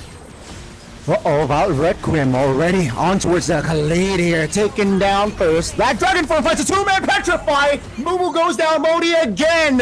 Sicko Modi. That's a double for Sicko Modi, looking for a triple with the help of Xing as well. Meiki now in the no man's land, isolated, and with 10 seconds on the clock for the next nuke. This is going to be GZG just controlling the map. Meiki, though, is again able to get out, then disengage with the flicker. Meanwhile here, the purple buff K couldn't defend it for the team. CY ends up taking it. Guangzhou are taking everything from the Mongols. It's a 5,000 gold lead. 2 towers up to none. Mongols has been unable to scratch any surface on a turret. Nothing, and they go for more. After the turtle fight, they were looking for an attempt to engage, but this time Mongols is able to disengage. Oh, Steve though committed onto it. Xora, the immune will not help him. Xing deals enough burst damage, and that will be the flicker from Mumu in the mid lane as well. Roam mid trades dictate so much of the result of the game. Black Dragon form already committed here by Modi, just to push back Mongols, to show them just how much of the lead Guangzhou are. A kill from Xing onto Ox. Zaman Force behind the second turret and under the third. CY finds Meiki. Utter domination to start off this grand finals. CY, guys, you gotta call the ambulance and not for CY. The Mongols already suffering a lot of loss here. 8 minutes and 18 kills on the board for GZG, only 4 for the Mongols. And with the golden staff finally collected by K, I don't think it's enough to, have a kill threat towards the composition of GZG. Mind you, Mei and Recall and Modi, they have defense items as well in their kit. Take a look at that. Brute Force Breastplate already in the kit of Recall, so that's a lot of respect. Three-man knock-up stun! That's the opening you want as GZG will continue to dismantle the compositions of Mongols. That's a double. That's a triple potentially as Ox the Horsey under his own belt. Modi almost connecting with the kill, but Ox is able to get back. 4 bodies though on the floor. Guangzhou Gaming showing up to help him try to get out. A stun at the Mori, hits from the tower. They couldn't escort him out of the base, but still, it is a 10,000 plus gold lead that Mongols have to chip away at. I think at this point, they're just gonna have to think about going next. Because GZG, how they drafted the Yuzhong coming out at blue 2-3, the Lilia to close out the draft, solidifying the loss of the Hylos and Valentina at the center of the map. The awkward pick, but one of their last best choices in the Phoveus, though I think they could have considered the Alice as well. It was open for them. Mongols, seems like in the draft they already lost the game. Yeah, and you know what's more disgusting, Renmar? We haven't reached level 10 and the gold lead is already above 10,000. So, oh man, that is disgusting. Again, you called it, we called it as well, right? With that Lilia pick, I immediately like, oh, that's such a good pick after that pick came through. Because again, this right here, of course, with the help of other picks, but the Lilia pick might just won them the game. And again, with the first blood, with how the game is going right now, the Mongols, they are backed into corner. Two-man Petrify Ox taken very low, still able to revitalize. Oh, that's Zixora jumping, looking to distract, looking to find connections, but the mid turret will fall! Again with Recall, showing up with the seed, NXing, allowing, providing the damage they were able to take down two. And Guangzhou Gaming are still threatening the base of the Mongols. Meiki trying to stay alive as long as he could. Beneath the Zaman forced Guangzhou Gaming look healthy. K forced back. Meiki still here. Still 5 members of Guangzhou threatening to end it. Below 11 minutes, they do 25-5. 14,000 in gold ahead. Domination by Guangzhou Gaming. Good way to describe with one word there, domination. And that was the theme for GZG in that game, where Zixora, all he can do is just laugh, because he knows, like, what the heck was that game? I wasn't able to do anything. I wasn't able to farm. I wasn't able to get connections with my Guinevere. The only play for Zixora was down bot. And that was a 2v1 situation. And after that, no good about Rick Rims, no good connection, no neutral objective on the board. GG go next, seems like, is the mindset for Zixora. Yep.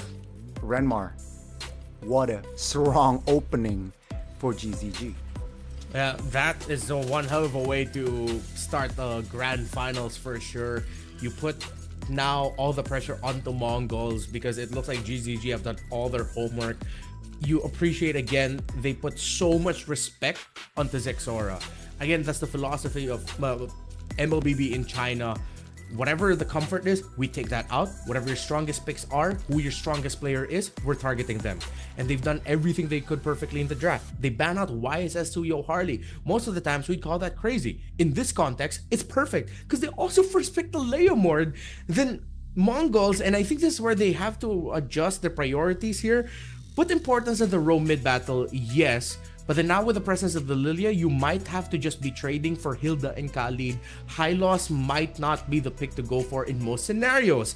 Add to that, Claude, if you can, take the Harith over the Claude, because CY looks so comfortable with it. And again, it's a lane bully, it's lane domination. You start have to thinking the same mindset as GZG. Mongols needs to start getting crazy with how they're banning and how they pick, while Guangzhou, they're the ones who are doing something crazy, and it's rewarding them because in the bigger picture of it all, again, context-wise, it's the right decision to make. Target Zixora, reduce the impact in the EXP lane of Bankai, and then you pick up a really good mid laner to make sure that the roam mid duo of Mongols don't have a good time. It's perfect drafting. Again, a perfect draft indeed. And I feel like it's above perfect if there's a definition above perfect. That definition for the execution, right? The execution was just so on point. It feels like the 5 of GZG were in flow state as one. Yeah. Being together, you know, there was no missed calls, maybe mistakes, minor ones, but it doesn't really threaten the game.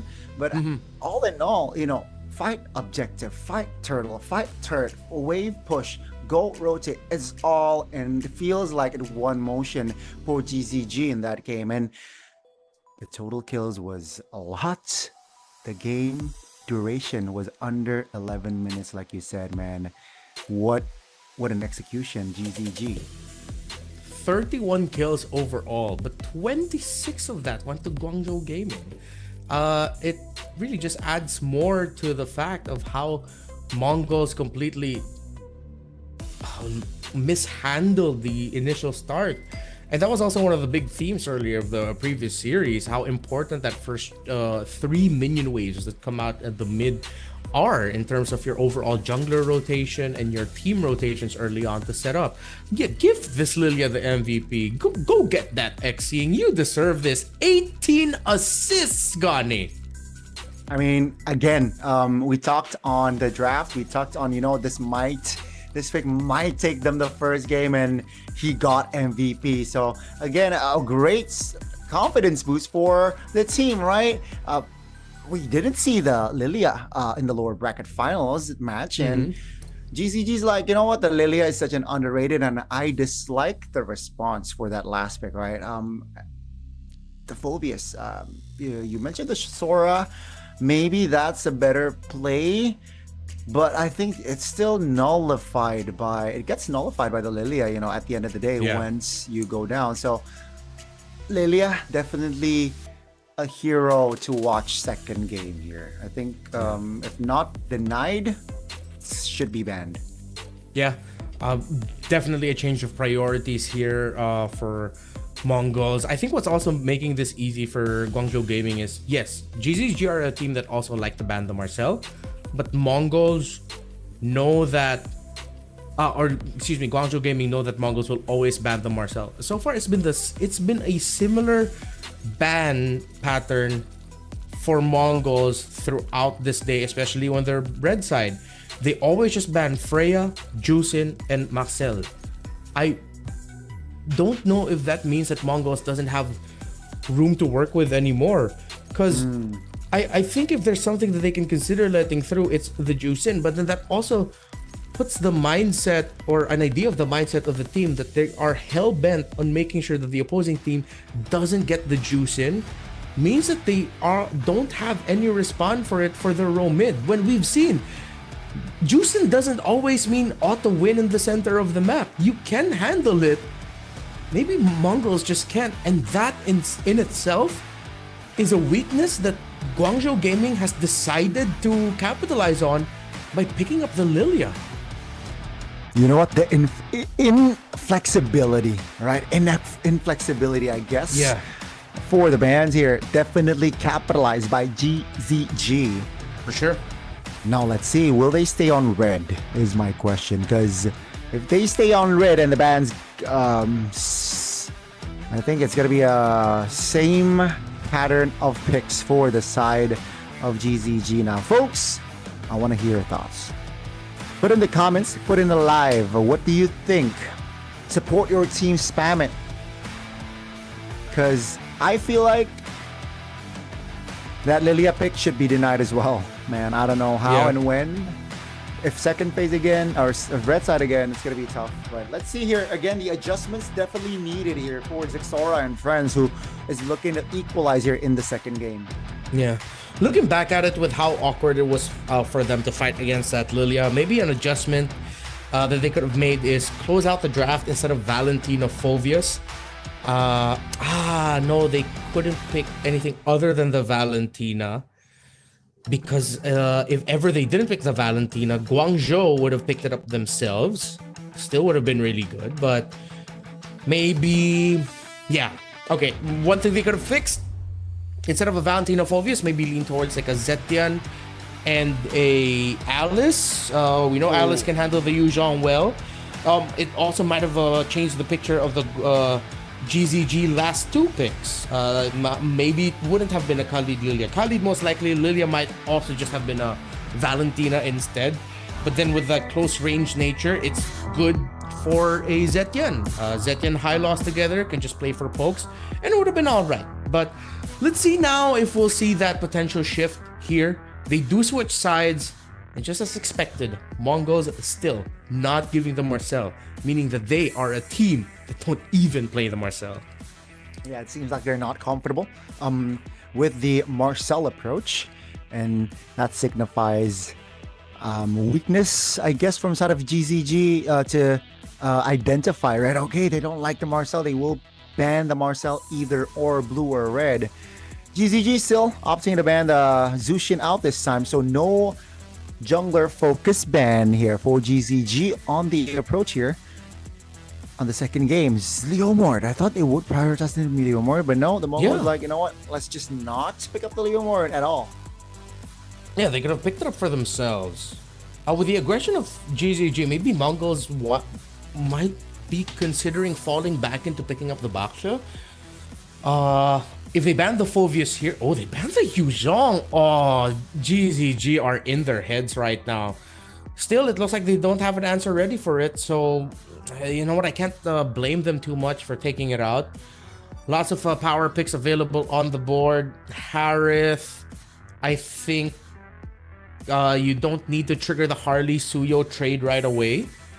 You can allow GZG to pick one of the other and then just pick whatever's left, then adjust for that pick, make it look comfortable. So if ever they can rush Harith here so it doesn't end up with CY, Guangzhou might lean towards picking up the Harley Khalid or Suyo Khalid. And if somehow the Khalid gets through to Mongols, it could be good for them to pick up also.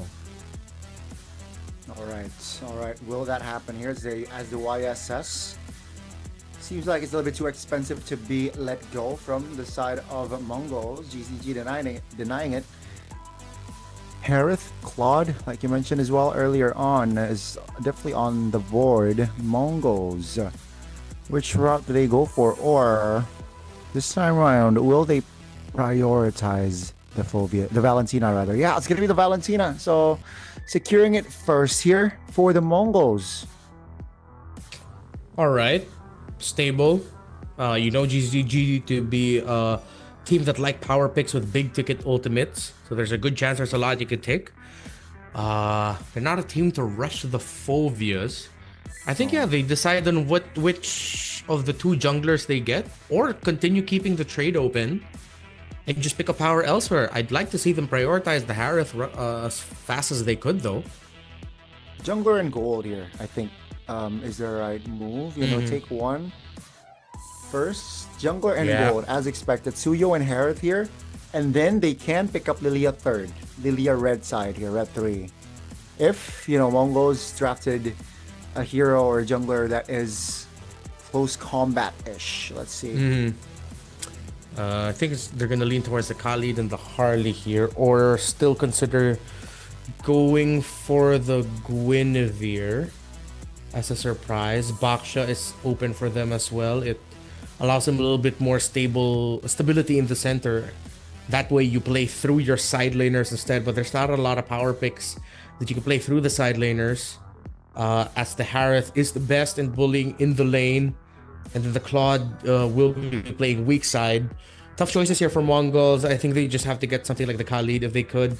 Yeah, they get the Claude and Khalid. The box is still open. So the jungler is going to be picked second phase with the Khalid shown and with the Claude shown here. I actually don't mind. Again, with the Lilia pick, still, it just anticipates a lot of good picks from the side of Mongols. It actually stabilizes yourself as a good anchor as well. And I don't mind picking up mid later here. Instead they go for the roamer. All right, so they want to respond with mobility. Right? Mobility in Khalid and Hilda being the oppressor. Yeah, it's been a usual trade for teams in China. Of course, even all throughout the world, we put a lot of stock in the Khalid and Hilda relationship with each other. If you see one of the other, you pick up what's left for you. But then at the same time, the Cho was also an option and something that GZG has shown. But with the Valentina around, maybe they're not comfortable giving the kick. Still, not a bad pick. They still have a lot of options in mid. If they somehow don't get the Lilia, they can pick up Zetian, which gives an ultimate to the Valentina. So maybe Mongols, I think it's okay for them to ban out the Lilia and then just most likely GZG will end up with a mid laner that has a huge ultimate you can steal as a Valentina. If they ban out the Zetian and you give the Lilia, I'm gonna start asking questions as to why. That's a good take here. But as expected as well, GZG, they will prioritize the bans towards the jungler position. Zexora again just targeted here. The Mongols, one last ban. You mentioned the mid laner. Yeah, I don't think they should shift their focus. So there you go. It's going to be the Phoveus instead. So it will be a shift of focus. Not having a Lilia equals to Phoveus problems, right? So yeah, they locked in the Valentina. Phoveus definitely can be a threat, and they deny that power. So I think it's a decent ban still. For me, kind of too much.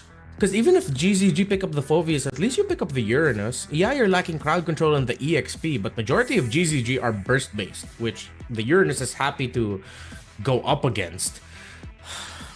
I mean, come on. We saw this coming a mile away, dude. True. We were calling it in the first phase already. GZG getting the Lilia. I was sugarcoating it, I guess. Yeah. I sugarcoat it. But yeah, the Lilia, I mean, I expected them to pick up Red 3, and I'm sure GZG's like, okay, it's okay. We can play other mid laners if the Lilia is banned. They're like, hey, the Lilia is still open, so why not just pick it up? All this burst, the Uranus would have been very happy to go up against.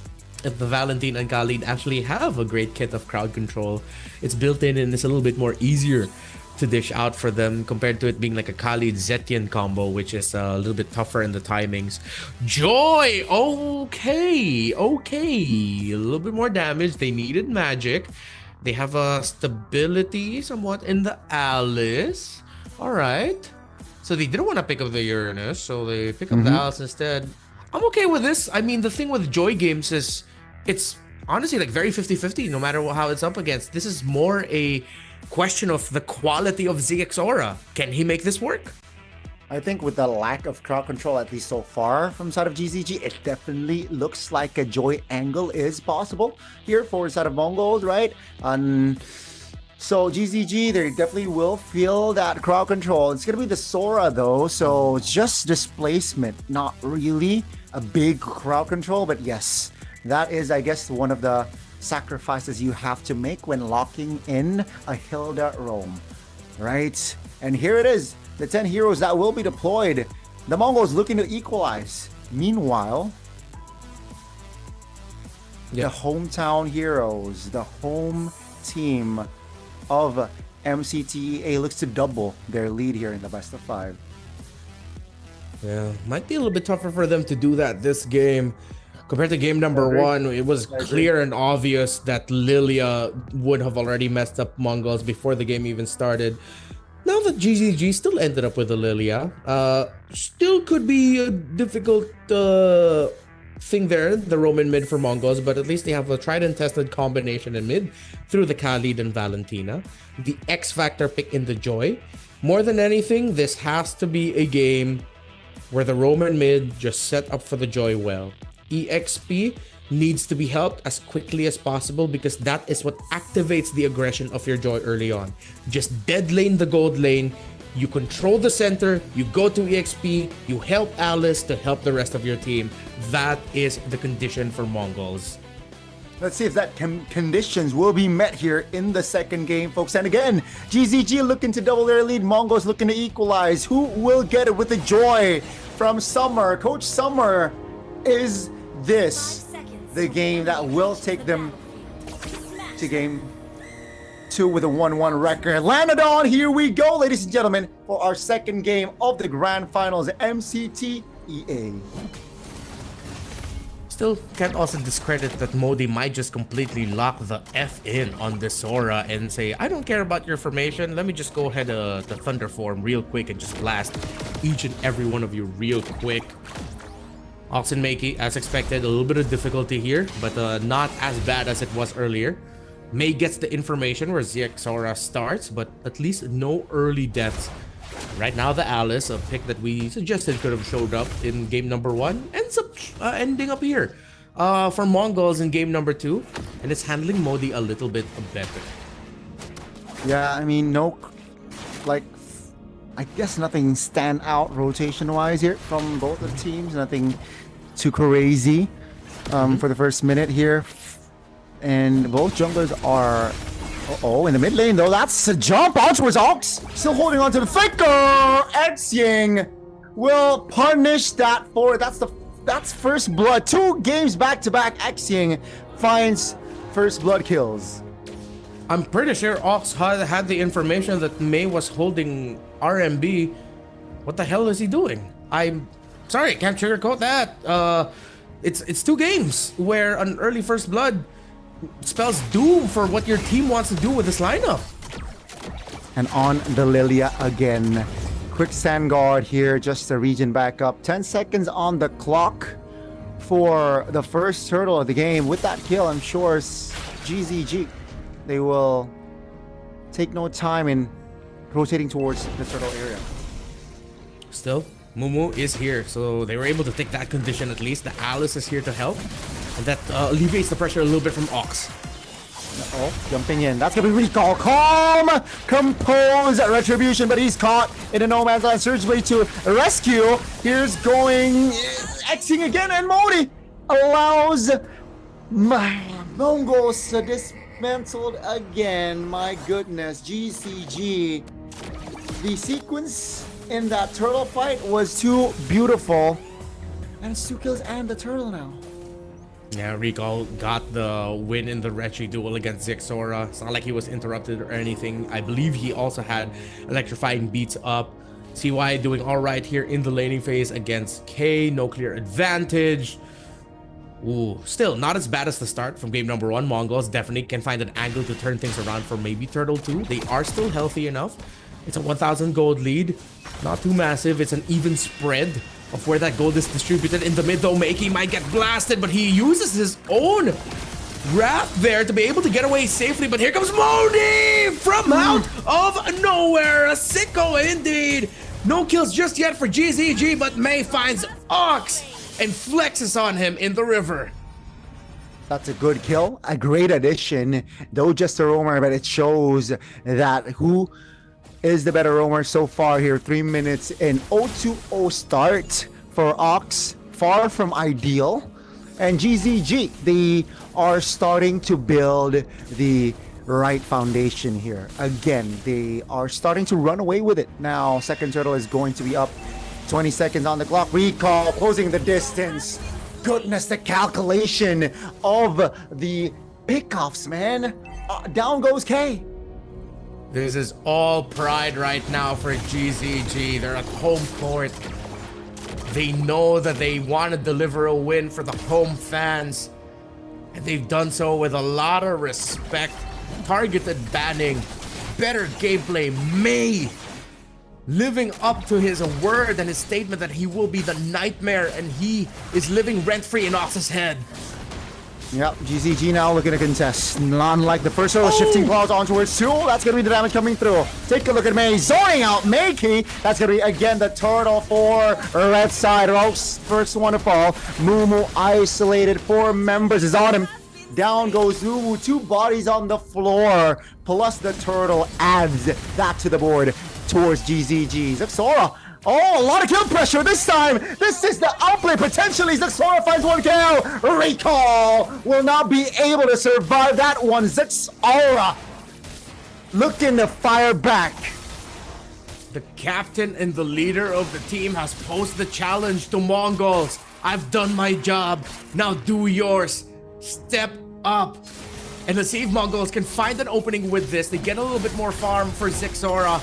Mei spots them out. And he's forced to temper his expectation, but K single-handedly blasted by CY in lane. No way around that. CY just soloed him. Yeah, now Mei is able to deal damage on towards Aux, who is sitting at an 0-4. Zixora finds a trade. Now comes the joy again. In the mid lane, it's going to be Modi here, isolated under the turret. That's going to be a couple of damage shots taken with the turret. K gladly taking the extra goal, but take a look at top turret. It's going to be the first one to fall here, folks. GCG again with that solo. CY is leading in gold by 600. Zixora! Take a look at the damage from this Joy, man. He does not care. Will be traded by Makey, though, as take a look at the hair. CY will deal a lot of damage on towards Aux, but this time, finally, Aux is able to get away. So far, for every kill Mongols gets, for every kill Zixora gets, GZG gets 1. Yeah.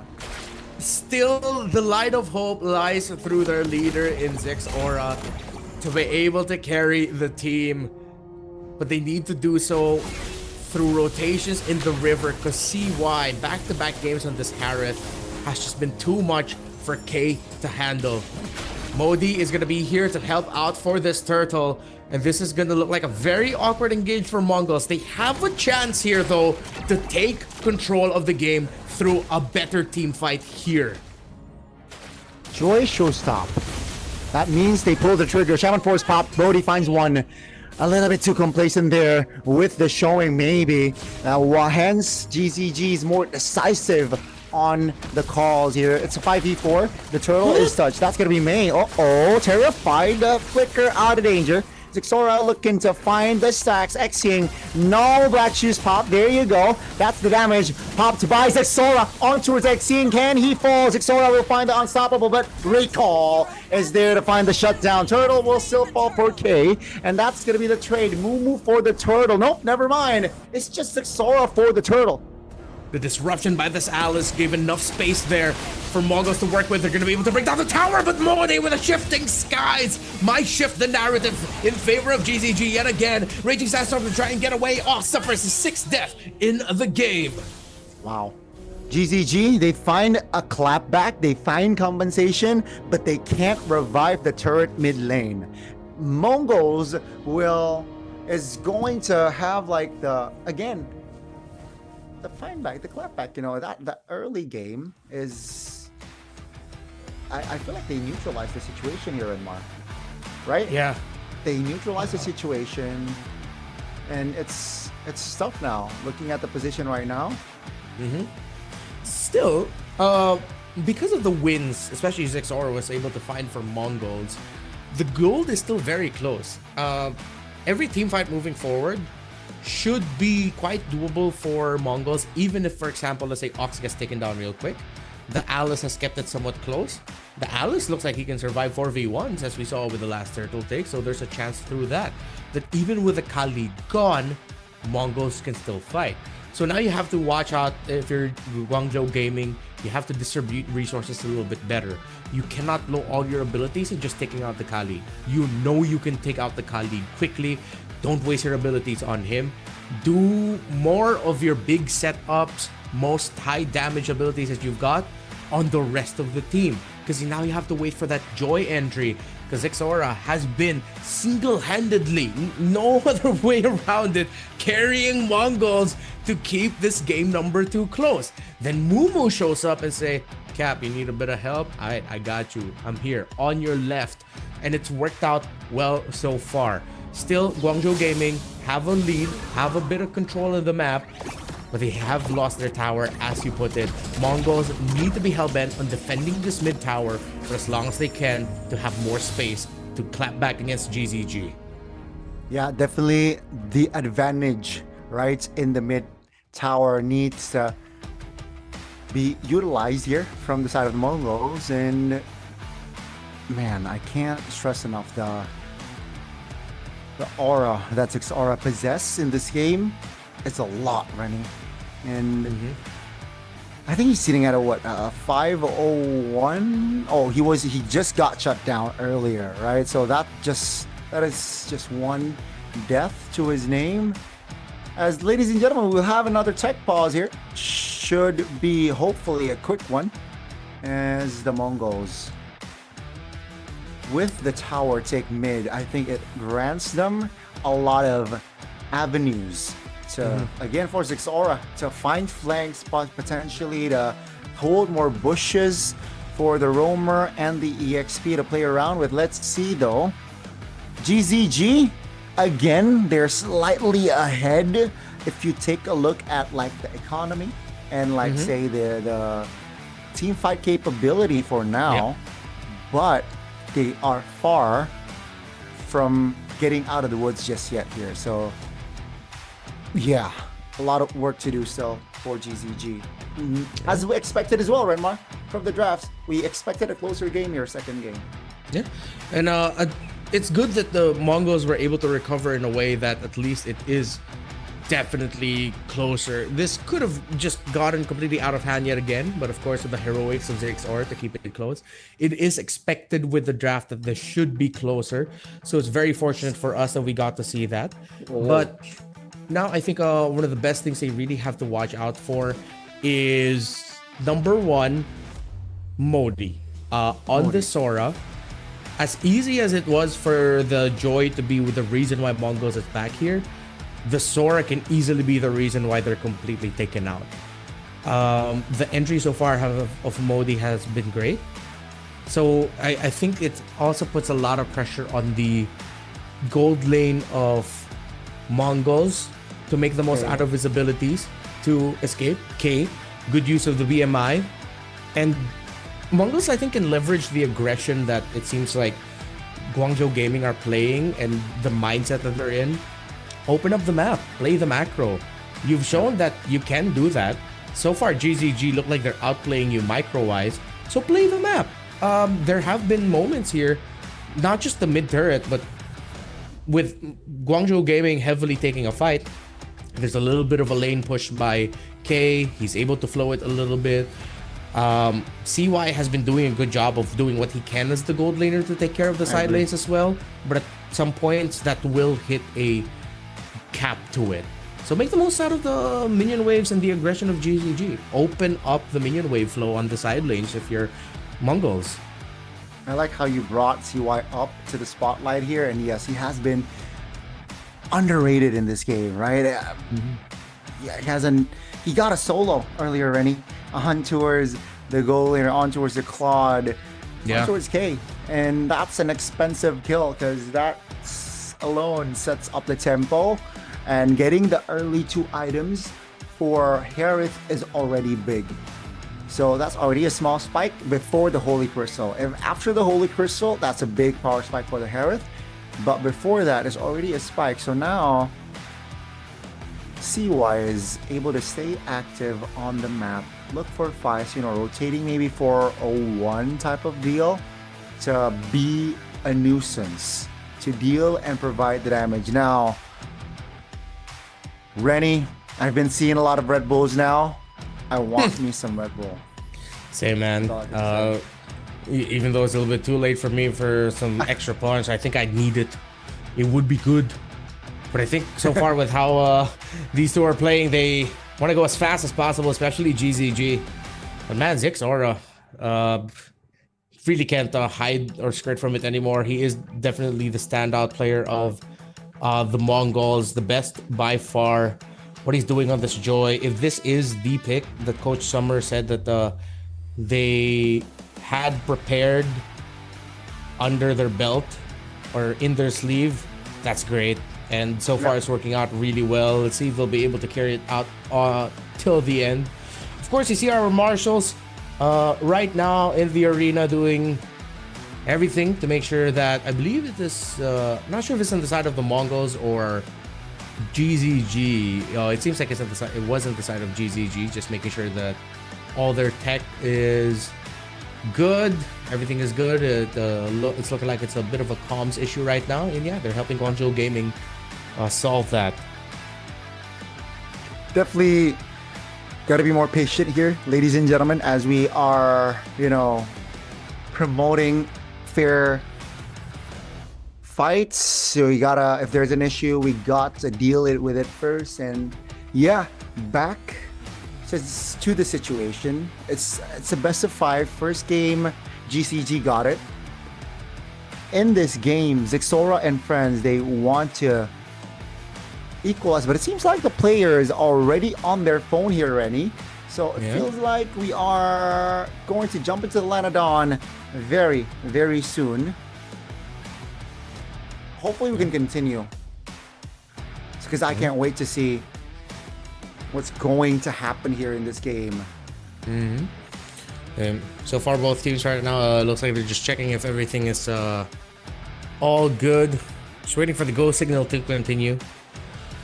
Crazy. What a crazy ride we've been on today. Lots of surprises in the drafts, and it's quite refreshing, honestly. I think for the majority of our seasons in Indonesia and the Philippines, it seems like we've settled for a very clear picture of what to expect.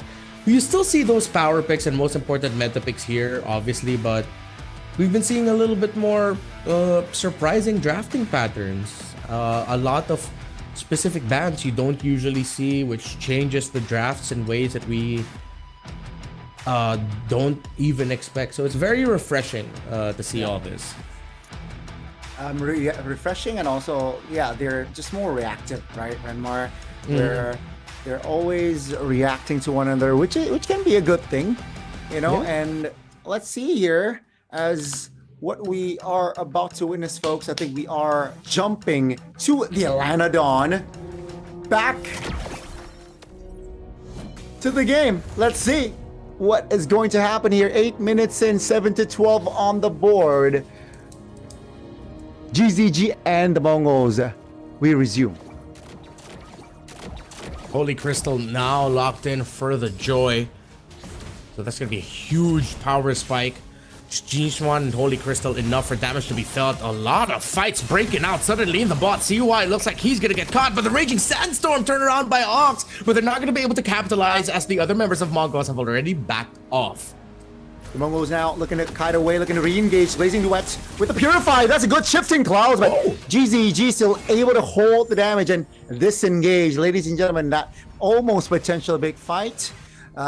No casualties.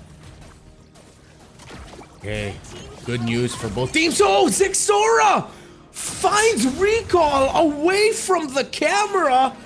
Off-cam kill, 6-1-1 for him. Mumu, it looks like, had a bit of help, or at least provided the info. Zixora is hell-bent in carrying Mongols to a 1-1, a series score. And Renmar, the gold lead now is below 1,000. So the Mongols, they're definitely back with the Lord up with momentum on their side already.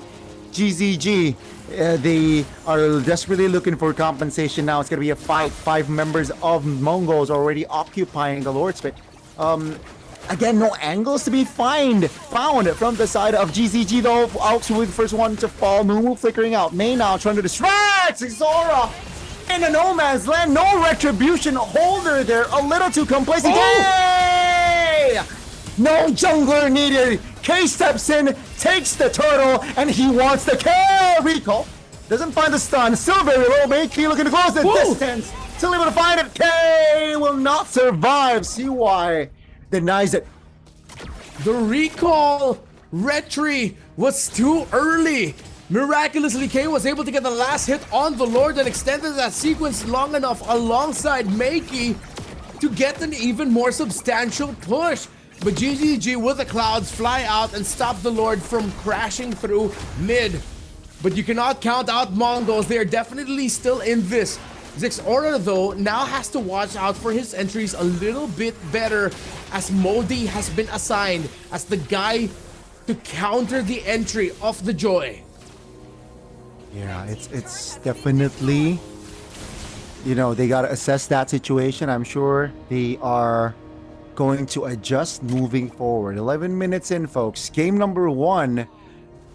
The game was done at this point. Down to the Blazing Duets with the BMI towards the back. Great disengage, but Makey actually taking a lot of damage. Here comes the reinforcements. Zixora's in the area, not showing himself just yet. Stun. Here they come. Zixora shows, and immediately GZG, they disengage.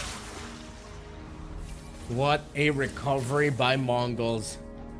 With everything they faced so far in the 2 games that we've seen, or a game and a half, we're still in the middle of the second game. They've been able to take control again. But a Divine Glaive for this Lilia is bad news for the team. Ox looks like he's gonna get easily caught out again. Him and Makey were too deep to get the info. But we mentioned it earlier, even with the Khalid gone, Mongols still have the Alice. And with their very mobile Joy, they're opening up the map. They're gonna lose their tower in mid, but the flow up top will be pushed by Zexora.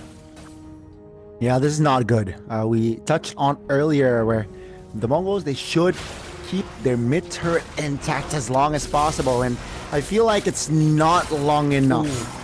Ooh. Yeah. Right? Now the gold lead is still just 1,000 between them, but because of the mid turret take, it definitely equalizes on the space here, especially in the purple buff here. CY is already given the purple buff, right? So that means that, yeah, GZG, especially during this time of day, they're ready for a big fight with CY basically carrying the damage. 5-0-5. Perfect game so far for this Harith. Guangzhou Gaming respecting the chance that Mongols might surprise CY, who is also given the orange buff. So all buffs right now are going into the gold laner. They want to play around this Harith full stop, because they know there's a risk that the Suyo is going to get surprised, taken down. He almost did. Brought down to 50% health in the center of the map just now. Far lane is equalized. The Harith just made sure of that. And now they're ready for a big fight here in the lower's bottom quarter. That's Black Shoes and Flicker. That's big information. Now it's going to be, the damage coming through. Aux pops a Flicker. That's going to be GZG closing the distance. Retribution will fall for Zexora still. Now abort. The Mongols, they are man down and they want to disengage. Can GZG close it out? Here comes Zexora. Still able to dash in and dash out. GZG. They re-engage! K and Zexora just farming Aura, and that's a wipeout for the Mongols. Hell bent and heaven sent. It's the performance of Zexora. Demon time and in the zone. GZG have been wiped out. Mongols have the wave in mid. There'll be a minion wave on respawn. They have their Claude. They lock in for the Alice to eat the tower hits. Mongols equalize the grand finals.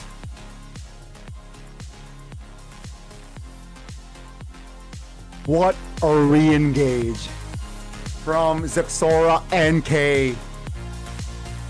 5 members shredded down just because of the Joy and the Claude Blazing duet. And that game, ladies and gentlemen, is why I love MLVB, and I'm sure that is also why Renmar loves MLVB. They got the lore, they disengage, and then whether it being pre-planned or the call was on the fly, but the re-engage was just beautiful. It really was. It's cool too how it sort of looked like a Looney Tunes cartoon where the Joy was like, all right, give me a moment. I see my angle. Here I go. Perfect entry. Time with the Blazing duet. That's a highlight. If that doesn't go into the social media of MCT EA, I am gonna be asking why. That has to be a reel. Turn that into a short. Clip that. Yeah. Push that right away. That is a play of all plays and a recovery of all recoveries by Mongols. If it's the Joy, then I hope there's more. Honestly, I hope there's more. I hope this isn't the pick they had saved up their sleeve, because that was just an insane performance. We did mention it in the draft when it came out. When it comes to Joys, it all boils down to whoever's holding it. No matter the type of draft it looks like it's up against, we've seen in multiple games ever since the inception and the rise of this hero, even though the Joy doesn't look good, if the player is great, the Joy will look great, no matter what kind of lineup that it's up against. Of course, he was picked out once or twice, but beyond that, it looked like there was not a lot that Guangzhou Gaming can do to stop Zexora and him being absolutely locked in to bring this to a 1-1 scoreline. I will have to take my tip my hat to Ox. At one point, it looked like he just accepted the fact that his role here is bait. He's just gonna take the first bunch of damage. He is gonna have a terrible scoreline, but at least he's giving information and forcing things out of Guangzhou Gaming. And it looked like there were times where I was wondering, hey, Guangzhou, you know that you have this Kali dead. Why are you still committing so much and taking Ox down? I mean, yeah, definitely a tough game for Ox here. I believe he sat on 0-8 record, Kuya. So yeah, it's tough. I really thought, Ox, oh man, tough game. Oh my God, Momo. It's gonna be a repeat of game 2. Yeah. After Zexora got 2 kills. Remember that 2 important kills on X-Ying and Suyo, I believe, around the purple buff area. Yeah. I think that really not just regained momentum, but also the control. They got the mid. That mid turret after that, I think, was the starting point for Mongols. And yeah, items here, very, very clear that they are ahead. 8 kills on and 4 assists. Zexora, man, what a joy of game. Yeah, no one else would have gotten this MVP. Honestly, if they surprisingly sort of trolly gave that MVP to Khalid, I would find a way to defend that with my life. I dogged on it early on, his performance, but at the end of the day, as a roamer, sometimes you just have to be there for your team. Moral support, you have 8, 10 deaths, don't care. As long as you're forcing something out of the opponent, you're doing your job. But of course, Zexora deserves that 100%. Very clear to everyone. The impact that he had here, it really did feel like that was just the switch. You mentioned the double kill that they were able to find. Once they got that, things got so much closer. I think that also especially fired up Mumu on the Alice. We were asking for this Alice because up against teams that want to be aggressive, sometimes they overlook longer stretched out team fights, and Alice loves those moments, and Mumu delivered. So if this was like a buddy cop movie of like Jackie Chan and Chris Tucker, that's Jackie Chan and Chris Tucker. Zexora and Mumu in game number 2. It was a big one for Mumu as well, man. But yeah, again, guys, it's a best of 5. So it's 1-1. And mind you, we were in this position. And the Mongols were in this position as well earlier on. It's 1-1. They lose out on the first game. They equalize the second. Now, will the story goes the same here on the grand finals of the Mongols and GZG, Guangzhou Gaming? Hopefully we get to see a game similar to game number 2 wherein it's much closer than you realize. Maybe not necessarily one team getting a lead early on, but I feel like there's a lot of quality between these two. We've seen a lot of quality from GZG. Mongols, though a little bit more central in where we see their quality. I know it's in there. I know it's built in them. I will have to revisit again the Roman mid. Makey and Ox here. I want to see them have a game where they clearly win over X-Ying and Mei. And then I want to see how Guangzhou Gaming recover from that. Do they have it in them that if their Roman mid are struggling, can they make a comeback? Do they have that dog in them to go, oh, we got this. We can fight back. We got that clap back in us. Hopefully we get to see that kind of situation instead of more games where we have to hope that Zexora and someone from Mongols pops off. Let's see Mongols in the lead for a chance. Let's see. Hopefully they're able to bring that momentum after that second game to the third game here potentially. But again, GZG, we saw what qualities that they shown throughout playoffs. They stayed in the upper bracket for a reason. They got the first slot of the grand finals for a reason, and we got to see the quality that they also can give. On our first game, the Lilia is not an auto win, seems like, Rennie, especially going up against a Joy pick. That Lilia was nullified. So much better. They had the answer for it. I mean, we did say laning could be awkward somewhat, but much more doable. It's good to see that Mongols were able to do just that. Even more so than the what MongolZ can do to maybe potentially start this game off better for them. I want to see what Guangzhou Gaming have in store to respond. Again, team with a lot of pride, who play with a lot of pride. I want to see if they're just going to go aggro right out of the gate and flex on the Mongols again. Show them why they think that they're the better team. And it's always good to see recoveries from moments of disaster, moments of losses, how teams come back from that.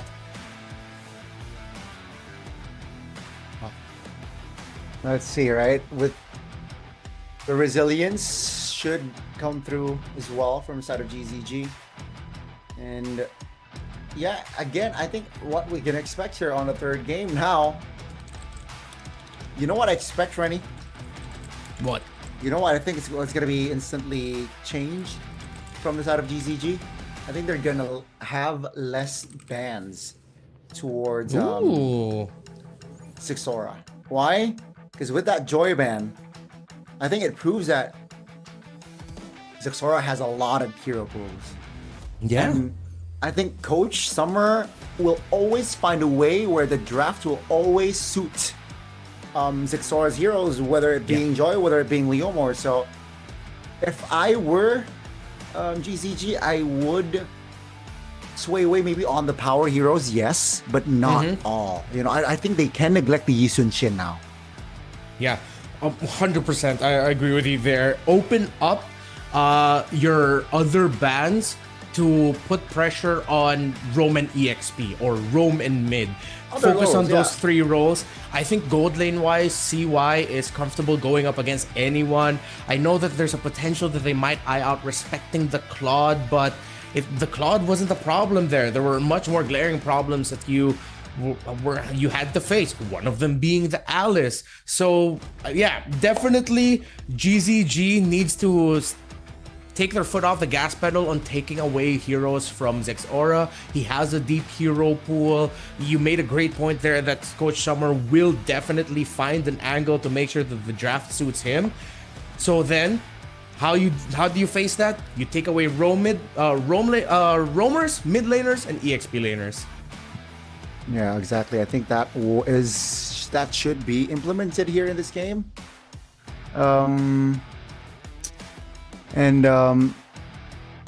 I will try to find some other aspects here.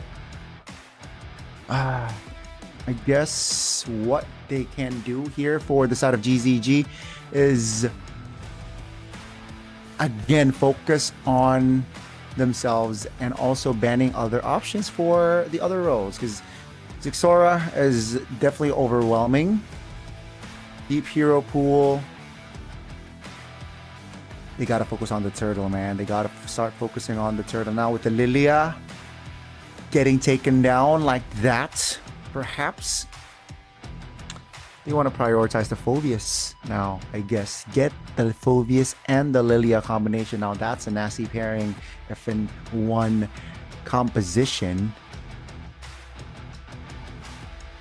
And I think GCG, they're weighing their options now. They're definitely weighing their options on what to do for the third game. Guys, I would like to remind you, first game, it was GCG just dominating the Mongols. Under 11 minutes was the game.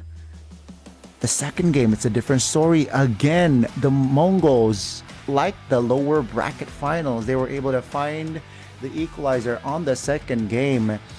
And here we are, position-wise, 1-1.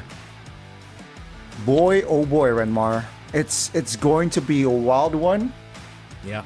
I wish before, I wish we get to see the sides first, and then we can just like deep talk about the sequence of the drafts. But unfortunately, you just gotta wait till, the asset shows up. I wonder if there's any room for any crazier picks. Earlier during the interview, Coach Summer did say that the reason why they picked up the Paquito in the series against HUNS earlier in game number 1 was it was a moo call. He wanted to play it.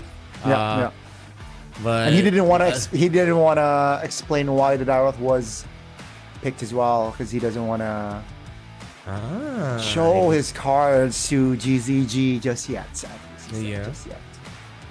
Yeah, let's see that if maybe somehow the Daroth will be there. Of course, I mean, with the grand finals, with how it's going, we've had to shed off a little bit of our skin here. We are definitely in a heated matchup, and we're waiting to get back into it again. Thank you all for joining us. If you're just joining us here for the East Asia Championship Tour for Mobile Legends Bang Bang, it is a 1-1 scoreline in the grand finals between the Mongols and Guangzhou Gaming. Whoever wins this will secure their slot in the main stage of MSC 2026. 4 teams from this tournament have already secured their at least 4. 3 teams have secured their wildcard slots. Sunset Ravens from Japan, the HUNS Esports, The HUNS from and Mongolia. whoever loses this series will still have an MSC 2026 wildcard slot. The grand finalist winner gets the main stage slot. And of course, being crowned the East Asia champions. A new thing in the realm of MLBB esports this year, we have championship tours across the globe. I believe we'll also have a Southeast Asian championship tour, or at least we already are somewhat in the circuit of that. We know that there's also Amur North and South, they have theirs. So thank you for being a part of the big expansion growth of global MLBB. It's just been a terrific ride, and it's good to see that the game keeps getting bigger and bigger across the world for us as the years go on. And just breaking news as well, right? Speaking of other circuits, MSL Thailand just finished, and we got a winner. We got a winner already. It was KOG going up against ACT. And KOG got the better of AC this time around. A different story, because in the upper bracket finals, ACT, they were able to defeat KOG.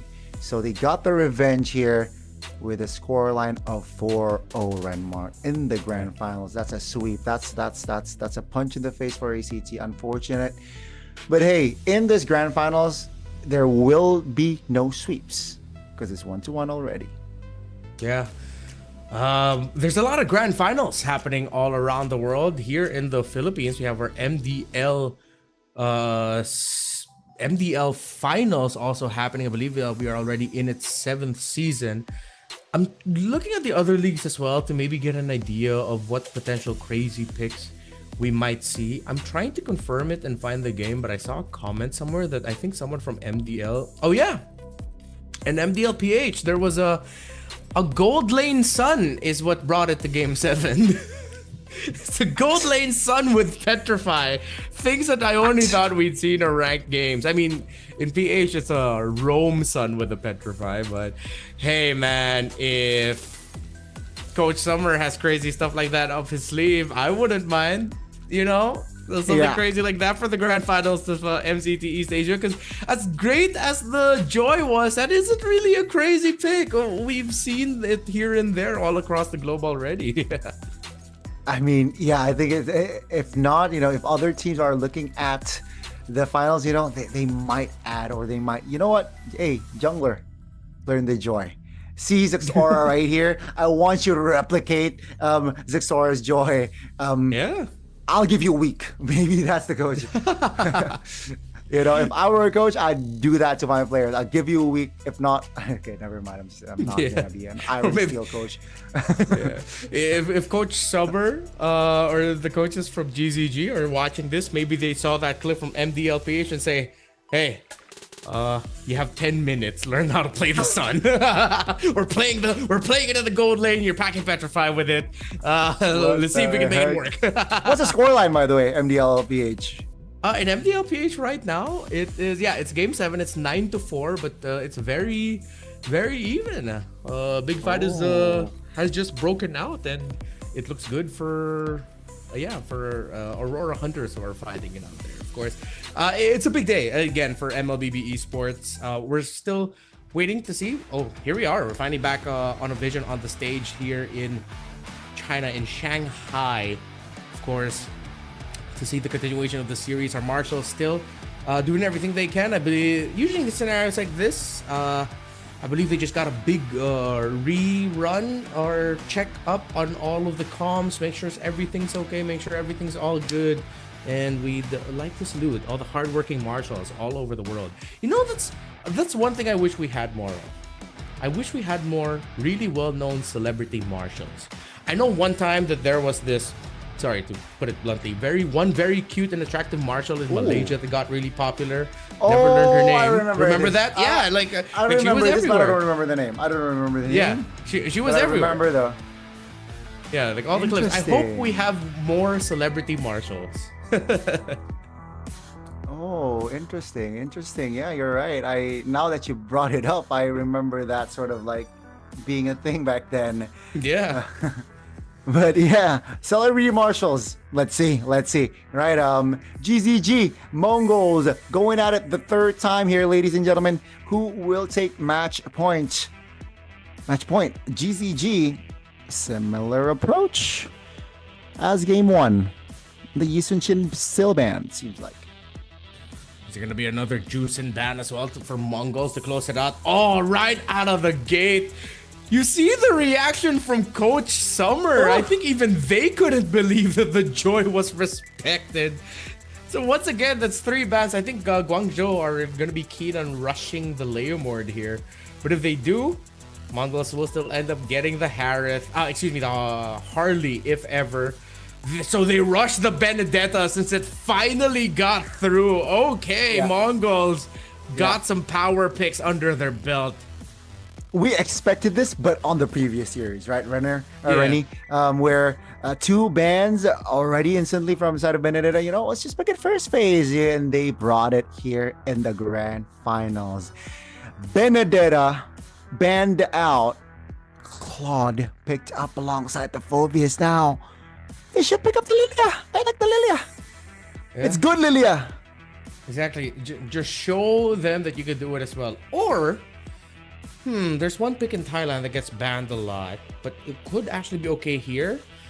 They could consider picking up a Valir if they want to be kind of cheeky with it. Puts a lot of difficulty for the Leomord. You have to time your entry or you're going to get knocked back, ruining your entire team fight.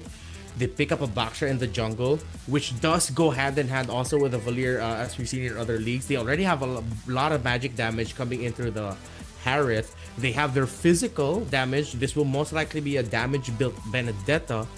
And then the Roamer can either be pick-off, because the Benedetta and the Baksha are disruptive enough, or if they just want to pack it, even more of a heavy front line, so that the Valir is free to just toss his fireballs. So the Lilia and the Valir are the picks that I'm eyeing out for the mid lane, which I think could be really good for them. You know, I like that you call up the Valir as well, right? It's such a good pick again. And imagine a scenario, Rennie, where you call in the steed, and in certain angles, Valir can't push you off. So you cannot get your horse. You cannot get Barbell, essentially. So yeah, the Valir, definitely a hero that can surface here. But with the mobility that the MongolZ has here, what heroes can GZG stop or negate the mobility? Baksha, Benedetta, very fast rotations already from the side of MongolZ. Their theme in this game is Lightning McQueen. Ka-chow. That is the battle cry for MongolZ here in this game number 3. You can definitely play really fast. If they also want to play, even add more to the disruption and better poking in mid, you can go something as crazy as Kaja and Valir together. Lots of pokes that makes a lot of trading in the center of the map difficult. They ban out the Khalid. So either they're eyeing out picking up either the Hilda or Chofer themselves, or they want to go for something crazy like the Kaja. If you want to throw it back. And if you really want to play the map, if they're comfortable with it, then you go Kaja Loyi. Again, another great combo for wave clear. Gets very good prio in the center and will play more to the idea of speed that we're talking about for MongolZ. They have so much map coverage if they go that route. A lot of room for MongolZ to work with, honestly. A lot of avenues indeed. And GZG, wow, this is a deep one here, Rennie. They banned out the Helkert. And this is homework, I feel, right? They're in deep waters, or or pero is it's an it's an overthinking. Maybe they might overthink. It feels like they put themselves in their own shoes. It's like, hey, what would we pick in this situation? We've already picked a Hellcurt. Maybe we pick a Hellcurt. No need for crazy ideas. You said the Lilia earlier, and the Mongols decided to listen to you, Gani. Still a very, very good pickup right out of the gate. It's value, right? The Phobius and the Leomord with heroes that is short distance, close combat, melee type of deal. Lilia is always a good answer. And GCG responds with, you got the Lilia, but I got range, Yves, right? It's just both coaches throwing haymakers here, entering the final phases of the draft. I'm gonna just say it now. Mongols, please consider the Atlas. I think that's gonna be my campaign trail for this part of the calendar that we're in. Consider the Atlas for your team. I mean, they can just end up packing the Khalid Gun. They can still go Cho if they want to pick off.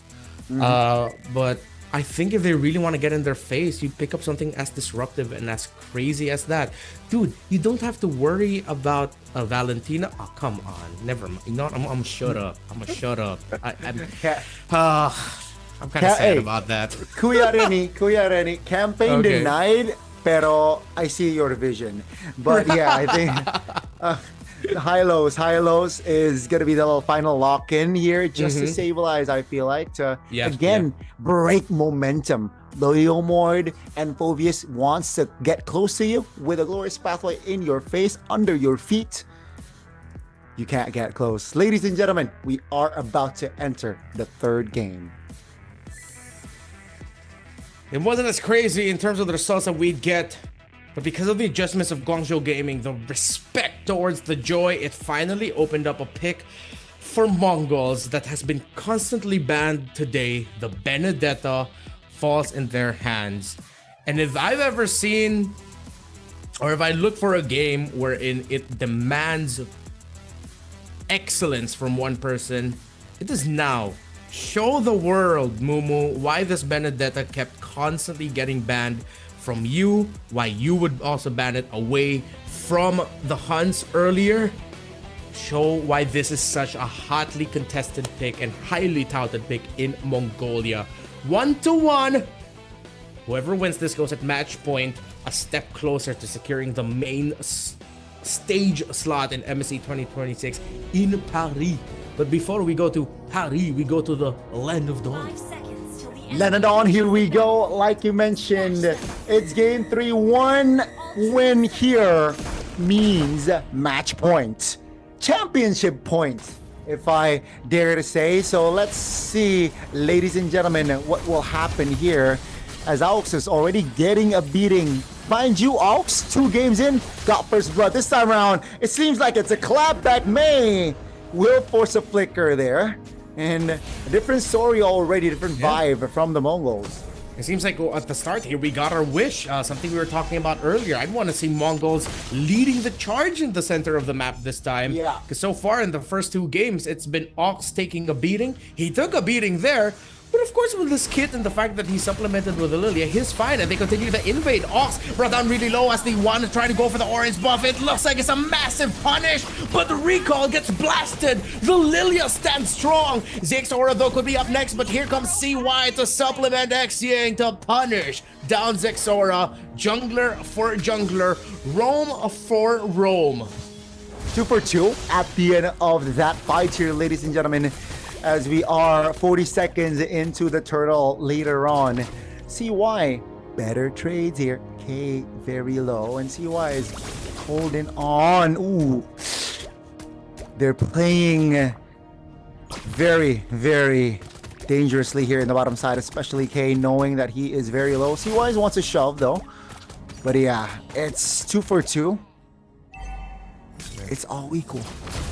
Seems like no matter the matchup, Mei shows up out of nowhere and finishes off the kill onto K. As I was saying, it seems like no matter what the matchup, CY just has K's number right now in this entire series. Been tough to see K actually win in the laning phase. Mongols try to look for a play up top. Uh-oh, yeah, that will be enough to force a recall for Modi. Now, with that in confidence, Mongols, they will try to regain more control in the turtle pit. Final blow pops. That's going to be May. Be positioning. Here comes recall with the steed. Oh, take a look at the collapse. Meiki is able to find the kill. Recall finds the turtle and high-lows now. They want to close the distance. Xora stunned up. My goodness. Oh! That's a bang, bang, bang from recall. And they got the turtle as well. That's the start you want to have. After the initial trades, Recall gets a triple and reminds Mongols again why so far it's been GZG taking control for majority of the series. Let's see where Mongols will get their retribution through. Xora goes for the Dreadnought armor as expected, going up against the Leomord. And a lot of the physical damage burst coming out from the Hilda abilities. A very heavy trade in mid. Ox uses the glorious pathway to slow down the chase of GZG onto him, and he gets away scot-free. Had to use his ultimate to do it. Recall builds the War Axe as first. Yeah, just unfortunate for CY, claiming 3 assists. Oh, final. Again, Blazing Duet already spent. Sound Force as well on the bottom side of the map. Both gold laners here still looking to clear the wave. Aux in the area. Recall shows, and both teams seems like wants to gain more advantage here in bottom side quarter. Top though, all good. A slower tempo, but it's still a total of 9 kills, folks. First 4 minutes. Again, the Focus is one of those heroes that Benedettas are just not chilled with facing off against. Still though, economy-wise, very close against his lane counterpart in the XP, but Recall does have a substantial lead over Xora. As expected though, Xora saw playing a utility jungle. You really just want to get close in the levels, you're not really chasing items. Speaking of item, Modi gets his first in the War Axe. Should make laning a little bit more difficult, even more difficult here for Mumu, but Mumu and Xora together force the flicker out of Modi as they try to go for the gank at the gold lane though. Big heavy trade. K punished. K read and K answered by GZG. Yeah, that's going to be him out of position. Take a look at the real world population pops. Oh, Recall! Still able to be clutch on that retribution now. The damage comes through. Recall trying to reposition the stun though. Locks him into place. That's going to be a trade with the Hylos. Mumu not in a prime position as well. Xora now no shield unity to play around with, and GZG will be able to close the distance. 3 bodies on the floor from the side of Mongols, and GCG, they got the turtle. Now, Modi in the mid lane. It's a 2v1 situation, soon to be a 2 versus 2. It's gonna be Meiki forcing out the flicker, but K, without the Starium scythe earlier, still able to deal a lot of basic attacks damage. I feel like that was a little bit of an overcommitment there by May and Modi. Speaking of overcommitment, May still walked into the jungle and gets taken out. Little things like that need to be ironed out by GZG if they want to keep their domination in this game. Here comes K though, trying to make a name for himself. Ox with the help, the stun, and the kill onto CY. This Harith is back, but Recall comes out of nowhere to even things out. Xora with a bomb to provide space for Ox to get away. Void Crystal by the Eve, and the real world manipulation to send the members of Mongols back. GZG and MGLZ throwing blow for blow, ban for ban here, 5 minutes in. And ladies and gentlemen, we are still 6 minutes of the game. It's still anybody's game here. Sure, 2K, but just one good fight. Team Mongols will definitely be able to neutralize, if not turn the game around. So GZG, they gotta stay focused. They gotta turret bottom side. That's a great start here. That's the only structure to be taken down, and you check the items here. There's already a lead on all across the board for the side of GCG, except the Lilia. So yeah, I think again, as a utility mage, no problem, but you got to keep the distance not far enough. Keep it close. Mumu helping cover for Xora. It seems like Ox has a really good angle for a flank. This looks good for Mongols. Got him. Yeah, that's gonna be the stun, that's gonna be Law and Order, but take a look at the collapse, the burst damage! that the GZG composition is able to deliver. That's going to be Mumu isolated, will be taken down. 3 members off the board, and it looks like it's a wipeout with the turtle also in play. May keep off the black shoes. Where are you going to go, Lelia? Says May, who wants blood, and with the flicker, still nowhere to go. SCY is able to claim the kill. It's a wipeout technically, and GZG, they look to get full control of the map. It is this disgustingly blue in the Land of Dawn. The Phoveus and the Leomore just worked too well together. At that, X-Ying was pretty safe there. Mumu couldn't take him down comfortably. There was a bit of coverage as well from May, who decided to help out, if I'm not mistaken. And it's just every team fight, Guangzhou Gaming is executing better. The Mongols were able to get some early trades. It got out of their hand real quickly with the rise of a recall. Now sitting at an 8-2 and 4 KDA. Here's a glorious pathway. Mongols trying to look for a kill here onto May. They chase after CY. CY looks like he's just blasted. No Purify. Doesn't even have room to flicker out. And that's a huge punish for Mongols. Quick.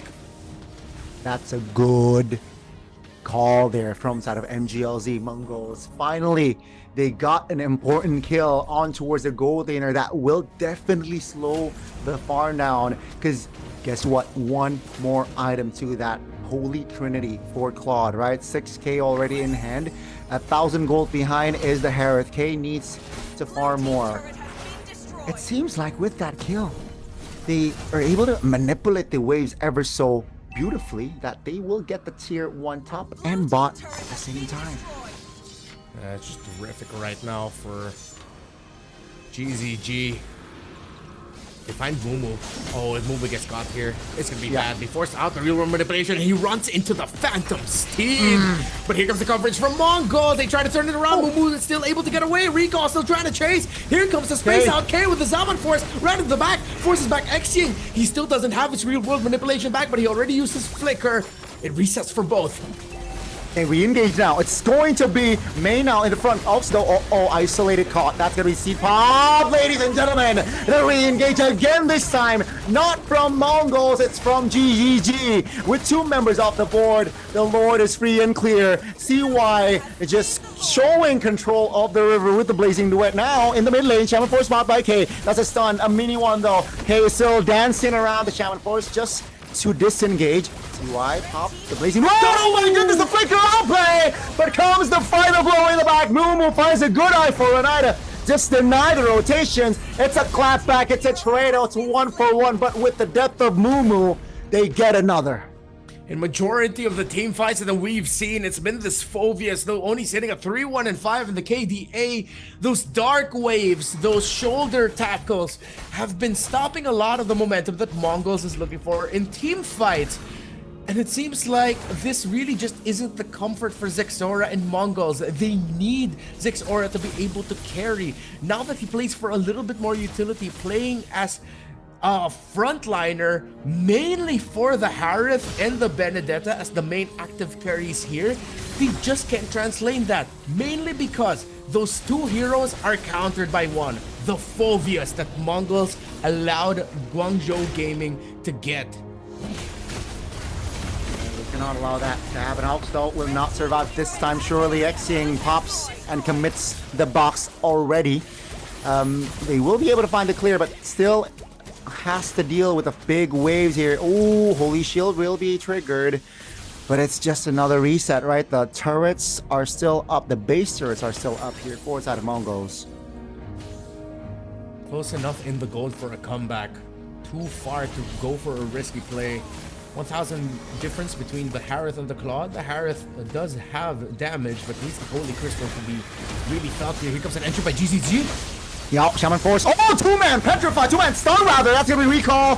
Falling for CY, repositions with the BMI now. Zexora, can he find the finish? That's gonna be May now, taken off the board. Surely not just yet. That's gonna be 4 members disengaging from side of Mongols. Here comes a re-engage. Blazing Duet! shot from CY. Is able to take down one, but K finds another shutdown at the end in the mid. It's CY claiming at the double. It's a frag exit. That's going to be Zixora taken down, ladies and gentlemen. It's a bang, bang, bang for CY. Triple kill and a wipeout for GZG. And Mongols look despondent. GZG won't be able to end the game just yet. But GZG are going to be on the way to setting themselves up for a Game 3 win. The Phoveus that was let through, the Benedict and Harith that were prioritized over that hero, reminding the Mongols and us all why this is such a highly touted pick.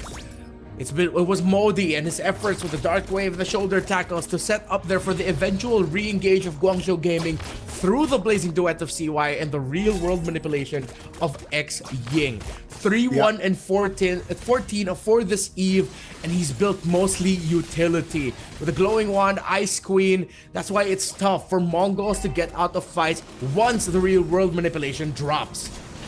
And another component here has been added. It's a Winter Crown. Blazing Duet outplay potential. Perhaps Rocks has been put down. CY. Blazing Duet Winter Crown pops as well. That's going to be Mumu now being the main target.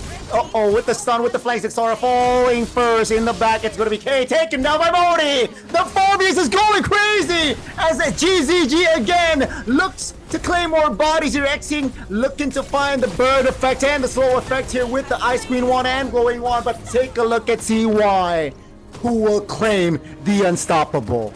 That's why we called him Sicko in the M7 World Championship. Though he wasn't able to get a deep run, he made a statement and a name for himself. And the statement in this game is after 30 plus kills and only 13 and a half minutes, Guangzhou Gaming goes to match point against the Mongols.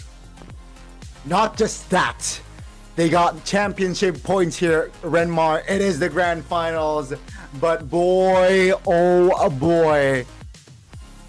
What a game. The Mongols, man. I thought it was... I honestly, Renmar, I was shocked looking at the scoreline. Yeah. I was genuinely shocked because it was 30 kills on the board for just one team. Yeah. I was like, what? You're right, Renmar. It is 30 kills just for GCG, and I thought it was much closer, but man, oh man, that shows once they got the ball rolling, the snowball could not be stopped. I'm not discounting the possibility here that Mongols still might be able to force a game number 5, but it seems like GZG have now really checked Mongols. I think what's really hurting them is the fact that, okay, I understand if you don't play the Marcel, you just ban it out straight up. But we've seen that there are answers to the Marcel. If you're comfortable enough with it, what used to be a pick countered by the Marcel, there are teams who have shown that you can still play the Cho into the Marcel just by tempering his rotations and being easy on deciding to overcommit on it and try to get the pick off. The Juicin Freya Marcel getting constantly banned out by Mongols puts a lot less pressure on the blue side team or their opponents, because they can just easily think about, okay, we know what to expect in the bans. There's such a wide pool now that we can work in the draft for the remaining picks that we don't have to worry about those power picks potentially going to the other side. It seems like Mongols are the one reacting more towards their own bans. Yeah, I think that's a great way to put it, Renmar, and definitely needs to be taken care of in the upcoming potential final game of the grand final series here. But man, the ban, if I were Coach Summer looking at the Joy ban initially, I would react it the same. I would laugh. My God, I really got into their heads. But man, after this game, humbled me. If I were Coach Summer, I will be humbled. So execution-wise, though, unfortunately for Zixora and friends, it wasn't as clean as the first game.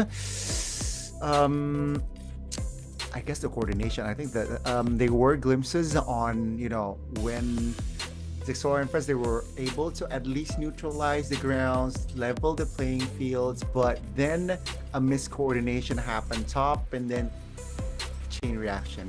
CY was him this game. And it was really tough to stop the Claude in such a snowballing Claude. It's really hard not having a lockdown hero per se. It's tougher now, or it was tougher for the side of Mongols. Yeah. It's interesting to see that this is the kind of trades that we're getting, because even in like our own regional leagues for the Southeast Asian teams, it's surprising to me that even for East Asian teams, if they are going up against a lineup with a tanky or fighter style jungler, they really don't want to pick up assassins. The Harley is such a good pick and still definitely has a spot in the draft. Or Mongols, they rushed the Benedetta, they rushed the Harith. Yeah, we got their comforts, but clearly GZG just countered those two with a Phoveus. A Phoveus is so highly touted also. They could have picked it up themselves alongside the Harith. It's such a good pick that slots in with a lot of drafts really well. But then they were also thinking about the potential of the Lilia. But if the Lilia came out earlier, there's also a lot of picks that you can go for. So it feels like we're seeing here just some gaps in terms of the understanding of the current metagame and maybe the current limitations of our players, that it was criminal that Modi got away with a very easy pickup on the Phoveus and had a huge impact here.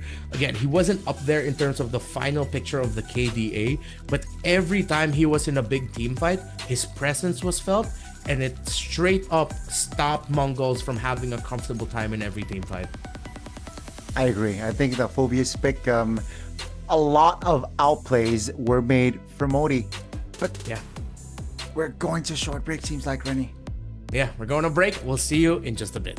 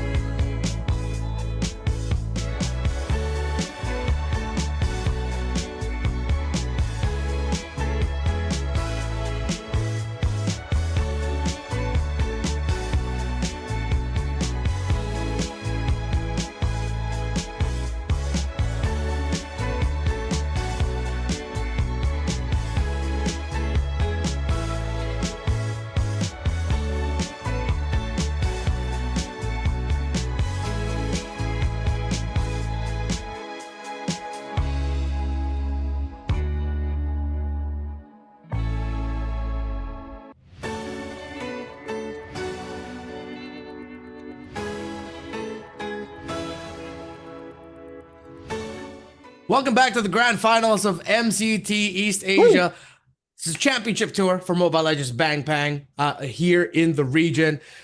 One game away from immortality, from victory, to be crowned the best team in East Asia and to get that MSC 2026 main stage slot. That is where Guangzhou Gaming is at. And so far, it seems like Guangzhou has really solved MongolZ here. Despite that surprise pickup on the Joy in game number 2, it was quickly answered back with just a good fundamental pickup on the Phoveus to counter the very greedy Benedetta Harith rush of the Mongols in Red 1-2 in game number 3. And they immediately banned the Joy out after losing on that fight as well. So I expect the same coming not from GCG this time around, but from the Mongols. I want to see denies. I want to see, call it impulsive, but just reactive bans, right? I think it's important knowing that your team is not on the momentum. I think it's important to let's just stop it. At least it worked for GCG. They banned the Joy because of game 2. Coach Summer left, but looking at the result, Coach Summer definitely will lose his smile. So now I expect them to somehow break the momentum. And it's a similar feeling on the lower bracket finals where a team that is on match point, Rennie, they will go wild crazy in their potential final game here. So expect a lot of aggressive composition that will be built by GZG. Yeah, I think they can keep that up. If they still end up on the blue side here and then it ends up becoming another rush for the Leomord, I'm totally okay with that. I think other than just the reactive bans from Mongols, showing a little bit more respect, getting out of their comfort zone, letting the juice in through, I would understand why most teams would rather not give the Freya. Sure, okay, with base of how they're playing, it really seems like they're a team not ready to deal with the Freya and Marcel. That's fine. At least consider letting the juice in through and see how you can play around that. Or don't be afraid to still pick up the Harley even if you see the Leomord or a tanky fighter jungler on the other side. We've seen multiple games all throughout our own regional leagues or local leagues wherein Harley can do well against a lineup that has a Baksha or a Leomord, and in most cases it wins because it's just so much faster and has that quick -1 right away. So it's perplexing to me that Mongol seems to overlook a lot of the best picks in the current metagame that isn't just decided by us, that's decided by the state of the game as a whole globally.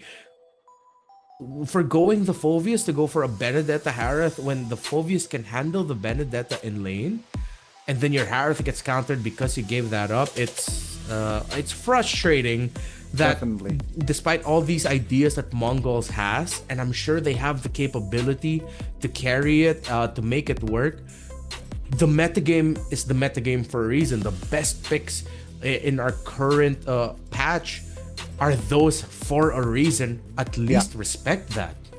And that's why it's called the most effective tactic available, right? The meta. So let's see here if it will happen or if it will come to a realization here from the side of Coach Summer here, who is definitely on the back foot. But yeah, I think Harley going up against the fighters is definitely tricky. It's definitely tricky, like going up against Baksha. But I'm sure Zixora can handle that. So in a bit, we are about to jump into the drafting phase here, ladies and gentlemen. And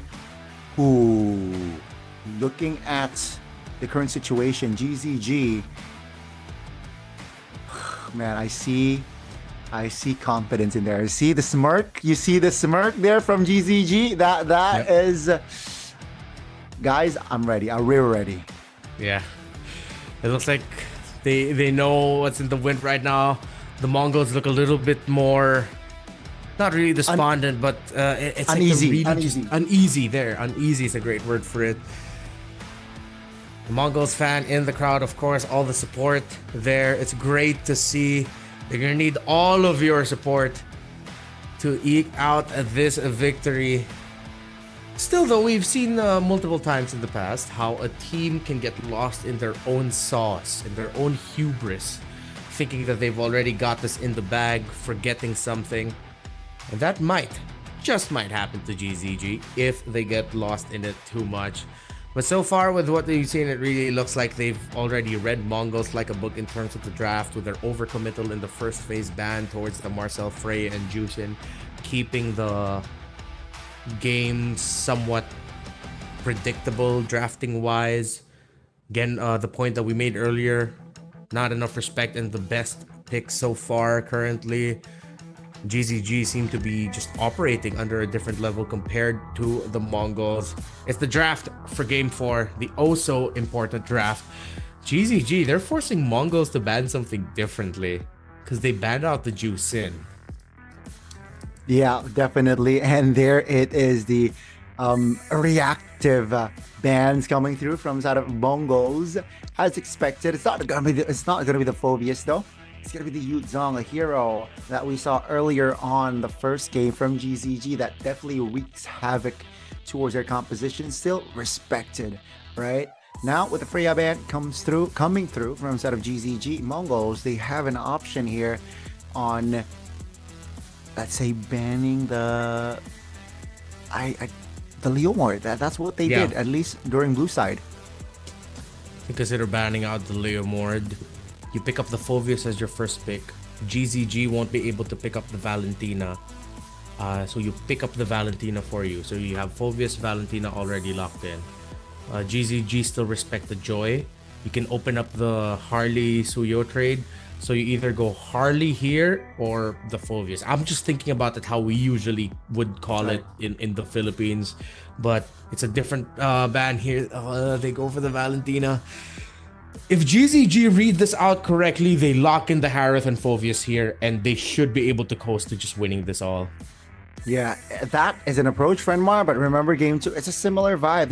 They went with Suyo and Harith, right? They went for the jungler and gold, and it seems like they want to replicate that sort of approach here. So, and they went Lilia 3rd, they went Lilia Red 3. So, Mongols with, if they lock in the Phobius, the Lilia Red 3 will be picked up instantly here. So, will they delay the Phobius pick is my question.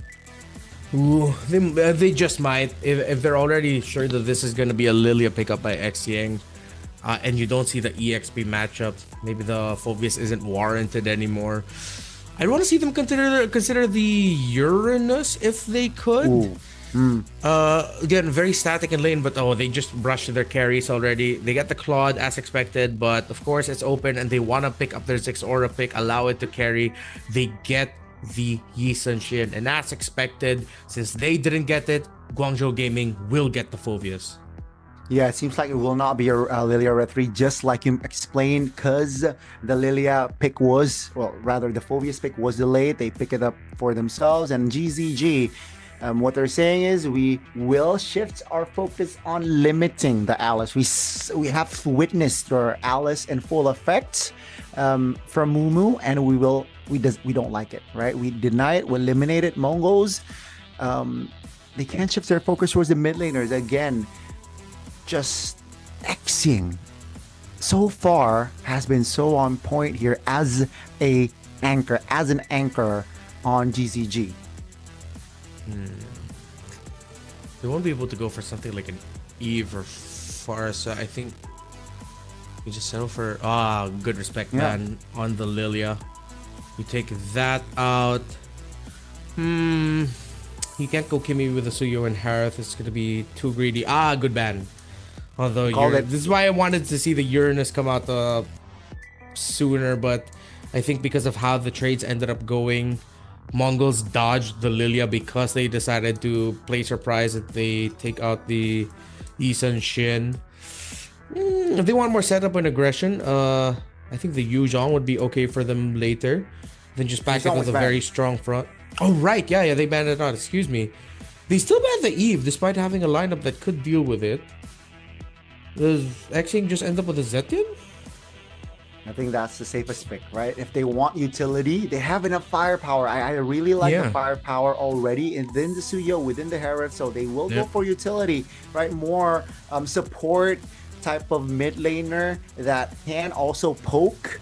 That is the Scythian and Mongols. They got another layer that they got to deal with, because when engaging with certain heroes, with like the Yisung Shin, like the Claude, the Fury of the Phoenix definitely can hinder the momentum. So they gotta have their communications intact.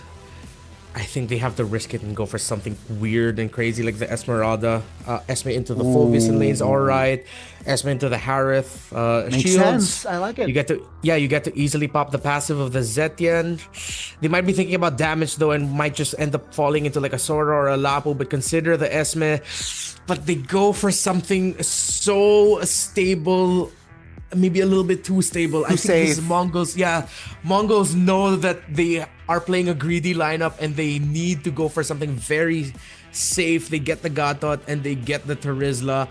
I mean, conceptually, it checks a lot of boxes, but it's safe. Going up against a team that is locked in, looking to end it here. They want to play for tempo. They want to play for aggression. You have to consider a revitalized roamer. The high loss is still open. If they want to match with a little bit more aggression, they go to Kalea. If they want to surprise, they go Belleric with a revitalize. Something that we saw Aurora pull out, and I know we've seen Belleric here and there in MPLID. Still, it's a high loss. They go for something stable also. Yeah, I think no need, right, to go for flashy roamers. But I, again, understand the vision, but it's going to be the high lows here, locked in. And you know what? I agree. I think it's a little bit too safe here for side of the Mongols. Maybe it is what they need, though. Maybe we are the ones who is a little bit too much of a risk taker here, Rennie. Yeah. with the drafts. But hey, let's see. Again, ladies and gentlemen, this is potentially the final game of MCTEA 2026. Hours, days, months, and years of sacrifice boiled down to this moment. Guangzhou Gaming look to end it here, secure their slot as the best in East Asia and in MSC 2026 main stage, while the Mongols look for redemption. Looking at it though, the members of the Mongols seem to be skeptical. Maybe they're starting to doubt not only themselves but the picks that they end up with, while Guangzhou Gaming look at business. They look like a team that they know have a shot to end it all here. But if there's one man who could potentially be the make or break for this series, it's Zexora, who has made a name for himself since last year's M7 World Championship, or excuse me, earlier this year's M7 World Championship with Team Zone. They already beat their brothers in the HUNS. Show Mongolia and the world why you made it to this point. Can Zexora, Makey, and Ox set up the carry and turnaround of a lifetime to force Game 5 in Guangzhou Gaming's home turf? Let's see how Game 4 will turn out. It is definitely do or die here for the Mongols. As for GZG, they have the advantage. Now, will they be able to take the momentum from the previous game? Let's witness it together. And talent-wise, nothing too crazy, I gotta say. You mentioned, though, Claude FOB, but it seems like it's just his thing here. He likes the Master Assassin more. And we can see both teams actually trading damage here in the mid lane, 3v3 potentially, but so far, Lethal Wanderer will be secured by recall. They want to commit on towards the fight. May taken very low. Sora finds first blood. That's a flicker from Xing, and that will be enough to create space. Good thing Mongols backed off. But Recall showed himself suddenly the turnaround of the damage, punishing Ox and Zexora just when it looked good for Mongols. It was Recall and Xing who trusted in their kit to keep the fight alive for GZG. It was so unnecessary. They got the dub. They got the kill already on Zexora, by the way. So that's extra 200 gold. But they're giving it back to the hands of GZG. Now they got 2 kills before this first turtle, and it just allows GZG to have the advantage entering the first neutral objective fight. Yeah, I agree. They should have just been satisfied already with what they got. 1 kill, no need to risk it. You're up against a Suyo. Of course, built in, he has somewhat of like an execute style ability in his kit. And of course, with the reach and the poke of the ZTN where the fight breaks out. Oh, that's gonna be stun. Now he's isolated. Great punish again now. Hopefully they're not too greedy. Just go and clear the nude. The MongolZ would like to have a delay, waiting for Ox. And let's see here. It's not gonna be the Flying Clouds map. So, oh my goodness, they find the close gapper there. And they were able to take Zexora down. A recall. All in all, it's just an ideal early game for GZG. Mongols look lost in their own potential to force a game number 5 as Mumu and Zexora look completely out of connection there. Mumu wasn't level 4. He decided to throw the revenge strike on the turtle, starting it off, meaning it has already a bit of health depleted. It looked like he ended up leashing for GZG. So it was an easy call for Recall and the rest of the team, seeing Zexora out of the spot, because he was playing as if Mumu was still there, but suddenly a fight breaks out here. Glorious Pathway, a turnaround, maybe MongolZ is looking for it. The AOG is not going to connect to Recall, but Mei gets taken out. Mei gets to keep his jungler alive though, and if you're MongolZ, you're going to respect the fact that you don't need to invade anymore. Just take away this beetle and then continue on your rotation. Yeah, a compensation kill there and a compensation camp clear for the side of Mongol. Still behind though, EXP-wise, Zexora and as well as Recall, who has 3 kills now. Skypiercer, I'm sure it's coming very soon. If not, it's already in the equipments of Recall, so we got to check that out later on, but it's still just almost 1,000 gold here between them. Zexora definitely can restabilize. Oh, level 7 Recall jumps in. That's gonna be the Glorious Pathway put down. Zexora all alone, stunned up everything, collapsed onto Zexora, who did not have any support there. Defensive penalty zone again. The Mongols look lost. GZG dove in under the turret. 4 members on him. AOG doesn't land. Recall claims the 1-2. And he just built up his Skypiercer. He has 5 kills already, but no stacks on it yet. And if ever, that's just 1. But the team that look like they're on the way to securing this championship is Guangzhou Gaming.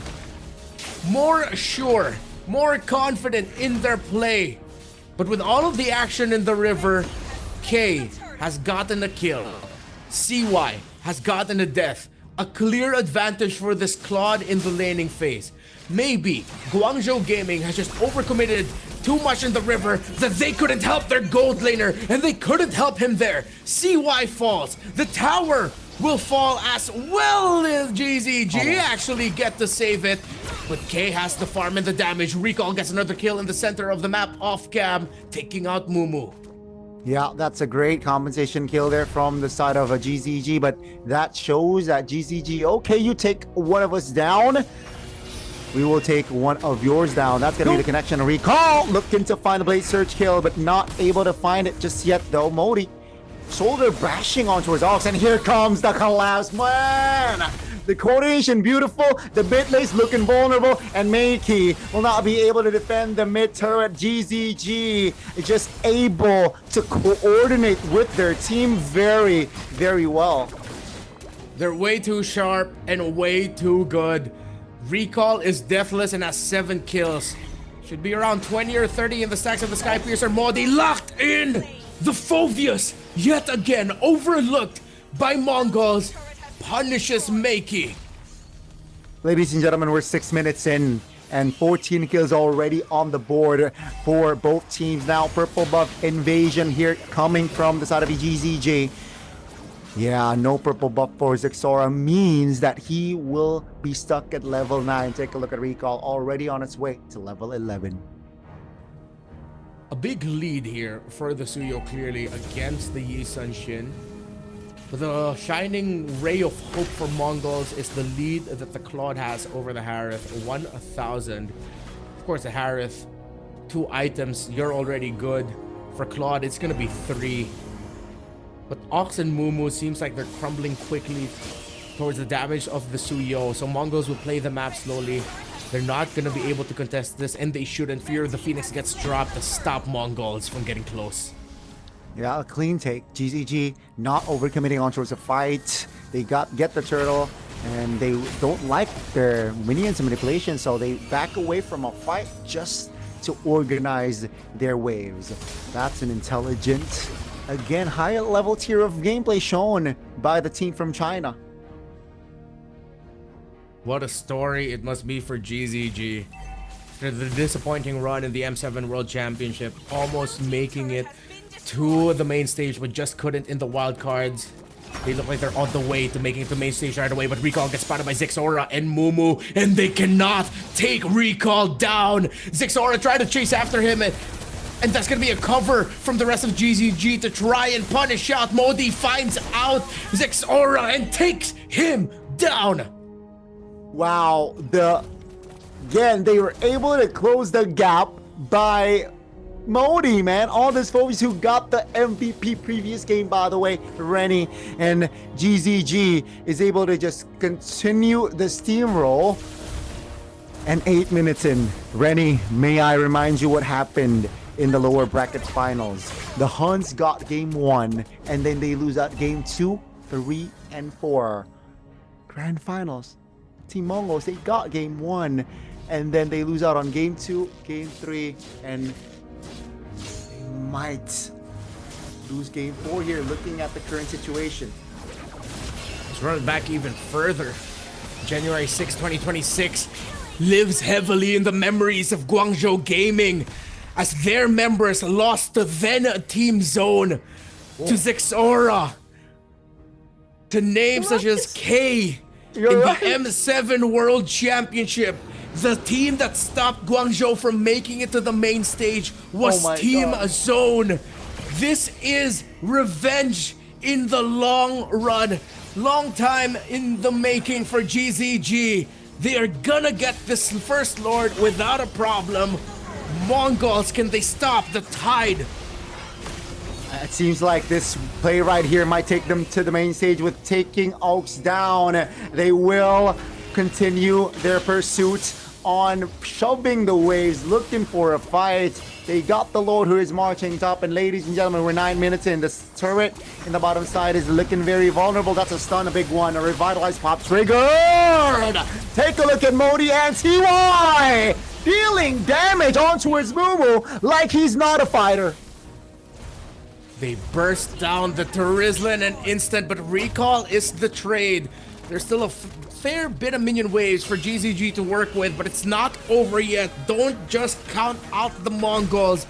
They are a double carry lineup. 2 physical carries, 1 magical carry on the Valentina, and they have kept the gold close. Even CY is starting to feel the damage. AOG forces CY to use the Zaman Force, but he gets to sidestep it. Oh, looks like he's gonna get punished, but Zixora is close by with a Mountain Shocker, but CY gets away. Guangzhou Gaming did not lose anyone. Both members are able to keep their members alive in that fight here, ladies and gentlemen. It's another reset. Still good news for Guangzhou Gaming. Lord will spawn in the bottom corner. Zixora needs to be careful. That's a stun. The glowing one finds the kill. Etienne claims it, and down goes a retribution holder. Now, here comes Guangzhou Gaming, knowing that they're man up. They will be oppressive. Or what's going to be the call here? Glorious Pathway to slow things down. CY will find the kill on towards Oaks. And that's AOG will be forced, but here comes the Dark Wave and Xing to claim a kill. 2 members off the board with Zixora now back up. It's still just them being on the back foot. It's still a tough mountain to climb for Mongols. 11 minutes in, GZG has 16 kills to 6. In terms of the farm, despite all of that, the lead is still 4K on this Claude. And you can definitely count Zixora as being able to catch up with the items as he's up to a Malefic Roar and even one Legion Sword, and that is good news. Bad news though for GZG. They're having a tough time closing it out and getting a big definitive win as Mongols just look way too difficult to take down. Yeah. Remember, calling back to the M7 World Championship, K, Zixora, and Coach Summer in Team Zone stopped Guangzhou Gaming from making it to the main stage. It's a rivalry that I didn't realize we had that called back to as far back as January 6th. The GZG still have control as Mongols have too many minion waves to deal with. They have to risk it all here, Gandhi. They got the far lane here. GZG definitely can slow down the turtle. The Lord, rather. And, here's a Phoenix connection! And the last 5 members is on Mumu. And Zixora instantly deleted out the map. From the heavens, the fury of the Phoenix from Zetian. The Empress might have just delivered GZG to the MSC 2026 main stage. The Empress from China is going to deal the final blow for a team from China to take the main stage. Blazing Wet from K trying to clear the bot wave, but here comes the damage from Recall to take Aux down. Is enough to clear the waves, and GCG says, abort, let's go for the Lord. They know that without the Gata Kacha, this would be a very difficult take. Mongols have a minion wave to deal with up top and down bottom. They're scrambling. They don't know who needs to go back and deal with it, so GZG pounds on the dive. Glorious Pathway forced out, but the minion wave spawned for Mongols. They have a little bit of time to work with, but Modi and Recall spot out Zixora. The shoulder tackle will connect. They use the Traceless to get out. Glorious Pathway, and it punishes Modi though. Mongols still have found a small win, but in the big picture of it all, Guangzhou Gaming should be able to get this Lord. Yeah, Zixora is in nowhere near Lord's area. That's going to be Recall clearing the Lord smoothly. AOG to lock main down. The taunt connected. Lord's Pathway put down. Not enough to take the high-lows down. And here comes a re-engage. The nasty re-engage. He with the Shaman Force Blaze able to take one down. Can he take more Recall? In the front side of it all. Stunned up, taken down. Not enough time to buy the recalls and the immortalities. But here comes the Lord. Now, ladies and gentlemen, it's just an enhanced Lord, and GZG is looking to be more oppressive, but with the shred coming from K, they will be able to take the Lord. No problem. Blazing Roulette winner crown from K. Not enough damage. CY, though, will burst him down. Oh! Fury of the Phoenix lands, Domeki stole it away from the Zetian, but CY is here, and he's locking in. Zixora couldn't stop him, and the base crumbles at the feet of Guangzhou Gaming. They missed out on the main stage in M7, but with their victory in the first ever East Asia Championship Tour, they go to Paris, straight to the main stage of MSC for GZG. Congratulations, GZG.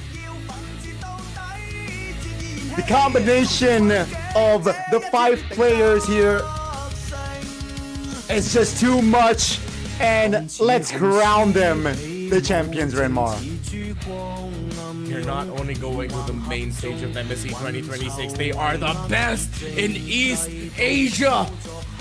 From China, Guangzhou Gaming are the champions of the East Asia Championship Tour. A lot of eyes will be set on this team, and they will try to create a mark in the MSC stage. But my goodness, what a showing we have. We will not go to a game 5. The final scoreline between Guangzhou Gaming and the Mongols is 3-1, ladies and gentlemen. This is vindication and redemption for Mei, X-Wing, and Modi, who couldn't get past Team Zone in the M7 鏖战终落幕，巅峰定乾坤，让我们再次恭喜广州 Gaming 拿下了本次英雄亚冠 ACL 决胜巅峰东亚冠军巡回赛的总冠军。把掌声再次送给我们的冠军战队好吗？有请我们的冠军战队的5位选手、教练组以及等一下要接受采访的工作人员留在我们的舞台上。那我们其他的工作人员可以到台下来观看我们的夺冠采访哦，有请。首先的话，我们可以把我们的 Mac 传到我们的 MongolZ 选手的手中。刚刚我们也听到了，场上响起的就是专属于我们广州 Gaming 战队的专属战歌。怎么样 ，MongolZ 听到战歌的时候，内心第一反应是什么？MongolZ 选手听到战歌的是什么样的心情？说明赢了呀！说明赢了。我知道你每次采访都会跟我讲，不要跟我整些尬的，但是这一句真的不是我给你整尬活。在最后一刻，我在台下听到了你的粉丝对你的欢呼声。MongolZ， 你就是试一边，怎么评价一下这个说法？对着镜头说一下试一边这个说法，认可吗？还是觉得自己还是有很高的一个空间可以提高了？还行吧。还行吧，还是这么谦虚吗 ？MongolZ 还是不改初心哦。那我有一个问题想要替所有观众好奇一下，因为我们知道 MongolZ 选手的状态在季后赛到我们的这个整个总冠军啊这个路途上时有起伏。那其实我当时在季后赛采访你也有问到吗？你自己是怎么看待自己的发挥？你说你自己也确实认为可能状态总是需要调节。你认为今天有达到自己最好的状态吗？现在的状态足以带领你们的队伍去到 EWC 的正赛舞台吗？有啊，有，很满意了是不是？确实，今天也用这个冠军证明了现在的状态。那么下一个问题想要问到的是我们的阔海选手，可以把麦克风给到我们的阔海。其实我们对于阔海选手讨论比较多的一定是国产打野，现在觉得国产打野的实力怎么样呢？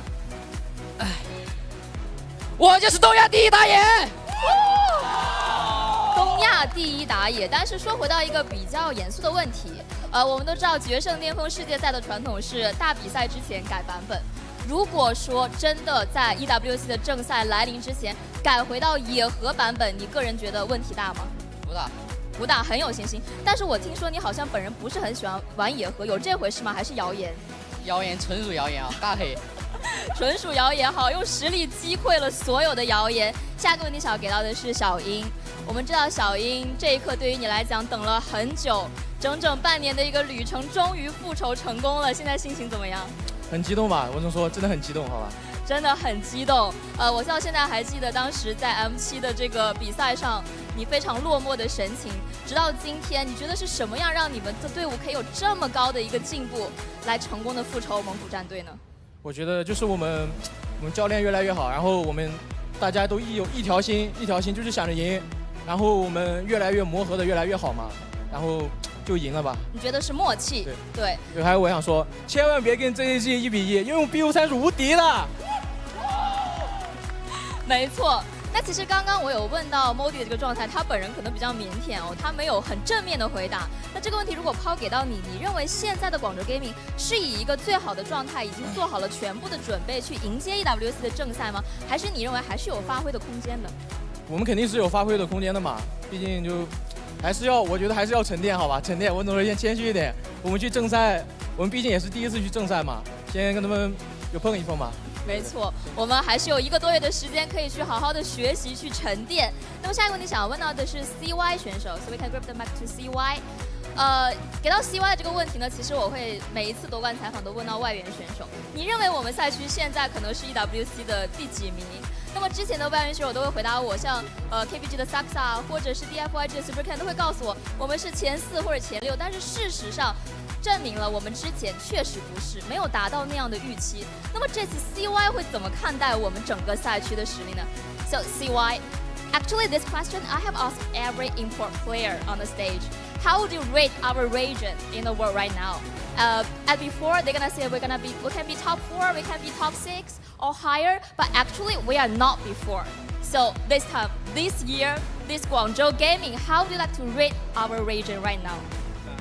I think can go champion. Oh, is that real? Is that real? I think top 4. top 4，right？OK，、那 CY 选手一开始是很打趣的说，我认为我们有实力夺冠，拿下世界冠军啊。后来他还是改口了，他说可能目前的话是有竞争4强的一个实力。那下一个问题想要给到的是 May，so can I grab the mic to May？ 妹神有掉小金珠吗？没有哎。没有，我今天很开心。是不是经理有叮嘱你千万不要在夺冠的时候哭，所以忍住了？没有。这一次确实做到了，带着我们所有中国赛区观众、粉丝的笑容走出赛场。那对于你来讲的话，我们现在都深深的记得你在 M7 赛场留下的泪水。现在终于用复仇来掩饰了当时这种比较伤心的心情。那你现在是怎么样的心情？感觉是不是又要掉小珍珠了？我很想赢，每次赢了我都很开心。把掌声和欢呼声送给妹神。妹神是一个非常感性的性情中人，也是这样的精神和态度带领了广州 Gaming 走向冠军的舞台。那妹神需要先平复一下心情吗？没事。好的，那我们就带着这样的情绪来继续我们的夺冠采访。因为我们知道比较客观的一个问题是，其实这次是唯一一次，自从我们建立赛区正式加入到决胜巅峰的国际赛以来，唯一一次中国赛区以单战队形式出征。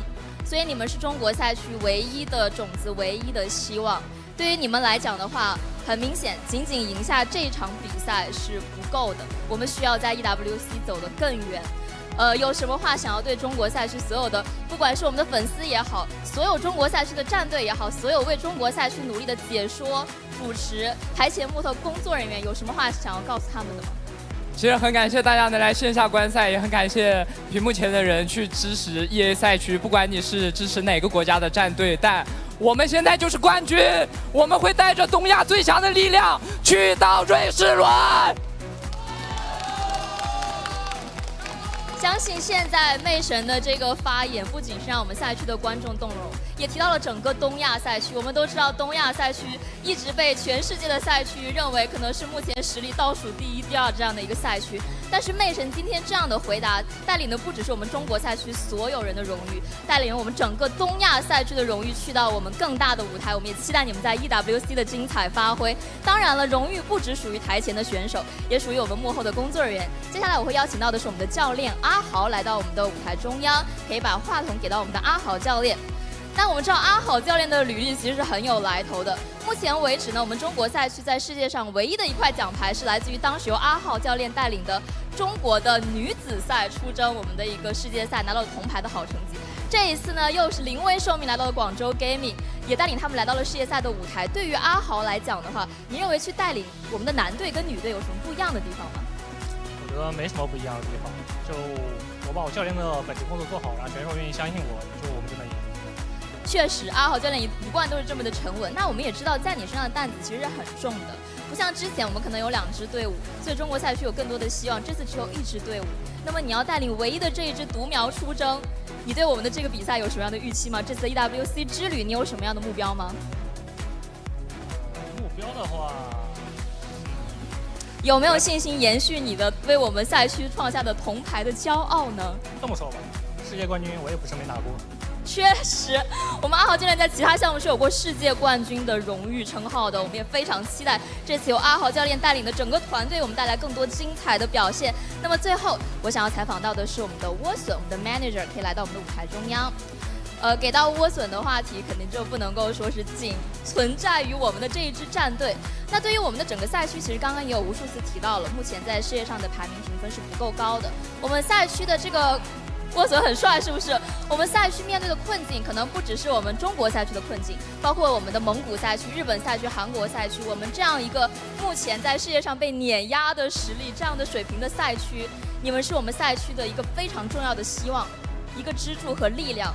你对我们赛区这次的出行有什么样的展望呢？其实就像我年初的时候 M7 的时候那个时候说的一样，就是第一次去世界赛嘛，我们没有经验，就是有其实学的就是经验。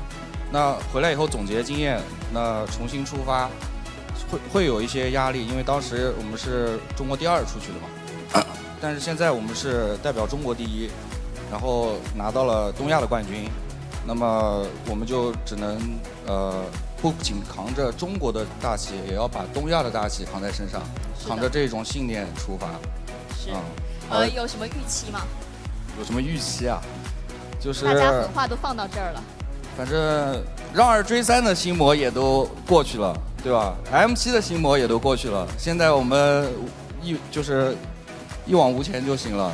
日本跟蒙古全都回家了，那就看我们上位。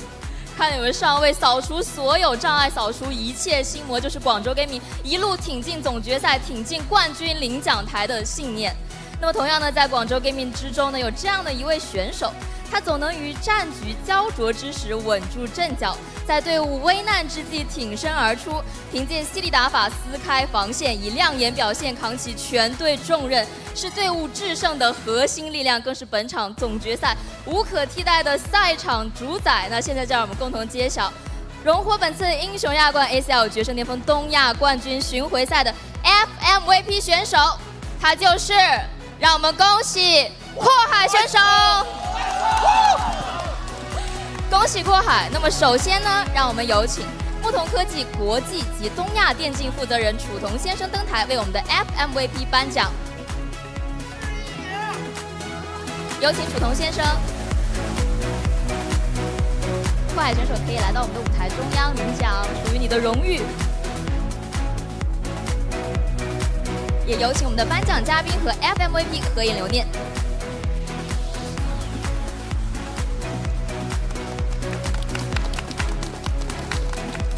再次感谢楚桐先生，有请我们的嘉宾入座观礼，有请。同样呢，也可以把我们的话筒给到阔海选手，还是要进行一下 FMVP 采访。首先第一个问题，有没有想到会是你？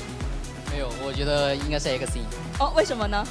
他发挥比较稳定吧，我这把有点送，最后一把。很谦虚，但是现在你是我们国产打野的希望之光哦，所以说有什么话想要对自己的队友说的吗？队友，你们太强了！很厉害，那有什么话想要对今天一直支持你们的粉丝朋友们说的吗？感谢支持我的粉丝朋友吧，感谢他们。还有陈强真的强，好吧？陈强真的强，没错。那么最后一个问题呢，我希望你可以代表我们所有的国产打野选手，因为其实自从我们就是可能更换了阵容之后，所有人对国产选手打野选手的质疑声非常非常的多，认为我们国产打野就是差距大，就是站不出来。你可以怎么样代替我们所有的国产打野选手，对全世界说一句话吗？告诉我，现在站在这里的是谁？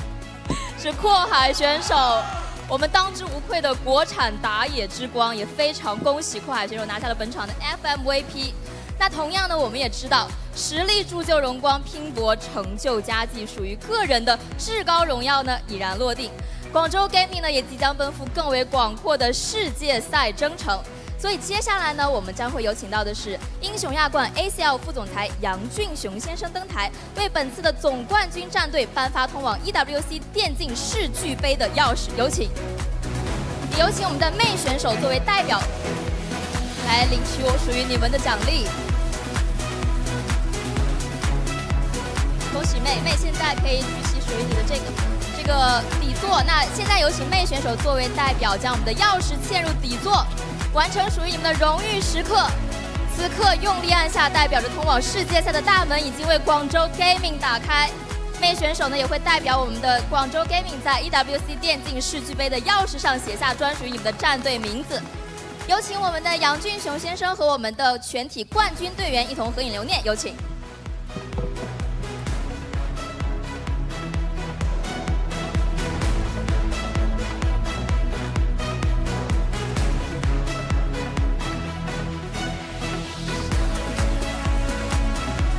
感谢我们的颁奖嘉宾，有请入席观礼。赛场荣光已然定格，万千热血尽数汇聚，镌刻荣耀加冕，前路征途浩荡。出征仪式呢，马上就要开始了，大家千万不要走开哦！让我们静待勇士整装出发，奔赴世界赛场。现在，先让我们先把时间交回到解说席。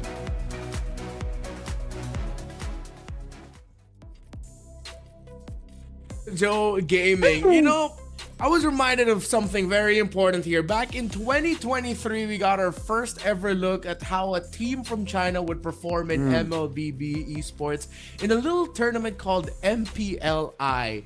There was a roamer there by the name of Mei, the same way that we saw carrying the key of Guangzhou Gaming for EWC.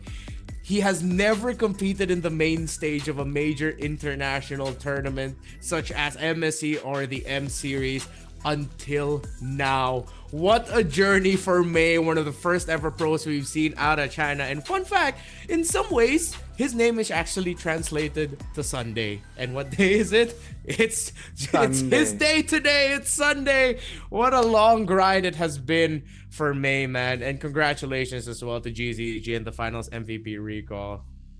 And again, just congratulations to the organization themselves at GCG.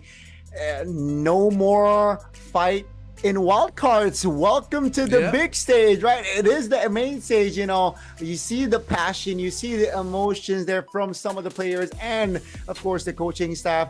But my goodness, their journey, and what a way to finish it all. You know, drafting Zetian in your composition, just winning 3-1 in a dominant fashion, a well-deserved win. Definitely from the side of GZG, and unfortunately for the Mongols, they will not enter the main stage just yet, but they will still have another opportunity, Renmar, in competing in the wildcards. And Zixora, Team Zone, they got through under Team Zone, Zixora, so that story might be repeated here later on, perhaps. Yeah, and of course it's great for Mongolia as a region because they have 2 representatives in the wildcards for MSC 2026. The HUNS are there, Sunset Ravens, and of course the champions of MSL Thailand and King of Gamers. Team Falcons from MENA are there. But in the group stages, in what we call the main stage, the members of Guangzhou Gaming are going to be joining the champions of Cambodia in Pro Esports, the champions of MENA in GK Esports, and the champions from India, of course, one of our newest regions, in True Rippers. By the end of this week, we're also going to be seeing the champions from the Philippines and, of course, our runner-ups making it into the main stage, joining the rest of the teams already there. Next week, we're going to be seeing Malaysia and Indonesia as well. And I think we're on the way to seeing also in the Turkish side in MTC. By the way, Aurora have qualified for at least the wildcard, or do they have 2 slots? I'm gonna have to. Yeah, okay. They've qualified for at least the wildcard, so they're gonna be fighting it out of the grand finals there. What a ride, and suddenly we got a lot of qualified teams for MSC in just one weekend. So many grand finals of tournaments overlap. But yeah, what do you have to say, Gani, about what we've seen so far here in East Asia, especially with this grand finals day? Your thoughts? I think keep developing, man. I think this region right here definitely can create a mark in the international stage, and the teams that fall short, their run has to fall quick. Don't give up. You saw earlier was mentioned by Renmar, the journey of May. Haven't touched the M series, haven't touched the M stage, MC stage, but now here he is already on his way to Paris. So again, guys who fall short, just don't give up. Keep chasing your dream, and again, soon enough it will pay off. It's been a terrific run here at the East Asia Championship Tour. We're just going to be waiting in just a little bit. Of course, I think we're going to be seeing a send-off for our teams here. We already saw the awarding of the finals MVP, the trophy, the gorgeous trophy of the East Asia Championship Tour getting lifted. And no wonder that this was the color scheme that we have here for EA. It's exactly the same color scheme as the trophy, and it's gorgeous, man. I know the Immortal Cup in the MPL regions is really pretty, but I gotta say the trophy for the Championship Tour looks mint, very crisp. Very, very authentic, very original. It looks classy as well. And yeah, I like the mood board. I like the concept here. Hopefully they are able to keep the similar vibe, because it has been my favorite, I think. The brown, the gold, and the shade of sandy yellow. It's nice. Yeah. Of course, to everyone who's joined us here, thank you so much. It's great to see just how big our big global esports scene continues to grow. Teams from East Asia, more opportunities for them. It's cool that we'll get to see a team from Japan still fight out for the wild cards, of course. Sunset Ravens is there, as we've discussed. And don't forget, so much more tournaments are going to be closing out next week, the week after that, the week after that. It's grand finals after grand finals, tournament after tournament. So please watch out for the rest of what global MLBB esports has to offer. East Asia has a lot to offer as well. If there's I know we've already seen the Mongols and the and Guangzhou Gaming here, but real quick, how do you think the HUNS is gonna fare in the international scene in MSC? You know, I hope they are able to bounce back stronger after a brutal loss, I gotta say. And I think how they will fare, it all depends on the coach. I think the draft has been good. If they are able to get the hero pool, will they go through the main stage? 2 slots, right? 2 slots from wildcard? Let me double check. If I'm not mistaken, I think it's just gonna be 1 wildcard slot, actually. It looks like, it's just gonna be like 1 straight up, just 1. That is brutal. Yeah. But I gotta put HUNS on the upper tier. I think they got a good chance. They have a good chance in taking that 1 slot. Yeah. So we're gonna go on over to the stage now. Let's check it out.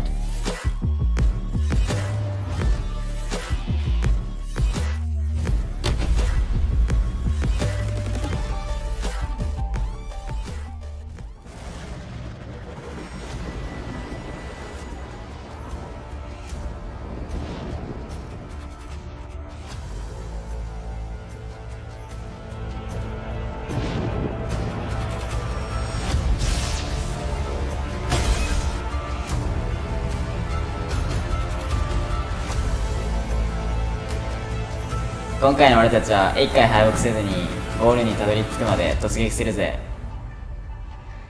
少年意气凌云起，万丈豪情踏征程。他们是来自日本赛区的 Sunset Ravens。Тонын зүйлсээ онгоос бид нар төрж бид нар анх хийж тоглож эзлээ. Энэ удаа бид нар бүгдийг нь урьж тасна. 纵有千帆皆可越，敢凭实力定巅峰。他们是来自蒙古赛区的 The HUNS Esports。Бид тал нутгийн алсын салхинд нэрж зэрлэг хүчээрээ бүх садыг даван туулна. 且凭义气临沧海，共赴烽烟决胜名。他们是来自蒙古赛区的 The MongolZ。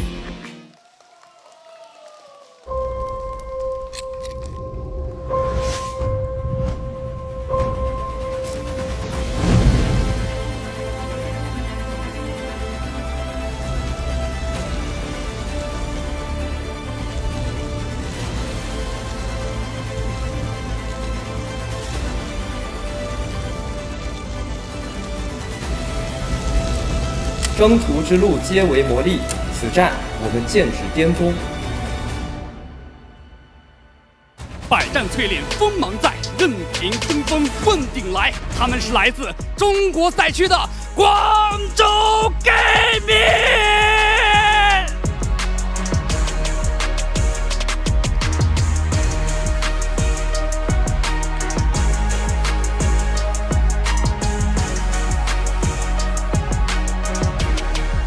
4支支豪强齐聚一堂，四方劲旅共赴巅峰。每一支战队都怀揣着热血与信仰，每一位选手皆蓄势待发。他们不惧强敌，无畏对决，只为奔赴心中的至高荣誉，在决胜巅峰的舞台上绽放最强的实力，以信仰铸风骨，以潮流塑锋芒。奥运冠军许昕主理品牌 Superman 作为本次赛事服装指定合作伙伴，携手 ACL、MCT、倾力打造专属联名出征服，凝聚赛场热血，彰显赛区气魄，共赴巅峰对决。此刻征程已起，荣耀在前，我宣布4大战队全员出征。